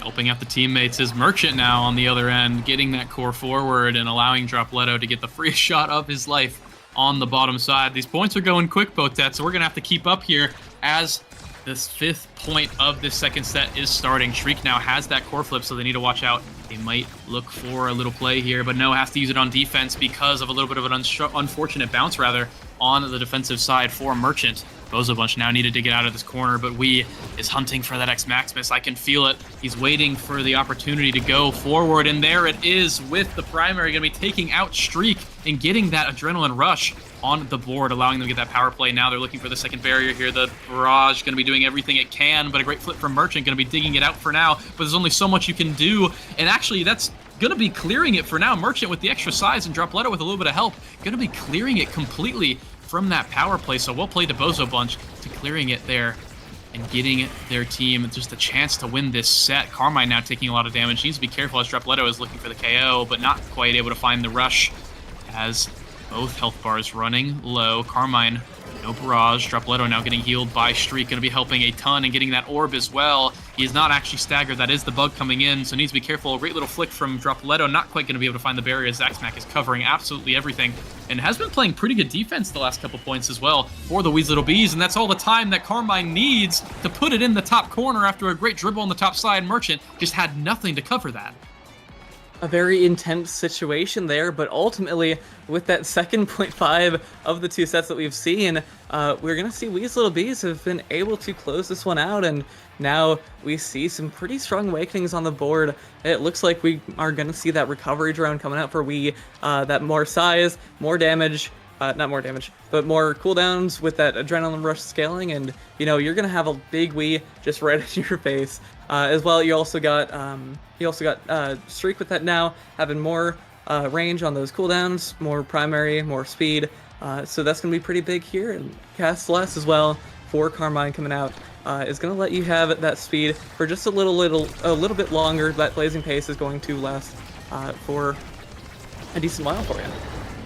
There's one thing, though, that we didn't manage to talk about is actually the hot shot coming in for Merchant, which gets both the goal barriers right off the bat, but Wee actually comes in with the help, I believe, of a Giga Blast, managing to get that KO, putting them in a great position to get both barriers, which they do. Now they need to be careful as the core is going right past them as Zaxmac, the great little play, jumps forward, abandons his goal, puts all on the line, and manages to find that goal, pushing it straight through Merchant and Streak.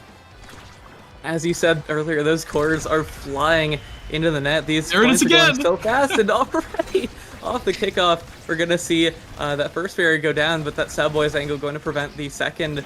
And right now, it's all up to these teams. These core is going insanely fast. The goals are just flying, and these kills are really what you want to see here, because with these fast goals that we recovery drone really just taken out, all of this speed, so much happening in just a short amount of time. These teams are really going flying.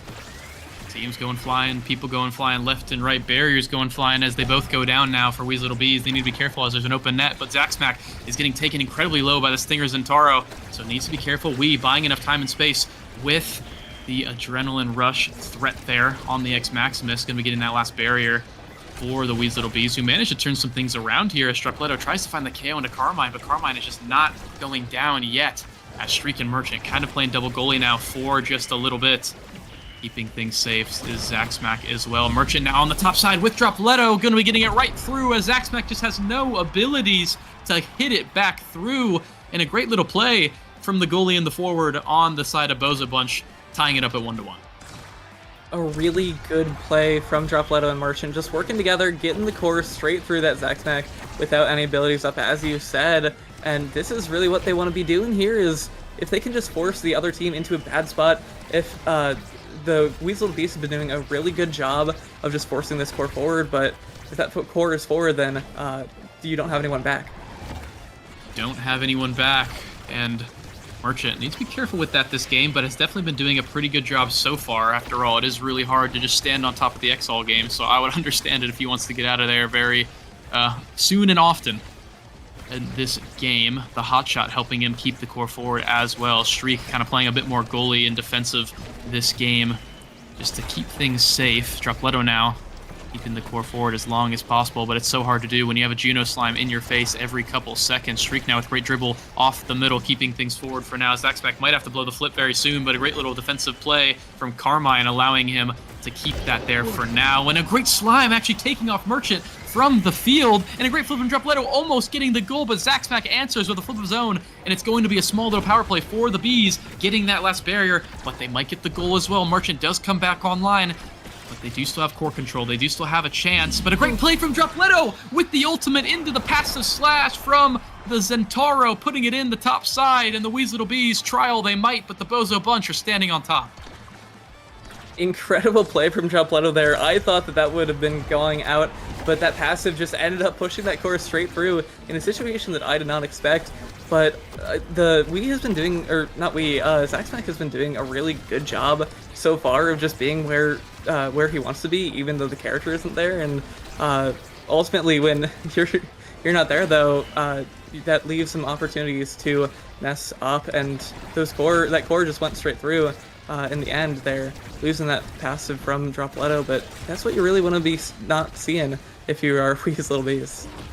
Yeah, Wheeze Little Bees need to be careful, and there we go. We're seeing it again. These cores are just flying around. It's really hard to keep track of them, especially when you don't have the abilities for it. Merchant now flying forward, trying to get the goal, but not quite able to find it, as a great Luna ultimate going to be getting some evades through, so Carmine now might need to be a little bit careful as Dropletto looking, always hunting for that KO. Almost gets the goal, but a great save from Zaxback on the other side. Going to be saving things for now. Merchant now with a great play of his own against Wee, who is out of abilities. Not going to be able to find too much now, and has been losing a lot of the strike wars too against Merchant. Merchant been doing kind of God's work, as much as you'd expect a Luna to do against the X, and I suspect a lot of that is actually due to the size on to the Luna, just allowing the strike range to be a little bit easier to go for against this X in your face. So lots of plays coming through from both sides here. Dropletto not quite able to find the goal here off that flip earlier, and the core going very dangerously close to the back of the net on the side of the Bozo Bunch, but another great save from Merchant on the goal line. We're just seeing it over and over again. An attempt from Dropletto into an attempt from Wee. Which team's going to crack first, as we see a pass from Streak with that flip going over to Dropletto, but it's going to be the Giga Blast that actually breaks the stalemate, putting it in the top corner, and there's not really much Merchant can do when you're just getting sat on by an X. Yeah, that core went kind of max speed there, all flying all over the map. Just like that, and Wee has been doing a really good job of just trying to keep the core forward, but ultimately that size, that big fish, as you mentioned just a little bit earlier, onto that Luna from Merchant is going to be really, really useful in terms of an X that's just standing right in your face. He's going to have far fewer opportunities if you're Wee, and those strikes are super important with the character like Luna, so that little bit of extra size has been coming in so useful, and I'm excited to see how it's going to help out in the meantime. What will help out throughout the match, we will have to see, but right now both the barriers are gone, so Merchant needs to be careful, and he's getting bull rushed into the back of his own net, and there's nothing that he can do about it. Carmine and Zaxback pave the way for Wee to secure that KO, and Carmine gets the goal credit to secure this third set in a very, very close one, I might add. And now they're going to get rewarded. They have the team player, they have the spark of leadership, they have all the choices in the world. What are they going to do here? Yeah, it looks like we might be getting... I don't know what Zaxback wants. However, we're going to see a team player picked up for Merchant's Luna. That's going to be a lot more core speed for you, going all over the map. And we're also going to see Monumentalist picked up from Zaxback now to block off streaks now. Monumentalist now was nerfed a whole lot, but ultimately that Monumentalist Awakening is still super powerful on her. And then also on the same side, actually, we're going to be able to see Carmine with that Reptile Remedy has more stagger scaling as well with that bulk up. So this could be pretty interesting to see how he uses this, because now it's going to be a lot harder. That Kai is kind of like a brick wall in terms of health, and so it might be pretty difficult to kill just like that. Yeah, Carmine, all the health in the world, gonna be able to survive and basically play his game as much as possible. Always nice when you're playing Kai and you don't really have to worry about getting KO'd too much. But Dropletto does have a lot of damage, and there is still a Luna, so you have to still respect it overall. But it seems like they're changing targets here. We going to be staggered immediately, has to run all the way back for the orb. And now the Bozo Bunch have a little bit of space to play with here. Streak now bringing it up to that top corner. Dropletto just waiting for abilities in order to do something here. But a great play from Wee, keeping that core forward as much as possible. But they're going to clear it for now. As Merchant actually goes down another Giga Blast. I mean, Carmine just has the craziest Giga Blast I've ever seen in my life. I mean, some shades of Vaughn here on... shades of Prime Vaughn with these Giga Blasts here on the Kai. Doing so well, allowing the KO, allowing that last barrier to go through. And now that the power play is over, Carmine has the flip in order to secure this goal. And there it is. Finds the pass on the Wei, who finds the top angle in return for that pass. So great, almost a great save from Merchant there, but it's not going to quite be there in time as Weasel Bees are starting to take away with this game. Carmine is taking up such a massive presence in this game. It feels like he's not really the size of a bee, but maybe like a human-sized bee, if I had to say, because Carmine has been doing a really good job, as you said, with those ultimates, with those Giga Blasts, just forcing the core, forcing the other team, into the walls, and just like that. And this is really what you want to see here if you are Carmine, getting those kills, getting your team some kills, especially with all of that extra damage that you're going to get from that bulk up. And you really want to be doing that if you're Carmine. Yeah, you definitely want to be getting these kills with the Giga Blast, but those are really, really difficult to get over and over again. And he's doing great on the core controls, so Carmine trying to lead his team to victory here. Zaxmac kind of been quietly helping out from the back as well. These Slimes definitely getting a lot of utility out of Streak and making Merchant's life way harder as well. So well played to him, and we just being a menace right now, as we can see these bull rushes and these X Maximus is almost getting these KOs over and over again. And with the Adrenaline Rush, it's been a threat all game. We're just waiting for Bozo Bunch, see if they have anything in them to get out of this defensive stalemate here. It feels like the flip from Merchant going to be getting things for now, but it seems like Bozo Bunch just cannot find the core control they need actually to get out of here. It seems like it's just the Carmine show, and with the core over and over again. Dropletto, though, does have the flip here, and he might be able to find something if he can get to the corner. And there we go. We find the barrier, and we find the primary with the flip, and that's what we needed. That's what we said for the Bozo Bunch to come back in this game. It's 1-1 now in the fourth set, with Dropletto getting that goal credit. Both of the brawlers had their flips up for so long, and it just provided so much pressure, and it kind of scared off the goalies. You know, it made it a lot more difficult for them to defend, because you got that flip right in your face, and ultimately that's what ended up helping Dropletto get that goal into the net. And now we're gonna see the energy has been super strong from both of these sides, but it's really going to be up to seeing what Carmine and we can do with these, because we already saw Dropletto get that flip going, but now Carmine has that flip up, and I'm interested in seeing how this is going to turn out.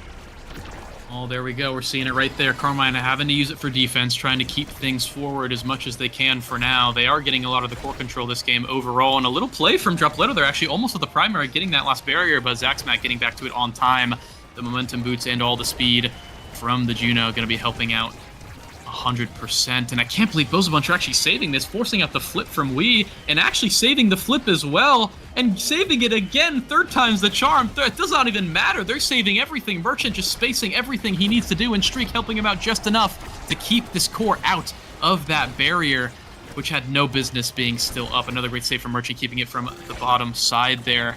Dropletto now taking advantage of the core, going to be getting that last barrier for himself. Streak with a little bit of an off dribble there, almost giving it away. But a great play yet again from Dropletto, the primary down to speed up the core, and then uses that momentum to put it in the top side. Well played to Dropletto, puts his team up 2-1, and now is giving them a chance to win this fourth set. So Bunch played kind of insane there. They just didn't let that core open up their bottom barrier, and Streak with that goalie blood was super effective as well in that defensive line, just helping out Merchant, keeping the barrier alive. And right now they do lose the barrier, but ultimately that Zaxmac taken off, that's that recovery drone taken out, and Bozo Bunch is looking super comfortable here in this point as both barriers go down for the side of Weasel Little Bees. Yeah, Weasel Little Bees need to be careful here. They are back on the field here, but I think Bozo Bunch might have found a bit of a strategy in order to beat them. Zaxmac has a normal amount of health. Dropletto does have the damage to KO him, and with Wee's recovery drone going down as well, they can look for these KOs, and there it is. Dropletto finds that KO onto Wee and getting them a little bit of a power play here on the bottom side. Merchant now bringing the core up with Streak. Great pass to Dropletto, who wins the strike war on to the top side, and they are going to secure this set. It is going to be a set 5 game Bozo Bunch versus Weez Little Bees. I never thought I'd say that in my life, but here we go. As we get into the draft, there's a lot here that we can take. Yeah, that whole set was kind of a a skill showcase from the side of Bozo Bunch, and now they're going to be rewarded with some pretty good awakenings here as soon as they pick them up. But we are going to see Carmine getting that extra special, using those Giga Blasts. We've seen them get like 4 or 5 different kills, if it's only that. But we're also going to see Dropletto gets that specialized training, is going to be able to deal some more damage, provide some more pressure onto Zaxmac, onto the defensive line of Weez Little Bees, and I think also that prime time for Merchant, that primary is probably one of your best defensive awakenings, or that primary is just one of your best defensive abilities. There we go. If you are that Luna goalie, and so that prime time is going to be really useful to have up. Just lets you play both offense and defense at the same time, and that's exactly what you want to see if you're Merchant. Definitely what you want to see, and I think everybody kind of getting what they want. Carmine, with how many good Giga Blasts he's had this game, I'm definitely a little bit scared for Bozo Bunch with that extra special, and there's Wee with that extra size and that adrenaline rush now getting procced off of that KO, going to be putting the Weez Little Bees into a commanding position here, getting that power play, getting that last barrier, and getting the goal all in one bit. The triple emote flash, they're all happy to see it, up 1-0 in this 5th set now. Looking to secure this game quick here, and I think Bozo Bunch need to be careful if they get taken off the pitch. I feel like the Weez Little Bees are just having these great power plays, and there we go. Yet again, these Giga Blasts have been on top all day, and Dropletto now needs to stall as long as possible with Merchant before Streak comes back online. They have a couple seconds. They're going to be losing one barrier. Will they be losing the second one? No, Streak comes back, and now they can finally play the game again, but then they just need to be careful. These Giga Blasts are dangerous as we trying to find Dropletto there, but Dropletto getting out in time. The Slime with the Deadeye almost taking him off the pitch, but it's going to be safe for now. Getting that now ultimate and the orb are going to be topping him off, but Carmine and Wee getting taken a little bit lower as Drop definitely has a good amount of damage, but not quite able to get the full KOs as the amount of healing with the Reptile Remedy, and we just standing there grabbing every orb and getting every barrier too, and every KO with that adrenaline rush, just finding everything you need. And there's another Giga Blast. Oh no, it's all going downhill for the Bozo Bunch, but we, with the primary, actually getting his own barrier, but it's not gonna matter. It was just for the fans as Carmine puts it in the bottom side anyway, and they're up 2-0. Set game point here for the Weez Little Bees. That was such a crazy set. Weez Little Bees just fighting their win condition and taking it as far as they possibly could. That massive extra standing up right in your face if you are Merchant is very scary, and Wee has been doing a really good job just sharking the entire time. Maybe he's not a shark, but he's a bee, just covering the entire barrier. Now both barriers down. Ooh. Merchant getting that goal there. I mean, crazy point there. Everything kind of just went down immediately, and then that hot shot rocket was just too fast for Zaxmac to react to, and gets the goal credit on that. And now we're up again as we get yet again an explosive entrance start on the Zentaro, getting both of the barriers. Shriek needs to be careful though. He's been getting taken out by these Giga Blasts and by Wee all game, and now both the barriers are going down for both teams here. Dropletto has the flip. They have everything here. They need to get this goal if they want a chance, and there it is. Another quick point, another 20-second one to be exact. If Dropletto getting this goal with the help of Merchant and Streak, it's now going to be a set 5.5. This is some crazy game going on right now. We've seen these players just pop off, have so many really great moments, and then all of a sudden the other team has their time in the limelight as the Bozo Bunch has managed to score 2 goals in such a very short amount of time onto the side of Weez Little Bees, and now both barriers down for the side of Weez Little Bees. This is putting them in a very scary spot, even with that massive X all up in Merchant's face. And needs to be careful. Zaxmac running forward has to be a little bit careful as Dropletto has that explosive entrance, but going to be using that secondary for now. Wee looking incredibly low, but does have that recovery drone. Merchant with the core flip, going to be feeling pretty safe, and I'm a bit scared for Weez Little Bees as the core flips on the side of Bozo Bunch are looking frightening. They're looking scary as Dropletto trying to do it so without it. Shriek now going to be getting a core flip in that bottom corner, and a great pass up to Dropletto, going to be putting it right past Zack Smack, and it's not going to be enough for Weaslebees as the Bozo bunch managed to clutch up. They managed to secure the game in a set 5.5 banger. Oh my goodness, I cannot wait for the second one now. I did not expect this to be such a crazy series, but here we are, the Weaslebees and the Bozo bunch taking us all the distance. Now going to be taken to a game 2. A heart-stopping little final there, as Weaslebees had such a great opportunity, and so did Bozo Bunch, and they took all of the possibilities that they could. And I mean, honestly, every single player played incredibly that time. Merchant on the Luna was able to just keep that core away from the net, even with Wee just standing up in Merchant space with all that size, all that pressure. Luna can't do a whole lot, and Merchant was able to just do so much despite that. Also, we saw Streak use that now. This was able to heal up his teammates, kind of force the pressure, force the damage onto the other team, onto the side of Weaslebees, rather than taking the damage themselves. And Dropletto, of course, got so many breakaway plays, got so many opportunities, and was able to take them all so very far. And then also, on the other side, we saw Weaslebees, Carmine, had so many incredible Giga Blast kills. We got 6 there. We caught so many players on the Bozo bunch off guard, got 7 kills, and just crazy game. Incredible play from both of the teams, and if that's game 1, I'm excited to see what game 2 is going to happen, what game 2 is going to look like. We'll have to see. It is going to be on Inkies, and we will be getting that draft momentarily, but looking back at the stat sheet, I mean, Streak putting up as many saves as Zack Smack, with Merchant still having more saves with the 94. So combining, they had more than double the amount of saves on the other side with a Luna goalie.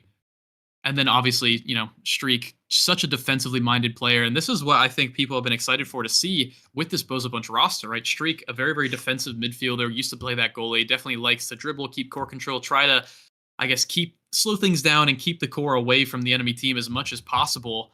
And with Merchant, the hyper-offensive goalie, right, going to be jumping forward, trying to create these offensive plays, kind of that duo together. If they can mesh well, I think this team has a very, very bright future. And then the solo plays from Dropletto, who's just been a storied brawler in the league for such a long time. Very, very great solo plays, manages to win a lot of strike wars, finds a lot of these great shot angles, as we saw this game, securing 8 goals for himself. Just a very, very cool, evolution of the Bozo bunch that I'm very, very excited to see more of. And guess what? We're about to see more of as well as we're going on to game 2 right now. It's going to be a built different start with that bulk up as well. So looking at the size here, I'm expecting Rasmus, Kazan, some of these size characters, maybe even a Juliet for Wee, who definitely likes that character a lot. Lots of things that we could be seeing here, Potat. Yeah, I'm maybe looking forward to. I know Merchant has those Vice and that Vice and that Luna as some of those bigger, more common picks for him, and so I'm maybe interested in seeing that built different here. Is a pretty good awakening on that Vice with all the impacts that you got, and of course, I'm pretty sure that the built different little picture is Vice's teddy bear or something, if I remember the lore correctly. So I'd be down to see the Merchant Vice coming out. I love the character on this map. It's super fun. But then also we are going to see, to begin with the drafting, we got that Rasmus band coming out from Weaslebees. So that size, super good on Rasmus. We're not going to see it here in this game. And then also on the other side, we're going to see the second brawler band out from Bozo Bunch. That's going to be that Juliet. So also, once again, that size going to get taken away. And I'm very interested in seeing how this is going to draft out. We might be just seeing the X repeat for Weaslebees. Dropletto, has a lot to play with here. There is a size start, so there's not too many other brawlers. Obviously, the main ones being banned here away. X, not my favorite on this map, and it's actually going to be a Drakkar lock-in for the Bozo bunch. That might just go goalie, because I know Merchant does like Drakkar goalie on this map. Just with that shotgun, it feels a lot easier for him to defend compared to some of the other things. There's no way it's a Streak Drakkar midfield. I just feel like that's impossible. I don't think that's what's going to be going here. So I'm assuming that's going to be in the goal box, and then it will be a Zentaro run back for Dropletto, who I'm very glad about it, but he's slowly becoming a Zentaro one trick, rather, and I'm enjoying it. Instead of the X Julie, that stupid stuff. He gets to play the cool Chad, super awesome Zentaro. God, he's so cool. I mean, I'm just kind of a fanboy right now, so I'll just let you take it away as we're seeing the Kai get locked in again, probably for Carmine. I mean, this board guy might have a Zentaro type named after him. All good. However, that Carbine or Zaxmac Kai, I think is going to be a very interesting pickup here as we see the Wii. I can only imagine that's the Wii Asher there coming out, and we're going to see. I'm interested in seeing what exactly it gets picked up between Carmine and Zaxmac. I know Estelle isn't as common of a goalie, but also she's really fun to play. Speaking from experience, so I'm very interested in seeing how this is all going to kind of turn out from the side of Weasel Bees.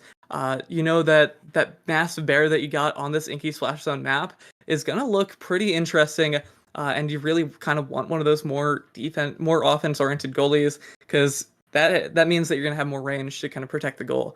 However, on the other side, you got the rune pickup for, as you said, probably it's going to be a streak rune, and then that merchant Drakkar goalie, as we might expect. So this is going to be interesting. That Zentaro from Dropletto certainly proved its mettle in the previous game, and now we got that Drakkar and that rune. Interesting characters. I can't exactly say that I think they kind of picked into the Awakening Star too well, but at the same time, those characters are both really good either way. So we could definitely see something strong, something big happening here from both of these teams. Yeah, pretty weird comp from the Bozo bunch here. I mean, the Zen definitely is really, really nice for sure, but the Drek goalie is not something we see a ton. It's pretty much just Merchant that kind of does that nowadays.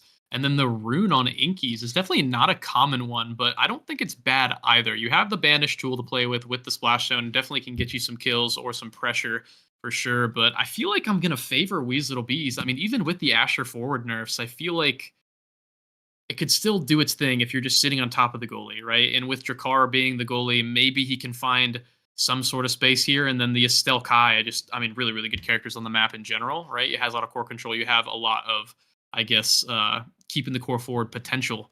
So we'll have to see how they use it as we're getting into the second game here in this best of three.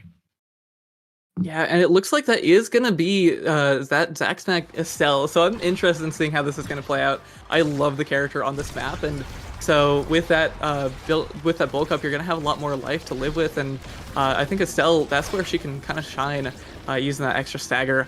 But also, we're going to see...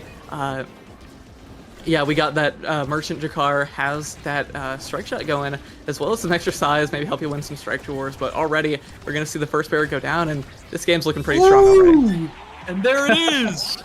That's my thing! Drop, putting in the blick there on the bottom side. Beautiful play on to get that first point there for the Bozo Bunch, and Streak actually winning pretty much every single strike war there as well to get the core forward, and a great Banish now keeping that core forward here, showing us, I guess, why Rune could be good on this map. And one thing to note is that Merchant does actually take the build different here, and I believe that's just to help him keep getting the strikes against this Asher over and over again, and the impact damage is going to help as well, but what also is going to help is your forward, Dropletto, just winning every strike war and scoring on everybody, as we see 2 goals quickly going for the Bozo Bunch.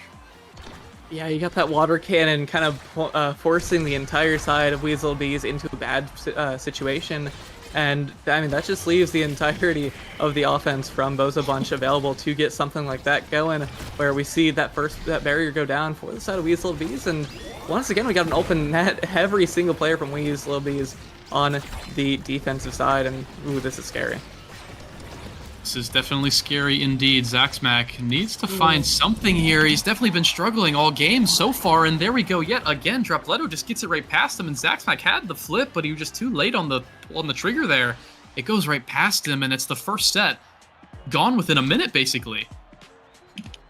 That set felt like that just went by in a flash, and now because of that flash, I think we're going to see some pretty good Awakenings dropping down. We're going to see Zaxmac pick up that glass cannon, which means you got more speed, you got more damage onto your character, but at the same time, we've seen Dropletto and Streak both just attacking Zaxmac with to basically no end. So this is going to be very interesting to see. We also are going to see that extra special come out for Dropletto here. That means you got more of those offensive pressuring situations, and against that glass cannon, I think it's going to be just a really good awakening to kind of knock that down. Same with actually that prime time coming out from Streak. A little bit less damage on those pillars, but also you have so many more pillars to attack the other team with. And finally, some more picks is that stacks on stacks from Carmine is going to be pretty big. Got more speed on the board, but you got to strike the core first, and it seems like Carmine is kind of getting stuffed out a whole lot. Carmine getting stuffed out, and it looks like we getting KO'd on the splash zone. Dropletto with a great blick to, I guess, situate himself to get that clear from Zaxmack and just hit it right past him into the other side. It feels like the Bozo Bunch are in a commanding position, yet again, they just cannot be stopped in this game. Merchant feels super comfortable against this Asher. I'm not sure if it's because of the nerf or because Drakara is just great into the character. I don't not really know yet. We'll have to see. As Merchant bringing the core up to Streak. Now Carmine been a little bit quiet this game, and now he's off the pitch completely after a great little play from Dropletto using that flip to get the KO.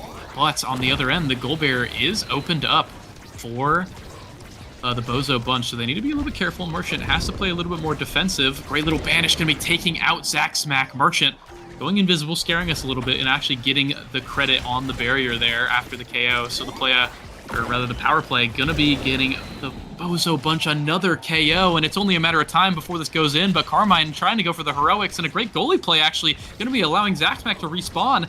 And he saves it for now, and giving enough time for Wee to come back online. So the Bozo Bunch not able to get the goal on that power play, and allowing the Weaselittle Bees to just get a little bit more chances over and over again here. But we cannot quite get the goal. Merchant's just hitting it away from him. Very, very hard for the Asher to actually score on this Drakar, who can just shotgun her away over and over, as Dropletto has a bit of an easier time against Zaxmack, but things are slowing down a little bit as the core gets put into the top side, forcing Merchant to get that core flip out. Here comes the water cannon again here, forcing Dropletto to evade, and we just cannot get this goal. Merchant is holding things like crazy, as Dropletto and Streak now have a way to opportunity to get this core, but Zaxmack has the flip. He should be okay. Merchant now keeping it forward on the other end. Now with the water cannon of their own, Carmine keeping it on the bottom side. Dropletto hitting it further into the cannon, so Carmine can't get a hand on it. And finally, we, with probably the 18th try, gets it past Merchant. Yeah, you're talking about that matchup might be a little awkward for that Asher, but you can see there, even if it isn't awkward, that Merchant is playing that matchup super well, just preventing Wee from really getting any of these opportunities. And as soon as Wee gets the core, Merchant has been saying, no, it's my core now, and just taking those opportunities away. And that's really something that Merchant just shows. Merchant knows the matchup, knows what exactly he wants, and while his teammate does get taken out, that goal barrier isn't down quite yet, so I'm gonna see what's gonna happen here. Yeah, power play for the Weaselittle Bees, who are trying to get a bit of a resurgence in this game. Zaxmack trying to get a bit more comfortable, and a great little play with the barrage on Carmine, getting that barrier. Not really much Merchant can do there with no shotguns left in the chamber. Streak trying to bring it forward past Carmine, and he manages to do so. Dropletto now has an opportunity to get this barrier, but is able to get the core flip instead, which is definitely a good first step. Water cannon coming in, and it's looking a bit scary now for Merchant, who's forcing it on the top side, but he manages to defend for now, and a great banish. Gonna be almost killing Wee, but actually the shotgun for Merchant is gonna save him for now, and it ends up with the barrier, or rather the pass splitter, just keeping things out of the way, and Merchant unable to strike it. Bit of a weird play, but works out for the Weaselittle Bees. Yeah, we was finally able to kind of force that core into the corner, and when you got that Asher in the corner, you know that a goal might just be inevitable. And great strike so far there is, oh my gosh, I'm talking for too long, even with that 10-second goal, and already we're going to see Weaselittle Bees taking the set in response against the side of Bozo Bunch, and now things are all tied up. Looking at this draft, though, I'm seeing some pretty interesting picks here. Zaxmack rewarded with that set MVP is going to be able to wait a little bit, I guess, let their teammates kind of figure something out, and already that fighter flight is going to fall down to Streak on that rune midfield. Going to give more opportunities, and Dropletto, once again, just like in the last game, has picked up that explosive entrance. So this is going to be pretty big for the side of Bozo Bunch. Honestly, we saw Wee's Little Bees win that last draft, or win that last set, but honestly, Bozo Bunch kind of picked up the better Awakenings in my opinion, and we got Merchant has picked up that Castellass has more opportunities. It's going to be able to hide, sit in that Xeno Cloak a bit longer, just for a bit more comfort. Yeah, and also getting the debuff, as you can see there, how long that lasts with the Drakkar ultimate as well. But I think the biggest thing in the pitch you talked about is that dash awakening on Dropletto. We saw it last game. It really just opened up the character, and it made him so much scarier for Wee's Little Bees to deal with. And we'll have to see if it's a bit of a mirror of the last game, but these points are going quick. This is probably the slowest point we've had in literally a set, as Dropletto has that core flip now in the corner, going to be popping it a bit early, and it's not actually going to be amounting to much. Gets the orb to stay healthy, but Zaxmac looking a bit more comfortable now as he's settled into this game just a bit more, but Carmine now needs to be careful, looking incredibly low, getting an orb for now. Going to be playing in net, but a great little rune pillar there. Going to be getting that last barrier, and Dropletto now with the play, trying to get this last goal, or rather, as the barriers are down. The barrier up for Merchants, though, who's kind of just sitting pretty in the corner. Flip now from Wee, not going to be getting too much, as Carmine bringing it to the bottom side. They should be getting something here, and there it is. Merchant only has so much, but in return, Wee does go down with the flip now from Zaxmac trying to get the goal, but Merchant hiding in the Xeno Cloak, not really sure where he is, but allows the Giga Blast actually on the other end. Merchant not even having a time to flip it as he gets stunned from the Giga Blast, just allowing the core to go right through. I mean, these points are insane. I don't even know how to cast these points. Just absolutely everything is going awry for both teams until the core randomly flies in. Inky Splash Zone, ladies and gentlemen. Yeah, Inky's is where the things that you know and love kind of go to rest, and now we are seeing in that last point we did see some really good defense. Oh my god, it's just in. Oh my gosh, Dropletto. I'm just trying to talk, and the core's already in the net. Dropletto didn't need to use flip, didn't need to use passive, and already both the bunch has responded with a goal of their own. Goal of their own. Some of these quick plays for both sides, just back and forth. Who can find that opening first? Who can find that explosive little outplay?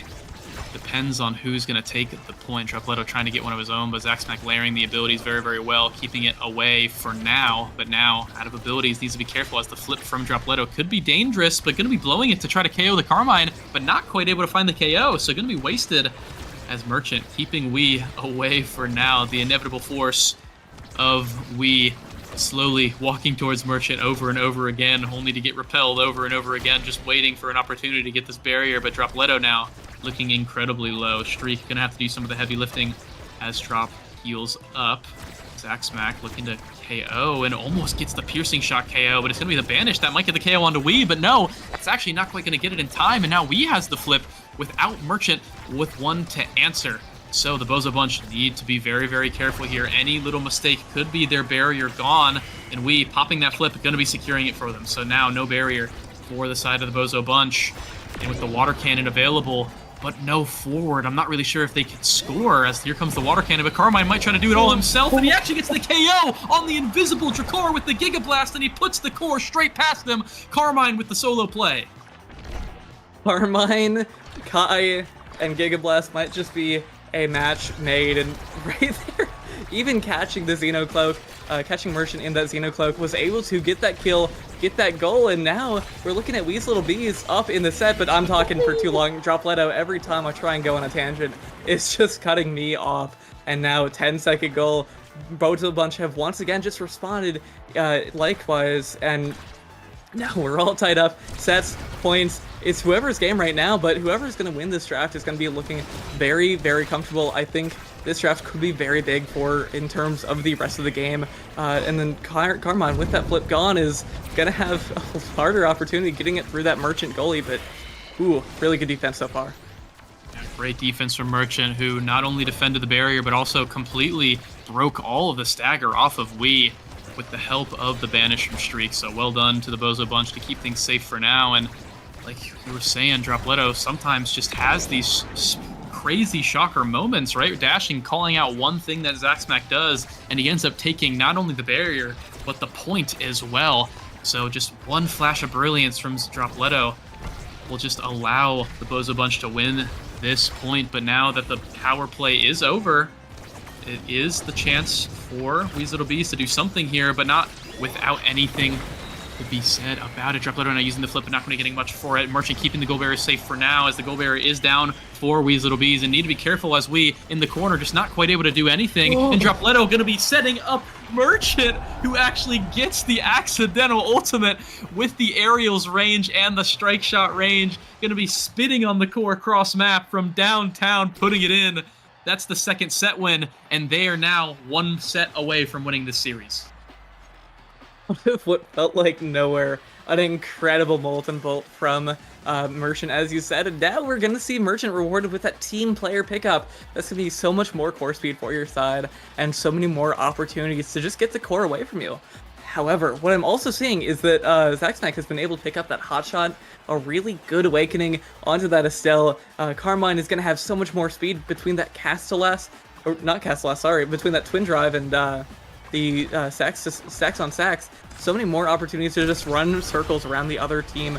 So this is going to be very interesting, though. And oh my god, Dropletto stopped cutting me short. This is the third one in a very short time period, and Dropletto already scoring in 4 seconds. Weasel Bees screaming at you to stop trying to do your job right now, as Dropletto just shutting you up every time. A 4-second point there for the Bozo Bunch, who managed to just win the kickoff and then win the entire point right after great little banish to get Carmine onto 1 HP now. But Zaxmac does answer back, getting that barrier, and winning a strike war, crucially evening them up here at 1-1. It feels like this game just, both teams just waiting for one thing to happen, and then everything falls apart. But one thing I definitely want to notice is on both ends, the goalies could be the forces to create that. You do have the hot shot, which increases the core speed on Zaxmac, and then you do have the team player on Merchant to yet again increase the core speed to make these plays happen. So I'm looking at the goalies here as the point goes a little bit slower. As I say that, it's only been 20 seconds and there's no goal yet, so definitely slower than it has been. Carmine looking incredibly low. Zaxmac needs to be careful. He's playing a little bit too far out of his net, but looks like he has everything handled. But no, he does not, as Zaxmac not there, and Carmine the only one to cover it, but it doesn't matter because he's staggered, and Dropletto just puts him in the back of the net with the core. Where I think the past 2 sets we haven't seen the point timer go past 30 seconds there, and already Dropletto, using the fancy little tech, is going to be able to open up that barrier for the Weasel Bees, and already going to be able to score that goal. Dropletto, a masterclass in that rushdown game mechanic, and already Bozo Bunch is going to be able to close out that game. That the last 2 sets took probably 10 minutes, or no, probably like 3-4 minutes in total. I mean, 15-minute Inky Splash Zone game, ladies and gentlemen. And if you couldn't tell after what just happened there, Bozo Bunch won. That just happened. So Bozo Bunch did just win 2-0 against Weasel Bees, who started to come back a little bit in that game, but they really just could not quite find their footing. Dropletto with an absolute masterclass, 9 goals, 32,000 damage in 15 minutes, which is insanely crazy. He's buffing up his damage per minute stat with that game right there. And man, just warming my heart to see such beautiful Zentaro gameplay. Well done to Dropletto and the Bozo Bunch, securing that 2-0. Weasel Bees had a great first game, but they just could not quite find their footing on the Inky's Splash Zone. So, I mean, that's going to do it for us. Anything else you got to say about the match here?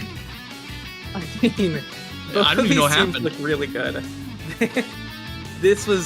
It felt so close, and then it felt so far. Because we saw quite a few times after Dropletto got those really fast goals, Dropletto just ended up, or the other side ended up closing it out.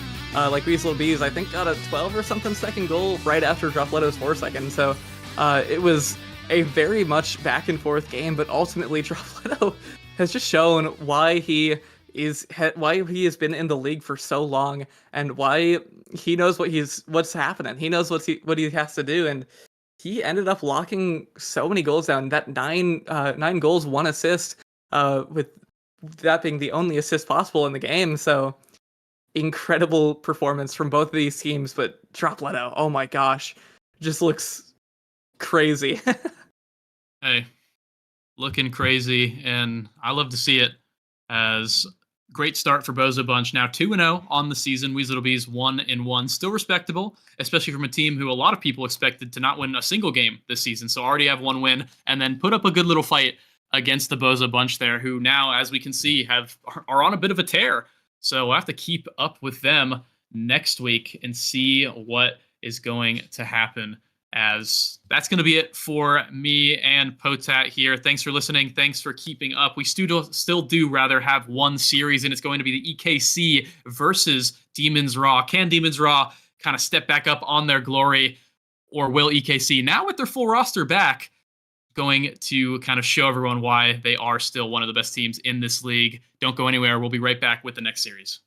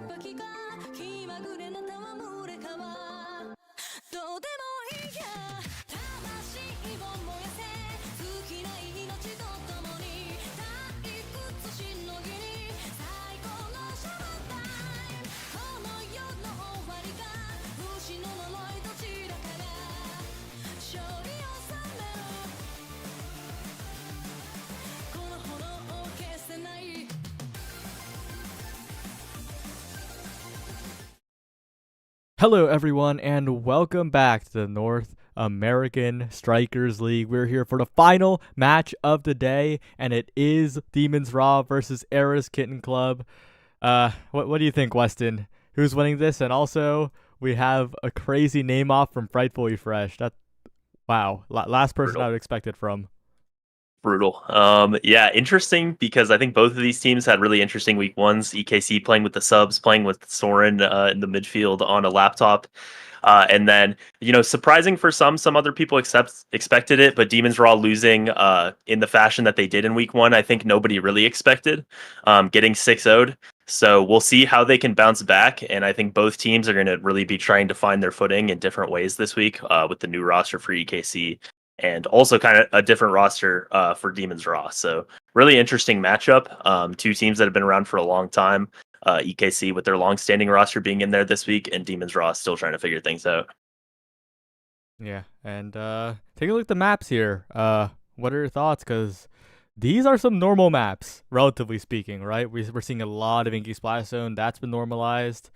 And here we're seeing AtLab, Taiko Temple, two of the top 3 most picked maps in the entire scene. And now we're here with the Gates of Obscura as the final one if we do end up going there. But the question is, will we be there? Because Era's Kitten Club, even with a sub, they looked powerful. Even with 2 subs, even with 2.5 subs, even with Soren on Hotel Wi-Fi, they looked pretty good. While Demons Raw, they did not look that good. No, I mean they didn't get a set, so there wasn't much to build on. Not much to really draw back to. But really only one player from last week, Snake, is going to be even in the same position as that first time. And the same goes for EKC with NXDD being the only one. He was a brawler for, I think, the second and third game last week. Soren, his first game of the season in the goalie role. So really it's in some ways kind of like week one for both of these teams, at least the rosters that are present for us. And we'll see who is able to get their first win of the season. The other team, I think both of these teams, even with the roster changes, predicted to be in the playoffs, and one of them is going to be 0-2. So this is a big game. Yeah, and looking at it here, we're seeing some interesting comps coming out. A lot of damage from the side of Demons Raw, right? Definitely going to enable that Era X, but that comp is also going to be very fragile early on, it feels like. They're going to really just get scored on if NXZD and Soren and Katsuna can coordinate. So we'll have to see if they can weather the storm.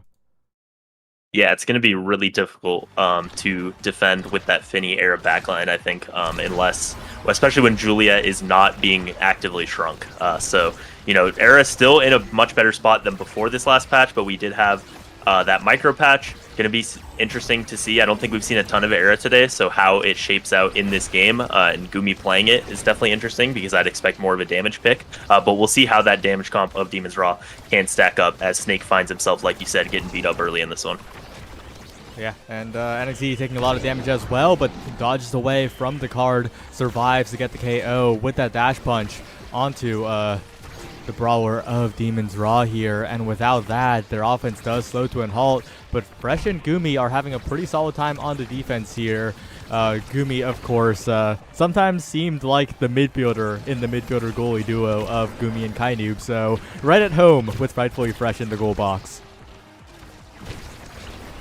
Yeah, I think not going to be too much of a playstyle change, even though in a different position. NXZD this game getting the Juliet with 1-2 punch and taking the pump, so just going to be very explosive. As much as Demons Raw is the KO comp, the damage comp here, every single time that NX is able to find those dash punches, it's going to be huge power plays for them. That time, they don't need it to find that second barrier. The goal does get open for Fresh. Snake now trying to find it, but Soren uses the core speed, gets it ahead to NX, who just misses the corner. Yeah, but this barrier is still standing for Demons Raw. Soren is holding, and with that barrier as insurance, can play a lot more offensively here. So much core speed across the map in overtime. What a fast first goal there as soon as they got the passing lane open. That's the power of the 1-2 punch. Yeah, and Finny, her abilities take a little bit longer to come out, and the fact that all 3 members of EKC have 1-2 punch, I think, is going to make it really difficult for Frightfully Fresh. Especially as soon as we hit overtime. That core speed, like you saw there, is going to be a big problem as NX almost gets a KO there, but not quite finding it.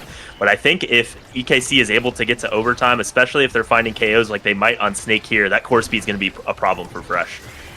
Yeah, 2 barriers down though. Flip cashed out. Katsuna and XZD though, they have flips available if they turn the tides quickly. Snake going down. A power play for Aris Kitten Club and a barrier take as well. NXZD now the scariest player on the field here to the bottom side. Assisted, stolen by Katsuna for the second goal of this set.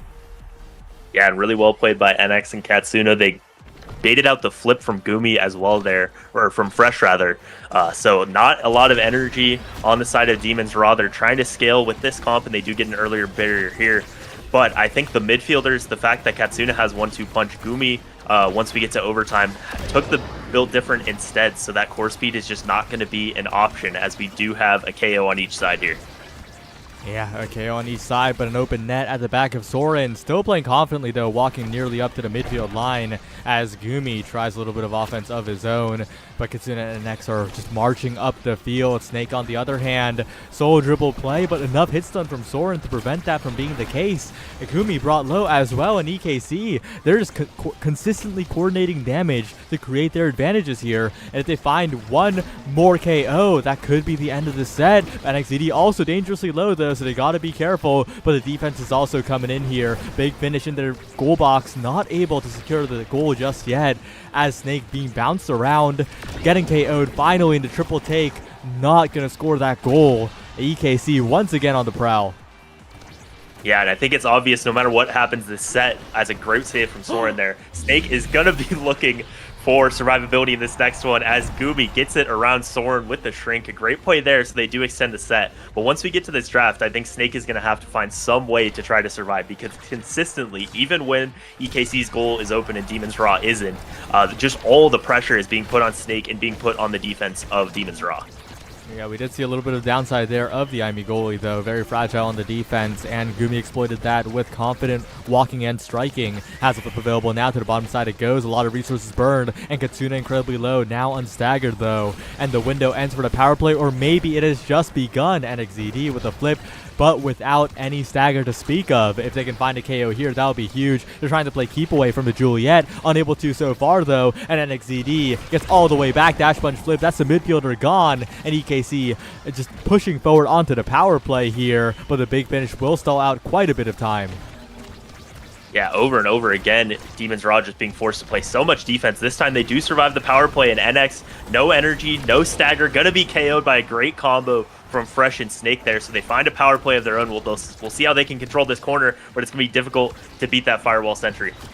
Yeah, it's not going to be easy here, as Soren under a lot of pressure, but the follow-up good pop will make it difficult for Fightfully Fresh to defend, and another KO comes through. Snake goes down.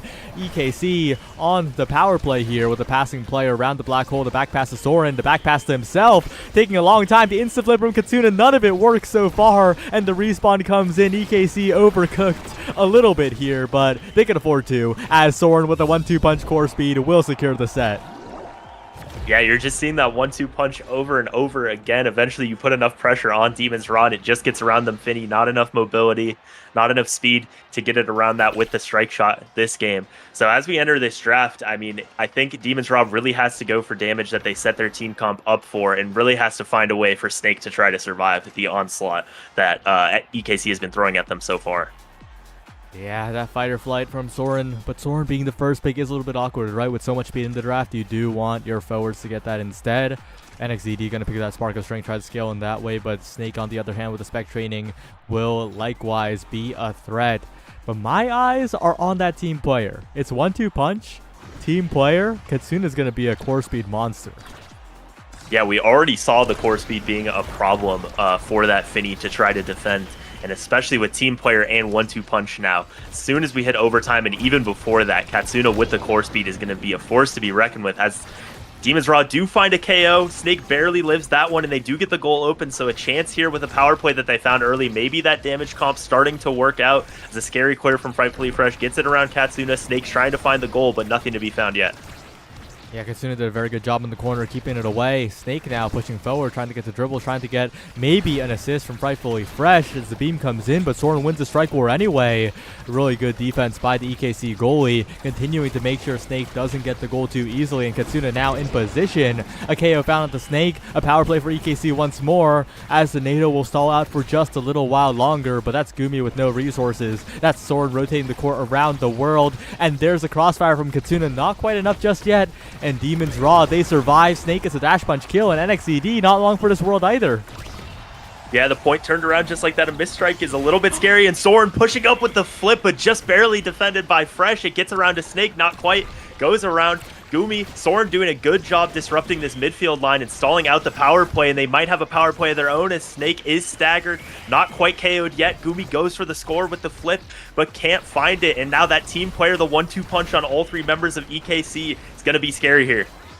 Yeah, but bounce back to NXED. Gumi looking for a dribble here. Soren forward to Katsuna, around Fresh, outside of the strike box. Perfectly played by EKC on the passing play, and Demons Raw, they're getting so close, right? They're getting power plays of their own, but they're just not able to secure the full goal.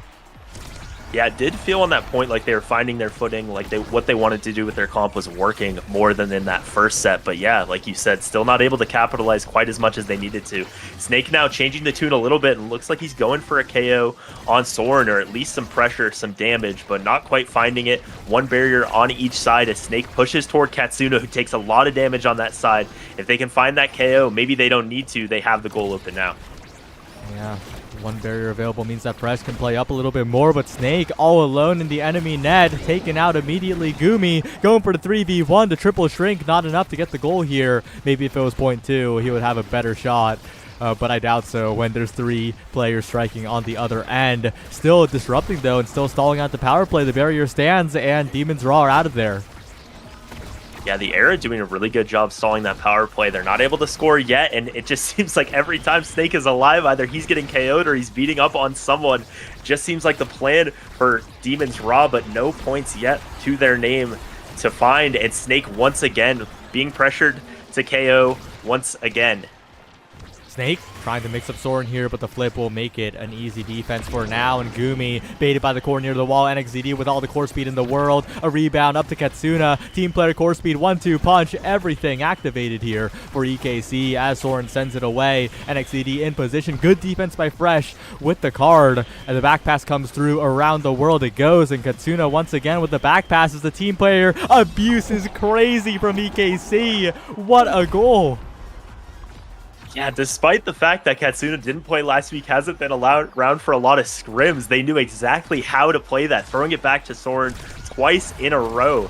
And an incredible play. I mean, you've seen so many. I think 3 out of the 5 goals here have been overtime, 1-2 punch from Soren, getting the core speed that they need. As Demons Raw at this point is able to get an early KO and 2 barriers. Snake just misses the strike, but trying to fight back here against, you know, when the points have gone longer, it's been really all EKC.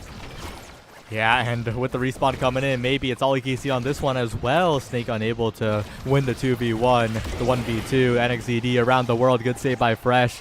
But Fresh has had good saves, but I don't think he alone is enough to defend this amount of core speed here. He has had good moments, but they just hit around him so well. EKC, they're bypassing the goalie role, it feels like. Yeah, and I think it's part of that draft, the fact as NXZD gets the double stun and is able to take that second set for EKC. Yeah, I think it's the fact that they took all 3 1-2 punches is a big part of it. That start being really favorable for EKC, and I think they've played it as best as they possibly could have with some of those back passes, creating opportunities for the goals. As we hit this draft here, going to be a lot of damage on the board, heavy impact, stinger, and bulk up, but I'm not sure at this point how much that even advantages Demons Raw. Yeah, that bulk up, though, is so scary. It goes on to the Julie of NXZD. That is so much survivability and damage. Meanwhile, Spark of Focus, yes. Cast the Last, it just feels like so little.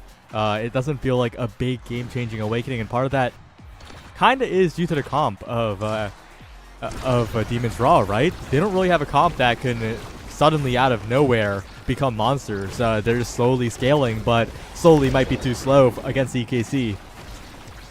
Yeah, it feels like they needed maybe to find a way to get one of those first 2 sets, especially that first one was starting to seem attainable.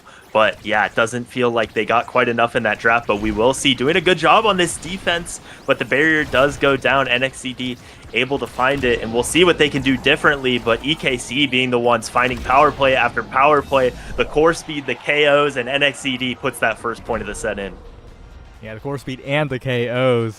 They have awakenings that let them do both. 2-in-1 combo deal, 1-2 punch, additional power, all going to benefit both the damage and the striking. And that's exactly what we're seeing here. Yeah, on Soren you have 1-2 punch, and on Katsuna you have 1-2 punch and team player, and then NXCD just has 170 power. So it feels like they have absolutely everything going for them here as Gumi and Fresh try to control this corner. They do keep one barrier up, but it's Soren with that newly acquired heavy impact finding a KO on the corner. And now NXCD with the pumps, it's going to be another power play. We'll see if they try to make use of that team player again, but NXCD just trying to control the corner and not able to get it. So a good job by Demon's Raw there to keep their barrier up. Gumi half health out of nowhere here. Has a lot of meter available, but EKC's damage comes in such quick bursts that if you're not preemptive, you're already dead. As NXCD burns the flip to secure that one. Gumi low as well. They could chain the power plays here. Fightfully Fresh desperately trying to keep the core ahead, but so many cooldowns need to be burned here. In so much danger from the crossfire of all 3 members. And NXCD gets in there with a dash punch. 1 goal left for EKC to take this first game. Yeah, it's hard to see what Demons might be able to find here. They've been finding some KOs here and there, and they do have Adrenaline Rush on the Finny as something that they're really going for that game plan, as the big finish here is able to get 1. Gumi with a good angle to the top is able to get 2, so they have the goal open early. Snake with the stun, not quite able to get it past Soren in time before the flip, but they do hold on, and now like we've seen point after point after point, it's Snake. The longer he stays in there, he just takes more and more damage and KO'd once again, and 1 point away here for EKC. Only 1 point remains here. EKC sending it around the world. The big finish stalls it out for a little bit. And the respawn does come in, but now they're back passing. They got the core speed, and that is curtains for this game. EKC secure a very confident win. That last goal was kind of a microcosm of the entire game. They were able to find more KOs and then make use of that core speed to just barely get it around the Finny. Really well played by EKC there. I think the start and how they drafted was very favorable to the way their team wants to play, and it looked like they were just in mid-season form that time, even though it's the first time these 3 have been playing together this season. Yeah, 9-1. Very, very dominant game here. And the gameplay showed it too, right? Sometimes it's a 9-1 and you're like, well, it was a 9-1, but it was close. Each point was close. But here it felt like Demon's Raw, they never had control of the entire game at all. EKC controlled the entire pace.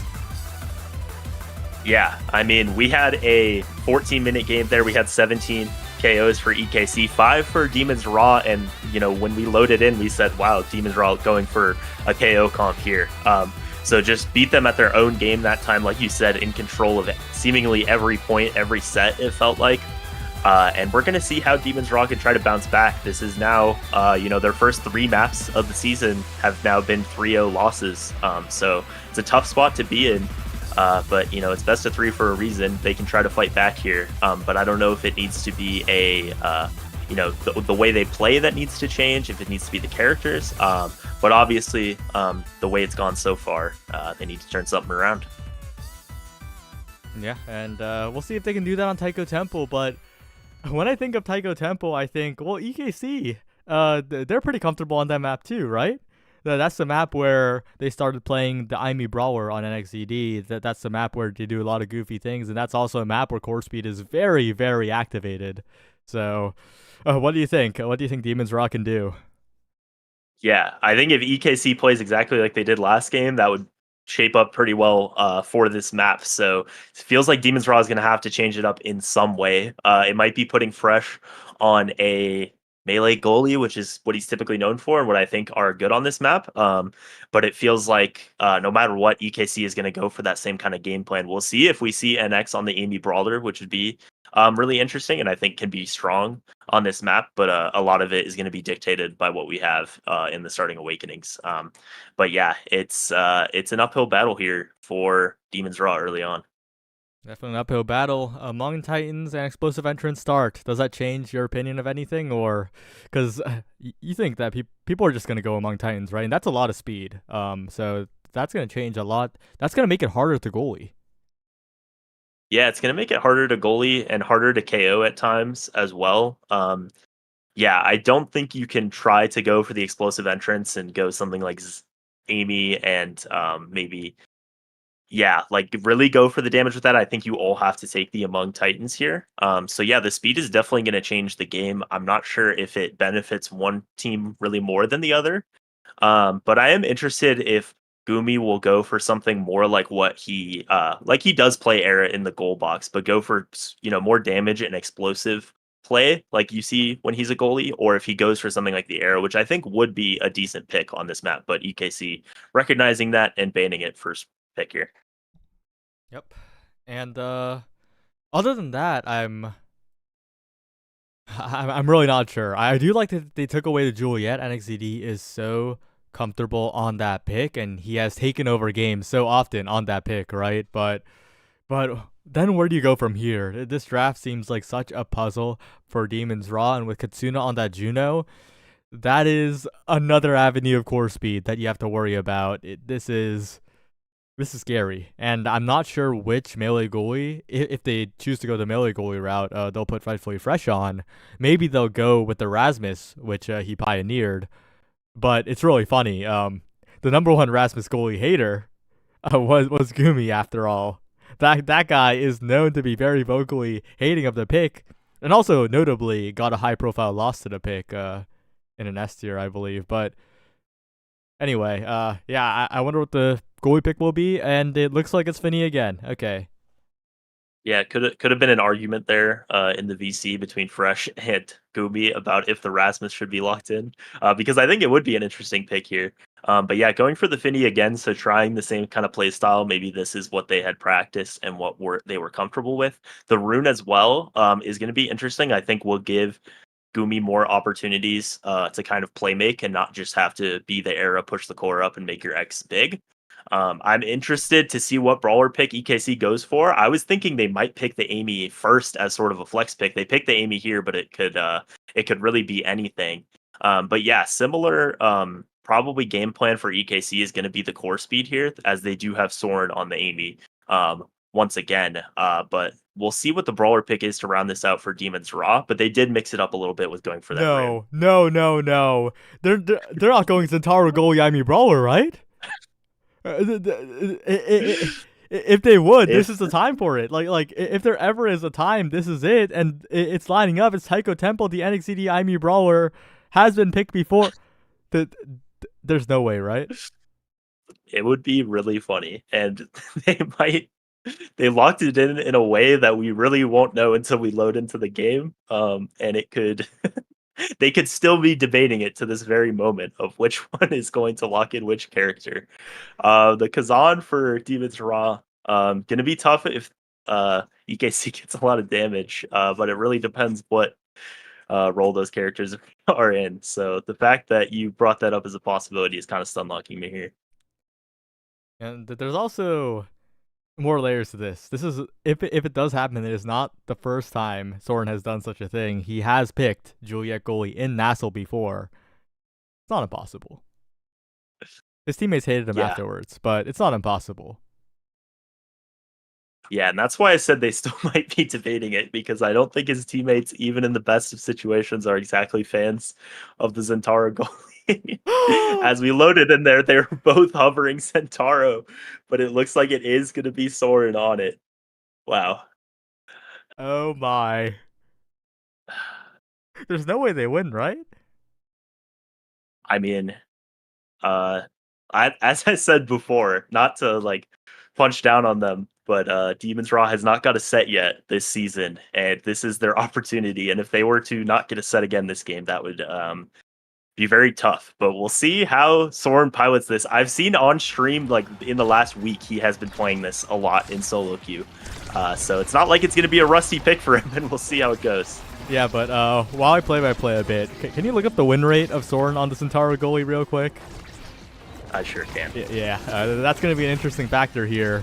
as rightfully Fresh on the Finny once again, very comfortable on that pick, but the question is, will we be able to weather storm? Soren playing eject button, playing offensive, looking for the goal here. Soren down to the bottom side, Katsuna as well, frightfully Fresh helps out on the defense.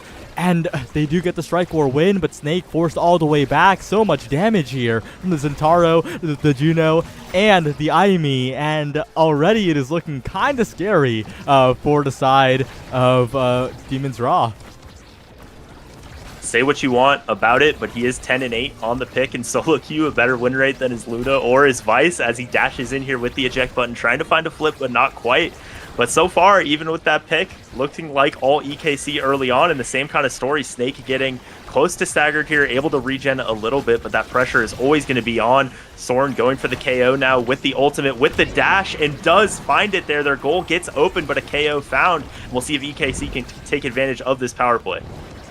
He's just clip farming at this point, but the question is, can he win while clip farming here? They got to watch out for that shadow swap, but they got to watch out for the angle by Katsuna right around the respawn Snake. 1-0 now, and EKC, they just look like they're playing a normal game.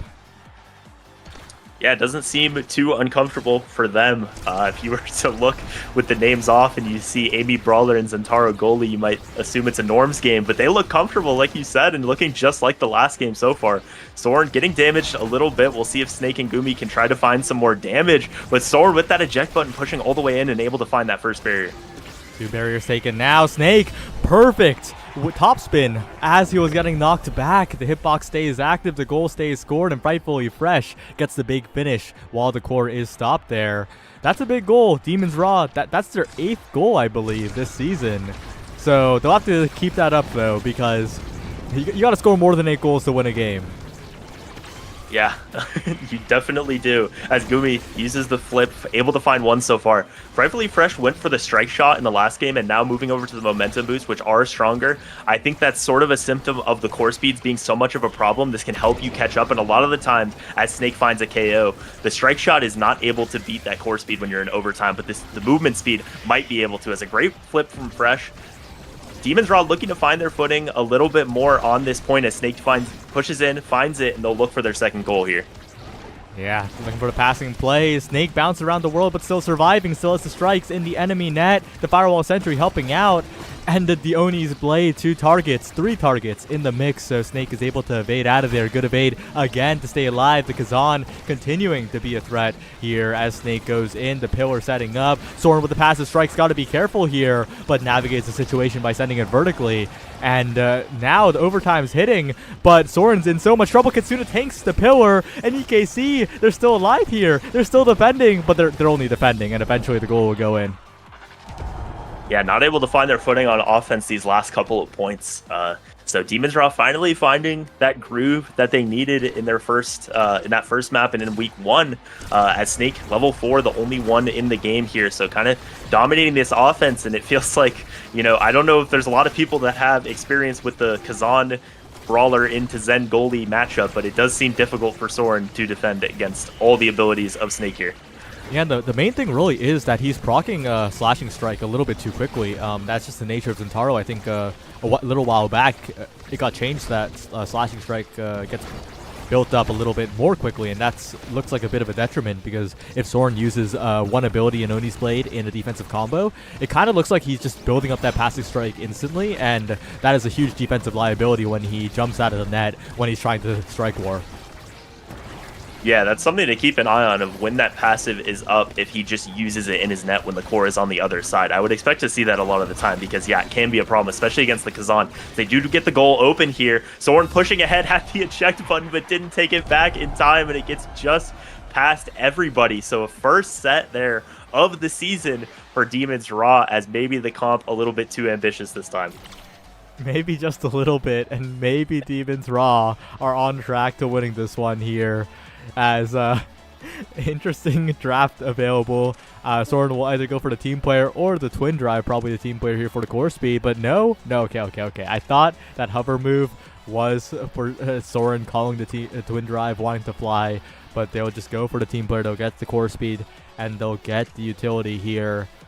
Still a pretty rough draft for EKC, though. I think Demon's Raw got a lot more.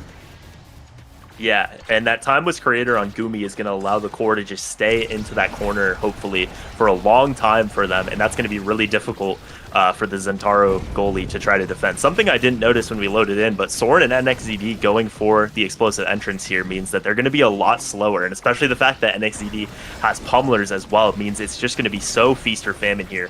Of the speed is going to be such a detriment for NXZD every single time they don't have a KO on the board, but they are able to find the barrier and get the goal open early on here. We'll see if they can get back into their groove, but being pushed back by Snake and all that size.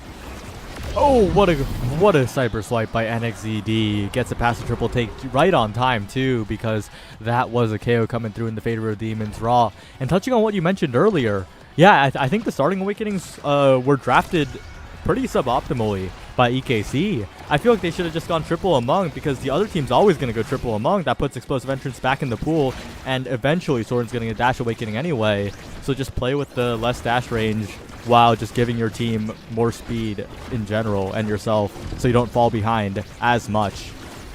Yeah, they could have actively made the pool worse for their opponents and better for themselves there, but instead wanting to have that dash range early. And every time, like I said, that they don't have a KO, NXZD is going to be so slow and so hard to get away from Snake, although he does stagger him back. Both of them staggered. Snake getting thrown on every drum, seemingly, but not getting KO'd that time, as they will keep their goal barrier open. They find one on the other side, and NXZD finally KO'd there, just not enough speed to get away. Yeah, a core stop there. Oh, Soren was going to go for a fancy core stall, but Frightfully Fresh said no. Accelerates the play forward once again. Katsuna, though, patrolling the midfield. A tiny Juno, but still winning a lot of strike interactions by hitting around. And now the core speed picks up for both the Rune and the Juno, but that's not to the benefit of EKC here, as the Rune truly activated, sending the core flying in the midfield. The Juno Slime's barely missing. Soren sending it forward, but unable to find any pressure onto the barriers here. Sending it around the world once again, but Frightfully Fresh fast enough to maneuver the core around. Finally, the barrier goes down, but it goes into the hands of Snake once more as the Slimes try to help out. Snake with the mind games, but no, it's Soren with the shot from the midfield. Dashing strike forward. Still not enough here, as Soren's got to be careful, but the Zentaro primary does win those interactions, and NXZD will catch the pass with the glitch pop. EKC 2-0 up, and this time they're looking to win the set. Yeah, the Zen showing a little bit of defensive value that time, dare I say, as we got to overtime. And NX really with the hero plays there to find the goal. A great glitch pop to anticipate the clear out and able to find that. Not finding many KOs early on, which is really what you want with this pick, as that just barely misses and Snake doesn't even get staggered from it. So going to be down a flip, not find a KO, but they have all the pressure in the world in the corner, and Gumi's pillar just dribbling it a million times as the goal gets open. Has the flip here, going to probably have to try to use it defensively as he does get it to the other side. Whiffs it, and Soren trying to get it ahead to NXZD, just using every ability and stopping the core and doing nothing with it. Yeah, that's exactly what I was about to say too. We're on the same wavelength right now, because he burned every ability and achieved the same as just striking it to the top side, and now they've lost the barrier, and NXZD and Katsuna... The Zentaro goalie has 0 feats, only aura. Oh, wait. It actually did something. The core stop covered all the options. That's the first thing it's done. That's the first time it's actually done something unique at all. Yeah, just hype moments and aura for the sent goalie here, as it does send it to the bottom side with a lot of core speed. NXZD dashes a little bit too far that time, as Soren almost died to the pillar on the corner there. Has to use the flip here defensively, and NXZD pushing ahead. 2 flips on the side of EKC, but a perfectly timed banish, not quite a KO. Gets bounced off again, and all of that energy of the side of EKC ends up finding nothing as Soren tries to push ahead and doesn't quite find the goal. Open net now, dangerous spot for Soren to be in, as Frightfully Fresh loses track of the core for a second. NXZD pushing forward as well. Fresh, you gotta be careful here, uses the flip just to be safe. Around the world once again, and Soren pulls it away from the corner. Stake now on the Madden Descent, but the Slimes will steal it away, and Snake is so incredibly low here. It's a strike war, though, by Katsuna from the midfield, just fast enough to win the set for EKC. And 3-0 that time. It felt like the points were a struggle to try to score for EKC, but they did find all three, and NXCD was able to be the MVP that time and going to be rewarded with heavy impact. A lot of really good picks for the Amy showing up here, but the dash range was already acquired by taking that explosive entrance early on, so not going to be too much of a problem. That fight or flight will be interesting to see who it goes to, because I think you really don't want the Kazan to have it, but instead going for the big fish on Soren. So considering the Among Titans is on Katsuna, that Zen is going to be absolutely huge now, and it ends up that the midfielders at the end of the draft are the ones who get the fight or flight and the stacks, the speed, but Rune infamously not great at stacking up those stacks, so going to be a struggle. That's crazy. 5th and 6th pick, fight or flight and stacks is crazy. But that's the game we are in right now, and Soren, like you said, with the additional sides, will have a lot better of a time. Double banish comes in, but Soren can't block the pillar with the Oni's blade. He's intangible, and although the only one really taking a beating is NXCD, so if he can survive, I think everything is fine, and he does. So Demon's Raw unable to get a power play off of that. One berry down on each side as the core rotates around, and it's Katsuna with the Juno jump, who's the one taking the barriers down first. If Soren gets even a moment to fly, that could be huge, but it leaves the core a little bit vulnerable here. And now it's a dangerous spot to be in if you're EKC. Oh! The backwards bounce on the bumper on a KO? Yeah, you see that with a clear sometimes where it bounces right back into your face, but I don't know if I've seen it with a KO on the enemy brawler. So Snake does go down. They weren't able to capitalize, so Snake's back onto the field already fresh, trying to get it ahead to him. As Soren, you can notice this size on the Zen is huge and a difficult spot there. And I know that felt good for Gumi to walk in and get the KO and the goal. Unfortunate for Soren, just nothing to do there. Very, very unfortunate. And he waited too, right? He knew. He knew as soon as he pressed the flip button, wait a second, Rune covers all options here. And that's exactly what Gumi did when walking up, but Gumi covers all options for Frightfully Fresh, unfortunately. EKC gonna say thank you, and they're gonna be pushing forward for that goal here. The Oni's blade onto Snake, gonna do a little bit of chip damage, a lot of damage overall as the barrier goes down, but it's still looking good for NXZD. But a banish from Gumi will halt it for now. Snake, Soren going in, has to take the walk of shame though, and Frightfully Fresh just walks all the way up, is faster, gets it done. We're watching a clip farm off right now, and these last 2 points, the clip farmer has become the clip farmee, unfortunately. The goalie of really both goalies of Demon's Raw getting the 2 points there. So the first 2 for Demons this time, not the footing that EKC had in that last set, and we'll see what they can do. I noticed Gumi has been finding a lot of really good banishes right when NXCD is going for those KO and for those scoring plays, so we'll see if he can continue doing that, as Katsuna with the slime is able to get it around Frightfully Fresh and find the early point, but Soren dashes through the pillar and gets KO'd. We've gone from Soren trying to clip farm for himself to a Soren fails montage, unfortunately. And Frightfully Fresh has been adjusting to the position quite well. It kind of feels like he's stepping up a lot more, playing a lot of the more midfieldy role that Kaini once played as the set is secured by Snake. And a lot of that is just that Gumi and Fresh are rotating more aggressively, and I like to see that. Yeah, making great use of the momentum boots that he switched from the strike shot last game, the momentum boots this game. And really, you're seeing the playstyle change as much as what is happening with Soren can be distracting. Really well played by Gumi and Fresh, especially, like you said, on those rotations. The extra special going to Gumi here, I already was talking about those banishes finding a lot of value, especially when EKC is setting up to score. That's going to be even more here. And Fresh getting that Spark of Strength is going to mean that there's a lot more power, a lot more cooldowns coming out. Reptile Remedy for Snake is going to help quite a bit, and I think this is a very strong draft for Demon's Raw. We'll see if EKC has any more magic left in them with this team comp. Yeah, but right now it's looking like the magic's on the side of Demon's Raw. They're having a resurgence here fueled by the goalie pick of EKC, and Gumi's looking confident. Fresh is stepping up. Everything's going right for them here. Yeah, no barriers found on either side yet as Soren ejects backwards and then dashes into his own goal, loses the barrier, but does win the strike war against Snake that time. But Snake, with all this size, pushing ahead and just able to consistently take advantage of the defensive deficiencies that pick has, but setting up in the corner really well here with the creations. dissuaded by Fresh pretty well, but not quite finding it. Not quite sure of that move here, and yeah, the core just gets stuck in the corner. Soren could have just waited for the core to reach him and struck downwards into his team, but instead he sent it right to Gumi, and the core gets trapped, and Snake scores the goal, and everything's right in the world for Demons Raw, and everything is going well. If you're not an EKC fan right now, this is a critical situation. Yeah, I think yeah, the plan of going for the clips here might be backfiring a little bit as the double banish comes in.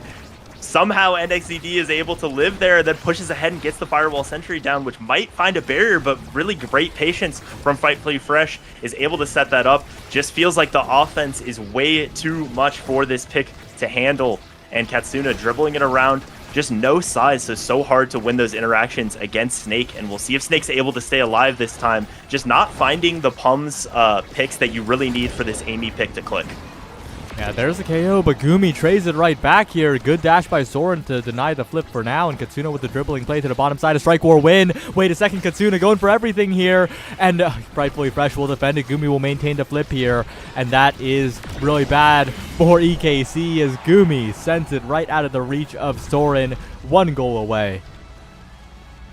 Yeah, they found the KO, and it was a very clutch play by Gumi because that was definitely going to be returned onto the other side. Soren also used the core flip, so just no energy on the side of EKC here to try to fight this last point, try to extend this game as NXZD gets KO'd. That extra special for Gumi putting in dividends, and Snake finds the double barrier, the big finish in there as well. Feels like there's no hope for EKC, but somehow they're able to hold on for now. And Katsuna with a great strike will win in the midfield. 1 barrier down, looking for 2. The offense roars to life for EKC, but Gumi and Snake continue to press forward, continue to press buttons on NXZD's face. And unfortunately, that IME is not long for this world. Has to burn abilities to get out of the corner, but these slimes are looking a little bit devious. Fresh not getting mixed up though, and the core shielding NXZD. EKC with a little bit of life here, sends it around the world. Gumi now the biggest threat, but the only threat here as Katsuna backwards to NXZD. Sets it up perfectly, and EKC, they're still standing. Very well coordinated play that time by EKC, which is kind of what we've been lacking this game, I think. So able to find that one. And NXZD picked up the prize fighter in that last draft and now at 2 stacks. So maybe, you know, they've been close to a lot of KOs on Snake. Maybe getting that second stack is what they need as Soren tries to save NXZD. Ends up that they both take a lot of damage, not KO'd yet, but going to be a scary situation. And that second banish from Gumi is close as the extra special as Soren dashes all the way in, but not finding anything that time. In the corner too, doesn't have to strike back fast enough, and Snake looking to close this one out. The big finish, not quite enough. Struck away by the members of EKC. The teamwork coming through, but Gumi and Snake. Gumi taken out. Soren in a dangerous spot, but manages to get out of there. The triple take, making it so scary. And a flip trying to take out NXZD, unsuccessful. The IME stays standing. If they can contain the core here, prevent Fresh from walking up with the flip, that would be huge. But Snake's covering the other side. Such a dangerous situation for EKC to be in. NXZD almost goes down. Snake with the mind games, but Soren sends it away. Past the big finish, gets the barrier, burns the flip. Rightfully Fresh. Not quite enough here, and Katsuna wins the Strike War. EKC, they're in a good spot, but Snake has all the pressure, and Snake wins the Strike War to win the game for Demons Raw.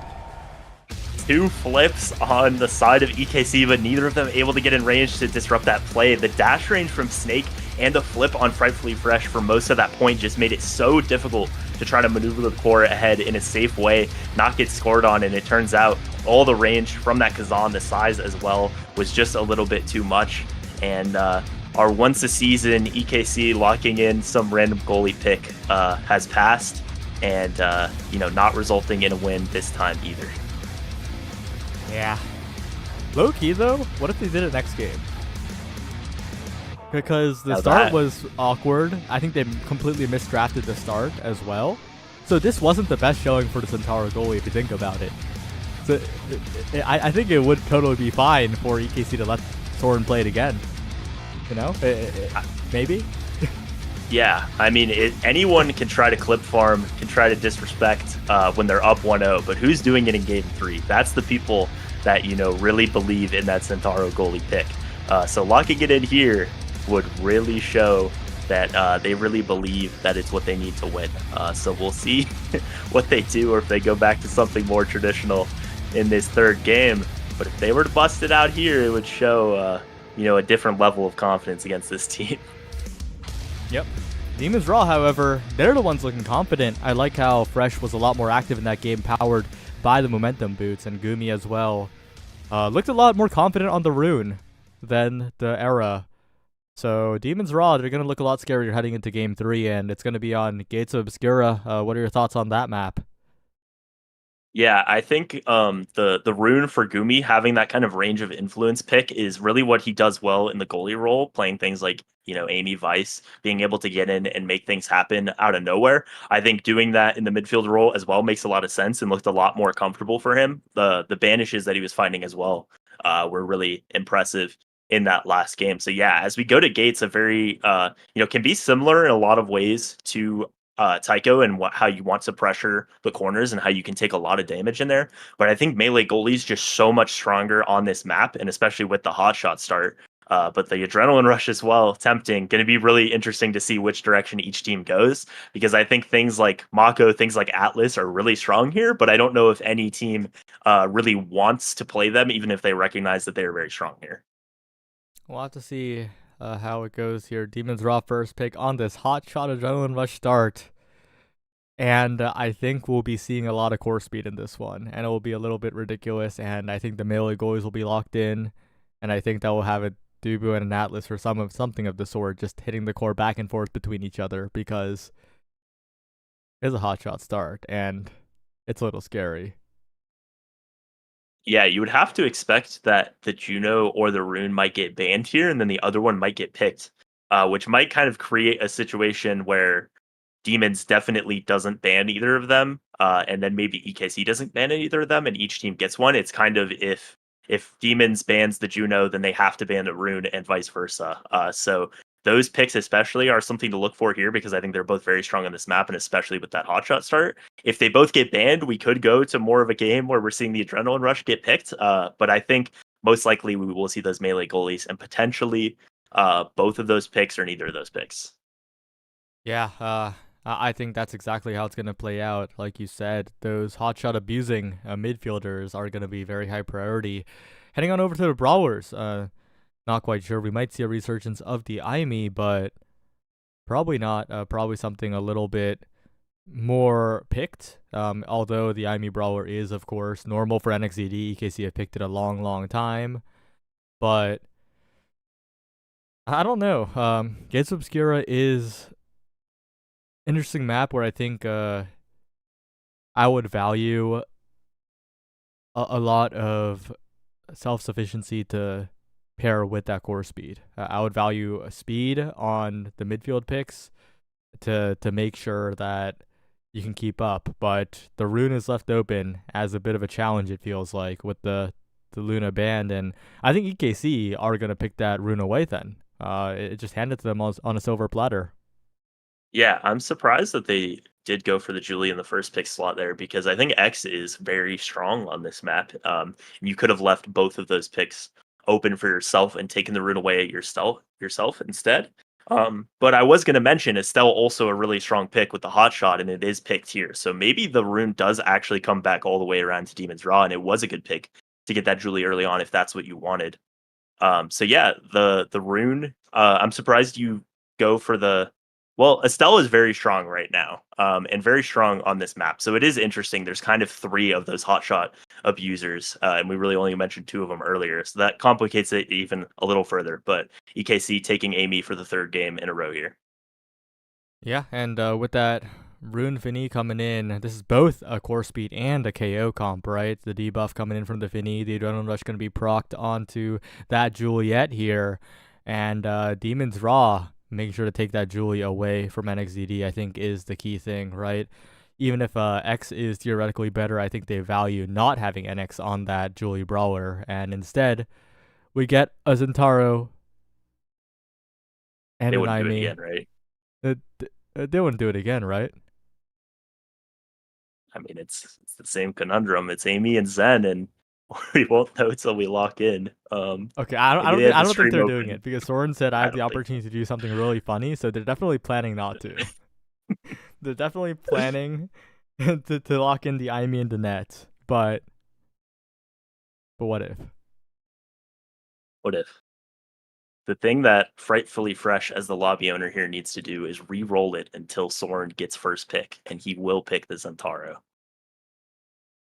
We'll see. We'll see what happens when we load into the game, which should be in a couple of seconds.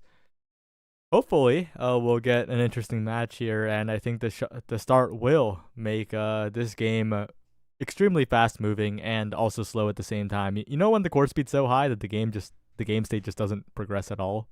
I feel like that's what's going to happen until a KO happens, and then everything's going to happen all at once. It might, but we did see, we thought maybe the melee goalies would come out in this third game, but they didn't. I'm interested for Soren here, assuming he's on the Amy. If you go for the hot shot for the cooldowns, or if you try to lean more into that KO playstyle and take the adrenaline rush, I would imagine it's hot shot here because you're not going to really guarantee you're involved in those KOs. But it's something interesting to think about, I think, for both teams of how much you go for the core speed, how much you go for the KOs. But it is just the brawlers taking adrenaline rush this time, and it is Soren on the Amy.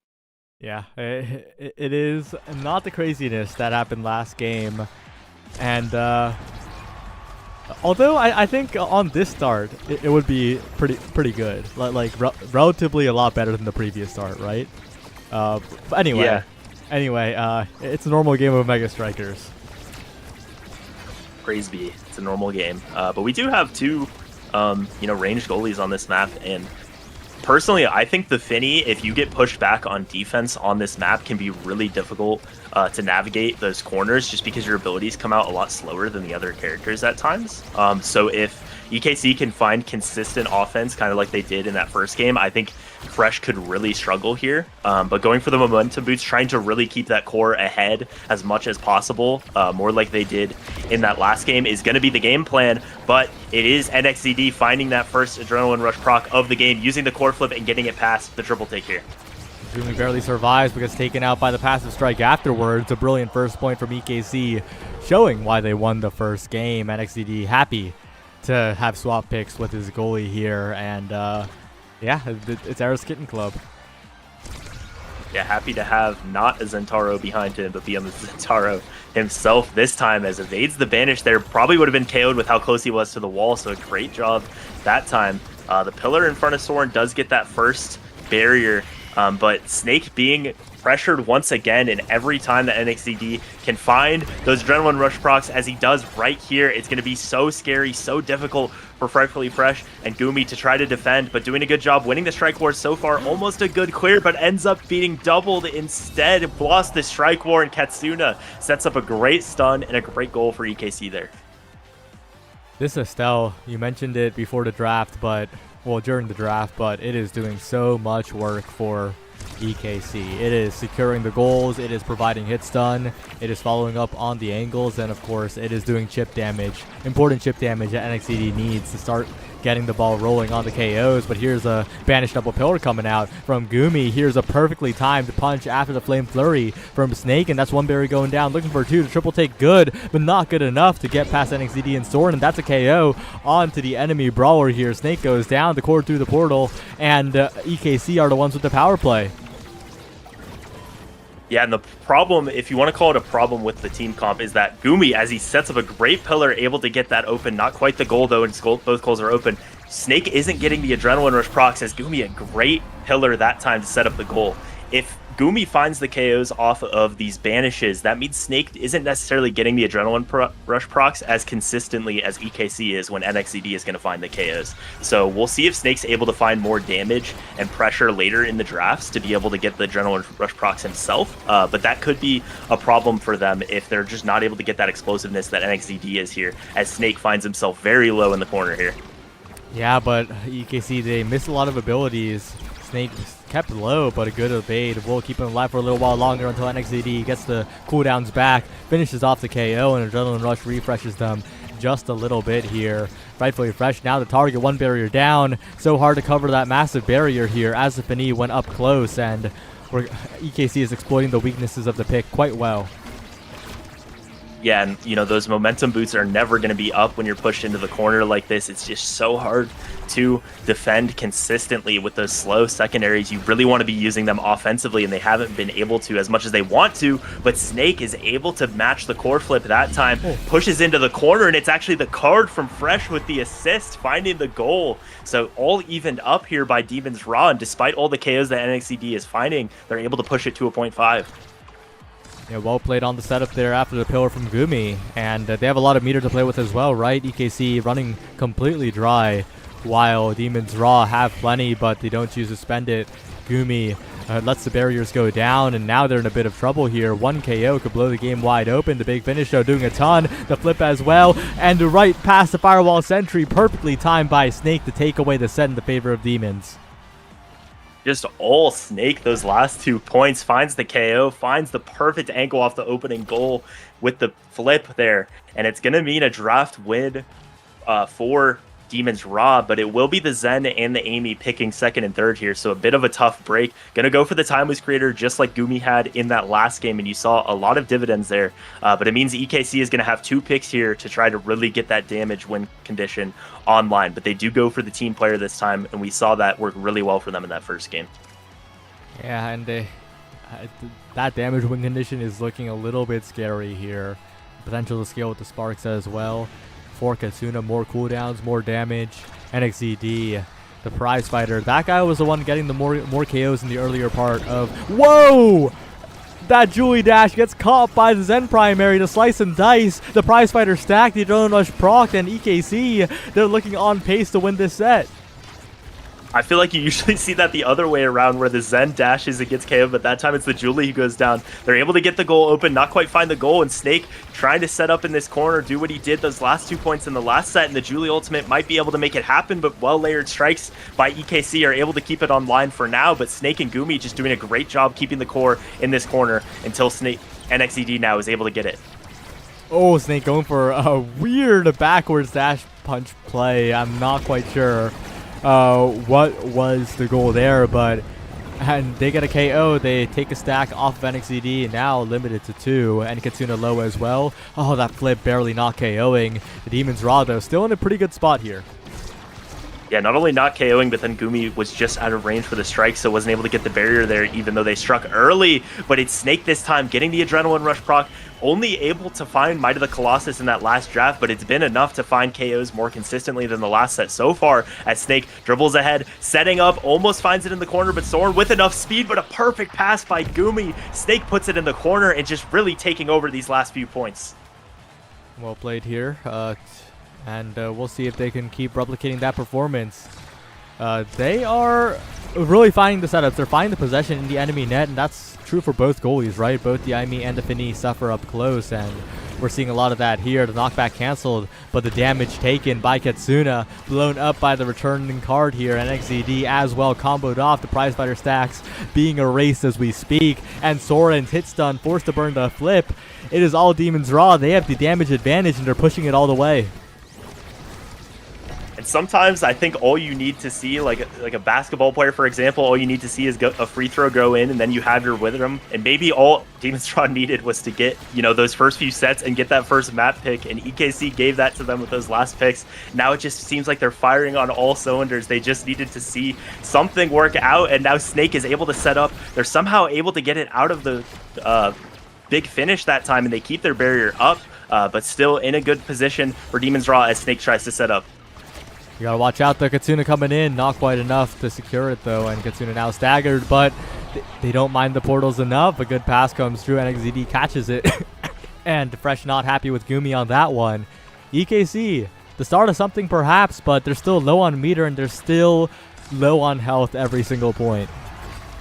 Yeah, and 2 points into this set, that's where you hope this prize fighter from NXCD would be stacked all the way up, ideally, but only 1 stack because they've been able to find the return KOs pretty consistently, but might be able to find a second one here. Has to use the flip to not get KO'd himself, and really looking for this KO, and able to find it with the passive that time on Snake, but loses it right away, gets KO'd by the card right in the corner, so not going to be a power play for very long, and going to be right back to a 2v2 as Gumi sets up in this corner. Perfectly played by Fresh, a critical snipe to keep the game in the hands of Demons Raw here, and Snake walking up, Fresh passing forward, looking for a floater, but Gumi strikes it right into Katsuna here. the offense slows a little bit, but these timeless pillars make sure that even if the core gets stuck in the corner, if the pillar's placed in time, everything is fine. And there they sacrifice the barrier to try and keep the offense going, but NXZD, a pretty big threat here, takes the barrier. The core kept in the corner a little bit longer, and Katsuna and NXZD take out the goalie and secure the goal.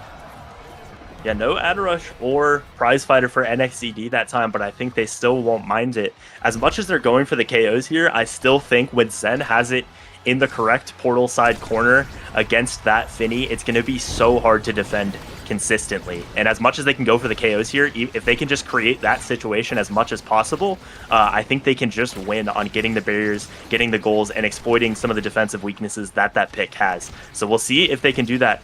But so far, a lot of defense being played at this point. Nothing yet, but Snake and Gumi are setting up in that corner, but Snake taking a lot of damage. Taking a lot of damage, but also taking the barriers here. Gumi to the bottom side, trying to do the solo offense against 3. The pillar, the timeless. Enough? No, not quite, but the big finish is. And despite the KO coming through, despite the brawler being taken out, Demon's Raw still staying stable. A flip out, but a good defense by Frightfully Fresh and Gumi. And eventually the crossfire comes through, but so much damage onto NXZD, who has to navigate around the pillar, but it's an impossible task. The barrier still taken by Soren, though. Wait a second, despite the power play, it's still an open net, but Snake going for it all here. Gumi with possession, looking for the pass down. Snake with the strike war on the goal line will secure the goal, and we're headed to .5. Yeah, once that evade was used by Soren, all Snake had to do was walk it in and be patient, and that's exactly what he did. You know, 0 prize fighter stacks now for NX is going to be difficult to find that adrenaline rush, and they might just have to win through core control, but they're way down in energy here. Fresh, Gumi, both close to a flip, and we'll see what they can do this point, but Snake finding himself low early on, even without that prize fighter stack for the damage. Gumi building up a lot of meter, though. If Snake can stay alive, this is huge for Demon's Raw, but NXZD and Katsuna, they're pushing forward as well, trying to get the Quangle from midfield. Is Katsuna unable to so far, and Snake stays alive. Gumi with the flip available still around the corner. The timeless activated. Lots of rebounds coming through, and Snake's the one who stays alive. Almost gets another KO. Katsuna running, blinking away, trying not to get taken out in this critical power play, and the respawn does come in. Snake taken low, taken out. And suddenly, EKC, they're in a decent spot. Yeah, almost able to keep it in that corner past the sentry, but not quite. NXCD didn't get the adrenaline rush from that KO, so not going to be able to create quite as much as some of these others have. But Fresh has the flip get answered and then mistimes the strike just a little bit. So the goal, despite all the KOs, despite all the pressure from Demons, is able to get open for them. First, a great catch with the finish, and they're able to keep it up for now. NXCD trying to find the strike, but it's the team player, much like we saw in that first game, down to Katsuna, that's able to get that set on the board for EKC. I think they're remembering how they played in game 1, how they were so dominant, and that is exactly what gets them the win here, like you said. And this draft is looking a little scary as well, but my eyes are on that fight or flight for the forwards here. Extra special, of course, with the Firewall Sentry, but there's so much speed available here. Yeah, a lot of speed available, and unless you're double denying it here, the stacks on Rune is going to be a little bit harder to build up. I don't think Gumi has been getting KO'd very much, so I don't think that's a concern, but it's just going to be the speed. But because EKC wants to go for the damage so much, they were able to let that fight or flight drop all the way down to Snake. So it was the right play after all, because both members are able to get the speed. That'll keep them away from these KOs from NXZD as much as it can. But we did see the 1-2 punch going on to NXZD, and the build that he's building up here is going to be very scary for Demon's Raw.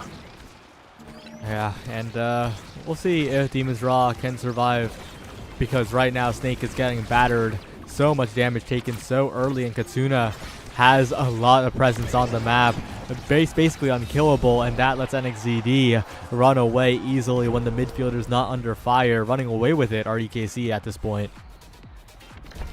Yeah, and the way that Demons was able to get a lot of these points was Snake finding those return KOs, but not going to be able to do it on Katsuna as much with that Reptile Remedy. So really, you're going to have to be going for NXCD, but NXCD is just going to have so much more power and kill pressure than Snake does. So it's a very difficult game for Snake to try to play here, as NXCD is just constantly fishing for these kills, and the Banish, unfortunately, lasting a little bit too long, and Snake not able to find it there and finds himself staggered. trying to find some damage here still, and the pillar will protect Snake from being taken out, and there's a card from Frightfully Fresh. What a Rube Goldberg machine of a KO, as Gumi with the flip to the top side will secure the barriers. One passing play trying to get through with the pillar. Gumi with the dribbles to the top side it goes once again. Katsuna now stalling it out, and the important thing is Katsuna is unkillable basically, and that is just such stability for EKC, right? But with that Reptile Remedy, Katsuna just doesn't get taken out. Yeah, and the hot shot creating the core speed that they need, you know, a lot of what we saw in that first game. And Soren with these turrets is able to keep the defense more stable. Snake and Gumi aren't able to go into that corner and really push for the damage on NXDD and Katsuna quite as much as they were early on, because those turrets are up seemingly every single time. But a great setup this time in the corner for Gumi with the pillar, able to get that second barrier open and close off the portal angle. Really advantage point for Demons here, but we've seen already EKC has been able to turn some of those around. Snake taking a lot of damage here. EKC, a dangerous spot, but NXDD will play some Zentaro goalie here and block away the core flip. Gumi stuffing the corner while Fresh gets the crossfire. Good goal here for Demons Raw, but the question is, can they keep it up?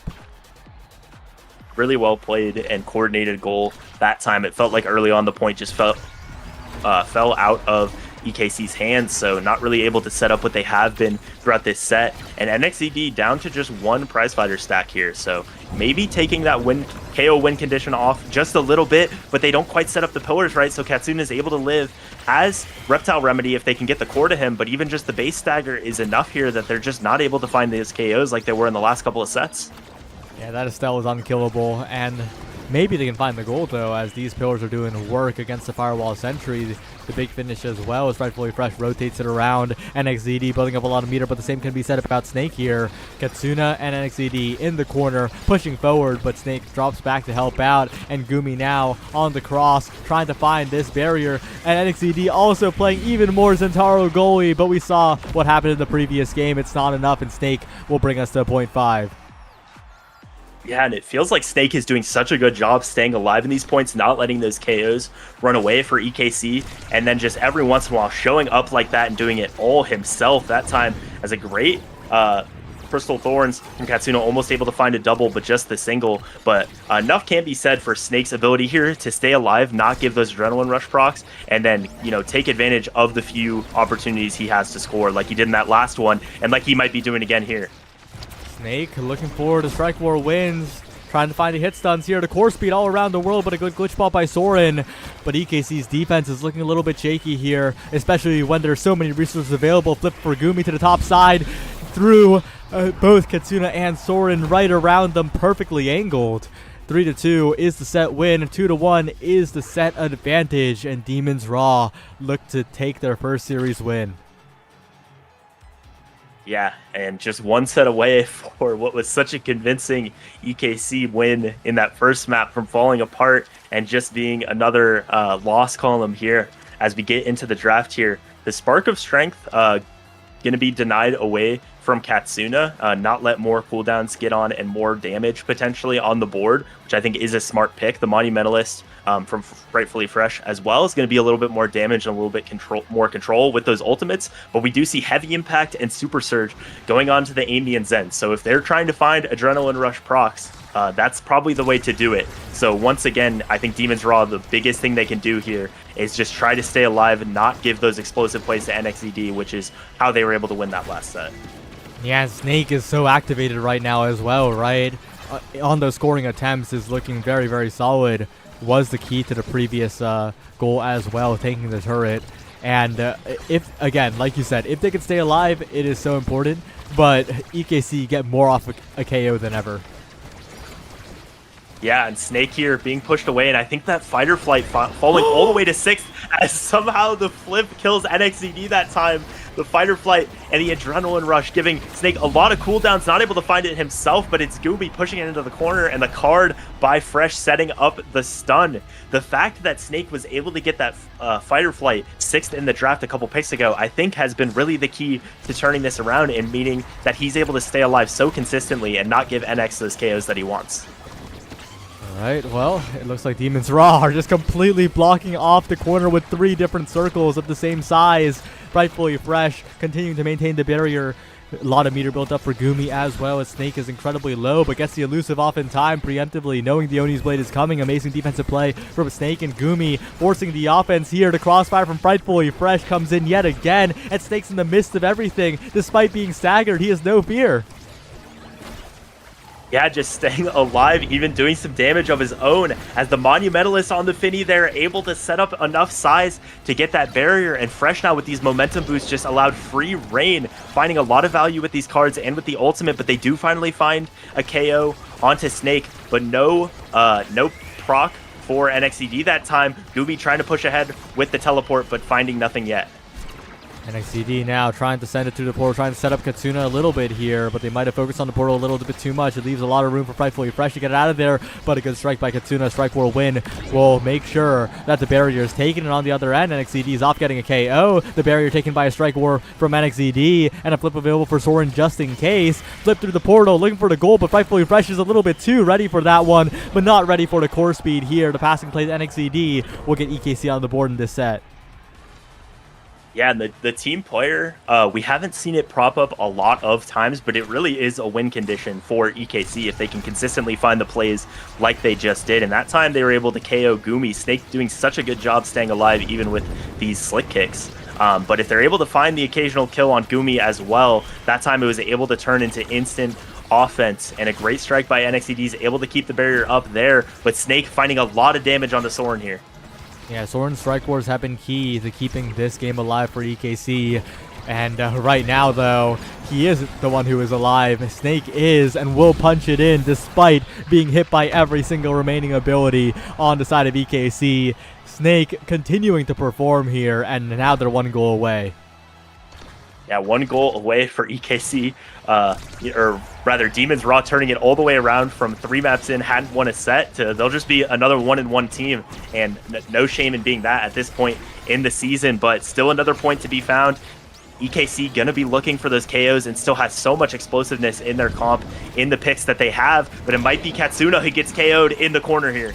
That's basically the only way Katsuna can die, right? Either a really crazy dash punch or the banished pillar, and that is what is the case. NXCD brought low as well. Demons Raw looking to close this one out. Slowly but surely they advance up the field. They have so much meter. They have basically 3 flips here. As long as Snake stays alive, that is huge, but doesn't get the hit stun this time. The Monumentalist, big finish, not quite enough. And EKC, they survive. They get the core out of the corner. Yeah, they survive all that energy as well, but Gumi clears it right into the turret. That time, Fresh almost lets it go in, but keeps his cool, has the flip here to use on defense. Katsuna getting pushed down a little bit, but like you've said, that build just makes him a little bit unkillable. But now NXCD has the flip, gonna try to use it for a KO, potentially, doesn't use it for the goal, but Fresh getting pushed down as well, and the team player here gonna make it very difficult to try to defend, but misses Katsuna just a little bit, but the corner bounces it right back to NX, who finds a perfect pass into the corner. W Fresh, though, he kept the flip alive. He knew that the goal was going in with all those team player overtime passes. He just survived and made sure that energy was there for the next point. And now Demons Raw still have a big win condition. They blow up NXCD. They have more than a win condition here. Yeah, still holding on to that flip, and we'll see. Finally uses it here, pushed down into the corner on the wrong portal side, but the fact that you have room means you can just set up those pillars and have it really, the portal not be a factor that time. Snake wins another Strike War, pushed into the corner. Great evade clear by Soren, is able to get it out, sets up the turret, but a great strike by Fresh is able to get it out in time, and Gumi doing a great job holding on to this defense. This point feels like it could go either way, and it's being pushed in, but Fresh just holding on. Oh, and there we go. Snake gets the core once more, and Demons Raw will secure their victory here over EKC. And, you know, I think that puts one player's MVP candidacy to rest. Kainoob will not be the MVP this season. That's a great point, because I heard you guys talk about it last week on the stream. Kainoob will not be winning another one this season, but really just fantastic mental fortitude, really, to turn that around after that. What happened in week 1, what happened in that first map, to be able to come back and win 2 maps. And that game was not easy to play. As much as Demon's Raw, it didn't go to set 5. Demon's Raw was able to deal with some really scary builds, some really scary situations that EKC threw at them, and just what resilience they had to be able to pull that back and win it. Yeah, and this iteration of the roster also, I think we mentioned earlier, but it does look pretty strong, right? Frightfully fresh. Really, it just looks like a nasl goalie. He does not look out of place in the goal box, and I think Gumi being allowed to fly like that is a lot closer to the old Demon's Raw, because Gumi was flying even when it was the old roster. I really liked the gameplay they showed. They looked very synergistic, and Snake, of course, performing incredibly well. Yeah, felt like a big adjustment last week, going to Gumi and Gumi in the goal box still, and Fudgy. But this time, like you said, just Gumi still trying to do the exact same things he would do with Kainu, but on the roster. And you see 3 goals, 7 assists that time. More goal participation even than the brawler Stake, who also, deserves flowers for how he played, especially just staying alive in those last couple sets against the builds of EKC. Just a really impressive performance. And like you said as well, Fresh coming in, hasn't played, I think, any games in any of the leagues this season, but just really looking like he belonged in that game. Yeah, and things are looking up for Demon's Raw, but we'll see just how one member of Demon's Raw thinks about it on the post show, perhaps, if any of them are available. So don't go anywhere, everyone. We'll see you soon after this short break.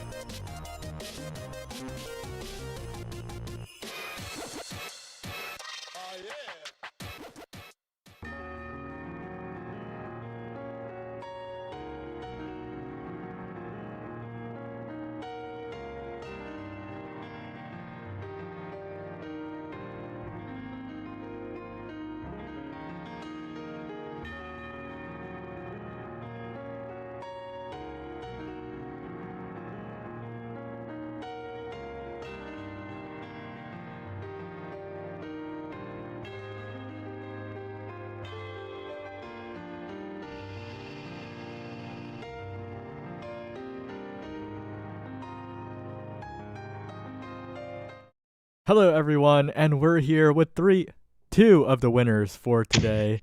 We got Liari from the Bun Bun Bonanza and Average Alex from PP Legends. Let's start with you, Alex. How are you feeling after that big win against Return to Form, a team that you already beat in the qualifiers, but it was a little bit closer this time? Yeah, it was a little bit closer. We feel good. We broke the barrier. It's going to be really easy to win now because we did it once. That was the tough part. There's no way we go as long as we have without winning again, right? There's no way. That would never happen. But just to comment on RTF, they should let Hungry Boy go slick kicks. I heard some insider information. They should let him fly. Slick kick's pretty good. Damn. Well, we'll see what happens there. And the biggest win of the week was Bun Bun Bonanza, the 10th place team from last season, beating the first place team, the champions, the overlay theme team, Showtime. Liari, how'd your team do it? Yeah, we hadn't won a nasl game since season 4. We have never taken a set off full roster Showtime. But I went in really excited this week. I really wanted to win, put a ton of hours into the game, grinded Luna, 50 games of solo queue. My team also put a lot of effort in. We just had a game plan going into this week, and we executed on it, did a lot of damage, killed them a few times, and won. It was really nice.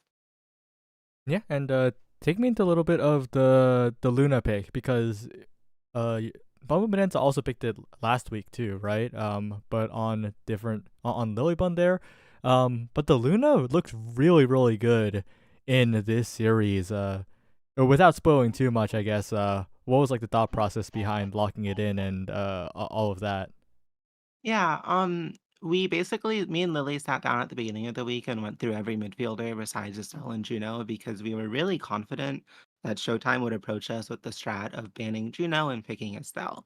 Um, and Luna actually fits the like even though Luna is a very damage oriented pick, if you look at how Bun Bun plays, I don't get many core touches. Lily and Scyther are kind of running the show and doing a lot, and I'm kind of like getting really high value plays. And I think Luna really enables that style. Previously when we played Luna, I would dash too much for fun, but I tried really hard this week to rein in that habit and also like get better at dashing in general. So when I did dash, it would go well. Um, and yeah, that was basically just the idea. It was a strong pick that doesn't require the core a lot and can still do a lot in the game. Right, and Gumi, who is finally here, kinda, sorta. It was a bit of an interesting series against EKC. I guess walk me through how you were feeling during that series. Yeah, so we actually had a really good plan into EKC. We'd been scrimming all week against Centauro goalie because we knew that if game one we made it look like we were trying, but we actually like just got like blown out, like 9-1, 9-0. That was our whole plan. So that game two we figured, yeah, they'll probably pick Zentaro goalie, right? So we'd been practicing against it all week. So we were very confident that we'd be able to take down the Zentaro goalie. And then obviously momentum is the most important thing in OS. Once we take down the Zentaro goalie, game three is just a walk in the park. So that was kind of our plan going into it. Okay, well, I guess it was a walk in the park. How's playing with Frightfully Fresh? Honestly, he really surprised me, especially in game three. He played so well, especially defensively. It was actually insane. Like, there was a couple times I'd be like, oh, I accidentally TP'd out, my bad, Fresh, good luck. And then he would just clear it out like twice in a row just for fun. And sometimes like he would hit it back into them just so he could clear it again. Like that's how confident he was. Right. Well, we're gonna keep it short here. I need to go prep for the entire 10 best of threes tomorrow again. So let's go right to shout outs. Liari, who do you want to shout out? I'd like to shout out first of all the folks in like the Bonanza server who cheer us on. It's really sweet to see like people wish us well every week. Also Lily and Scyther because I mean they knew that I really wanted to win this week, and I feel like they matched my energy and really also wanted to win. And pulling through it felt really good. All right, Alex. Who are you looking to shout out? I know I saw some requests in chat. Yeah, I'm going to ignore them. I think Hungry Boy's right. I'm going to shout out to Hungry Boy for being a double agent. They fell for it. They took him as their starter position. He actually threw on purpose. You know, all part of our plan. I hope it was worth the 4 digits we dropped. So that's all I have to say. No other shout outs. No further comments.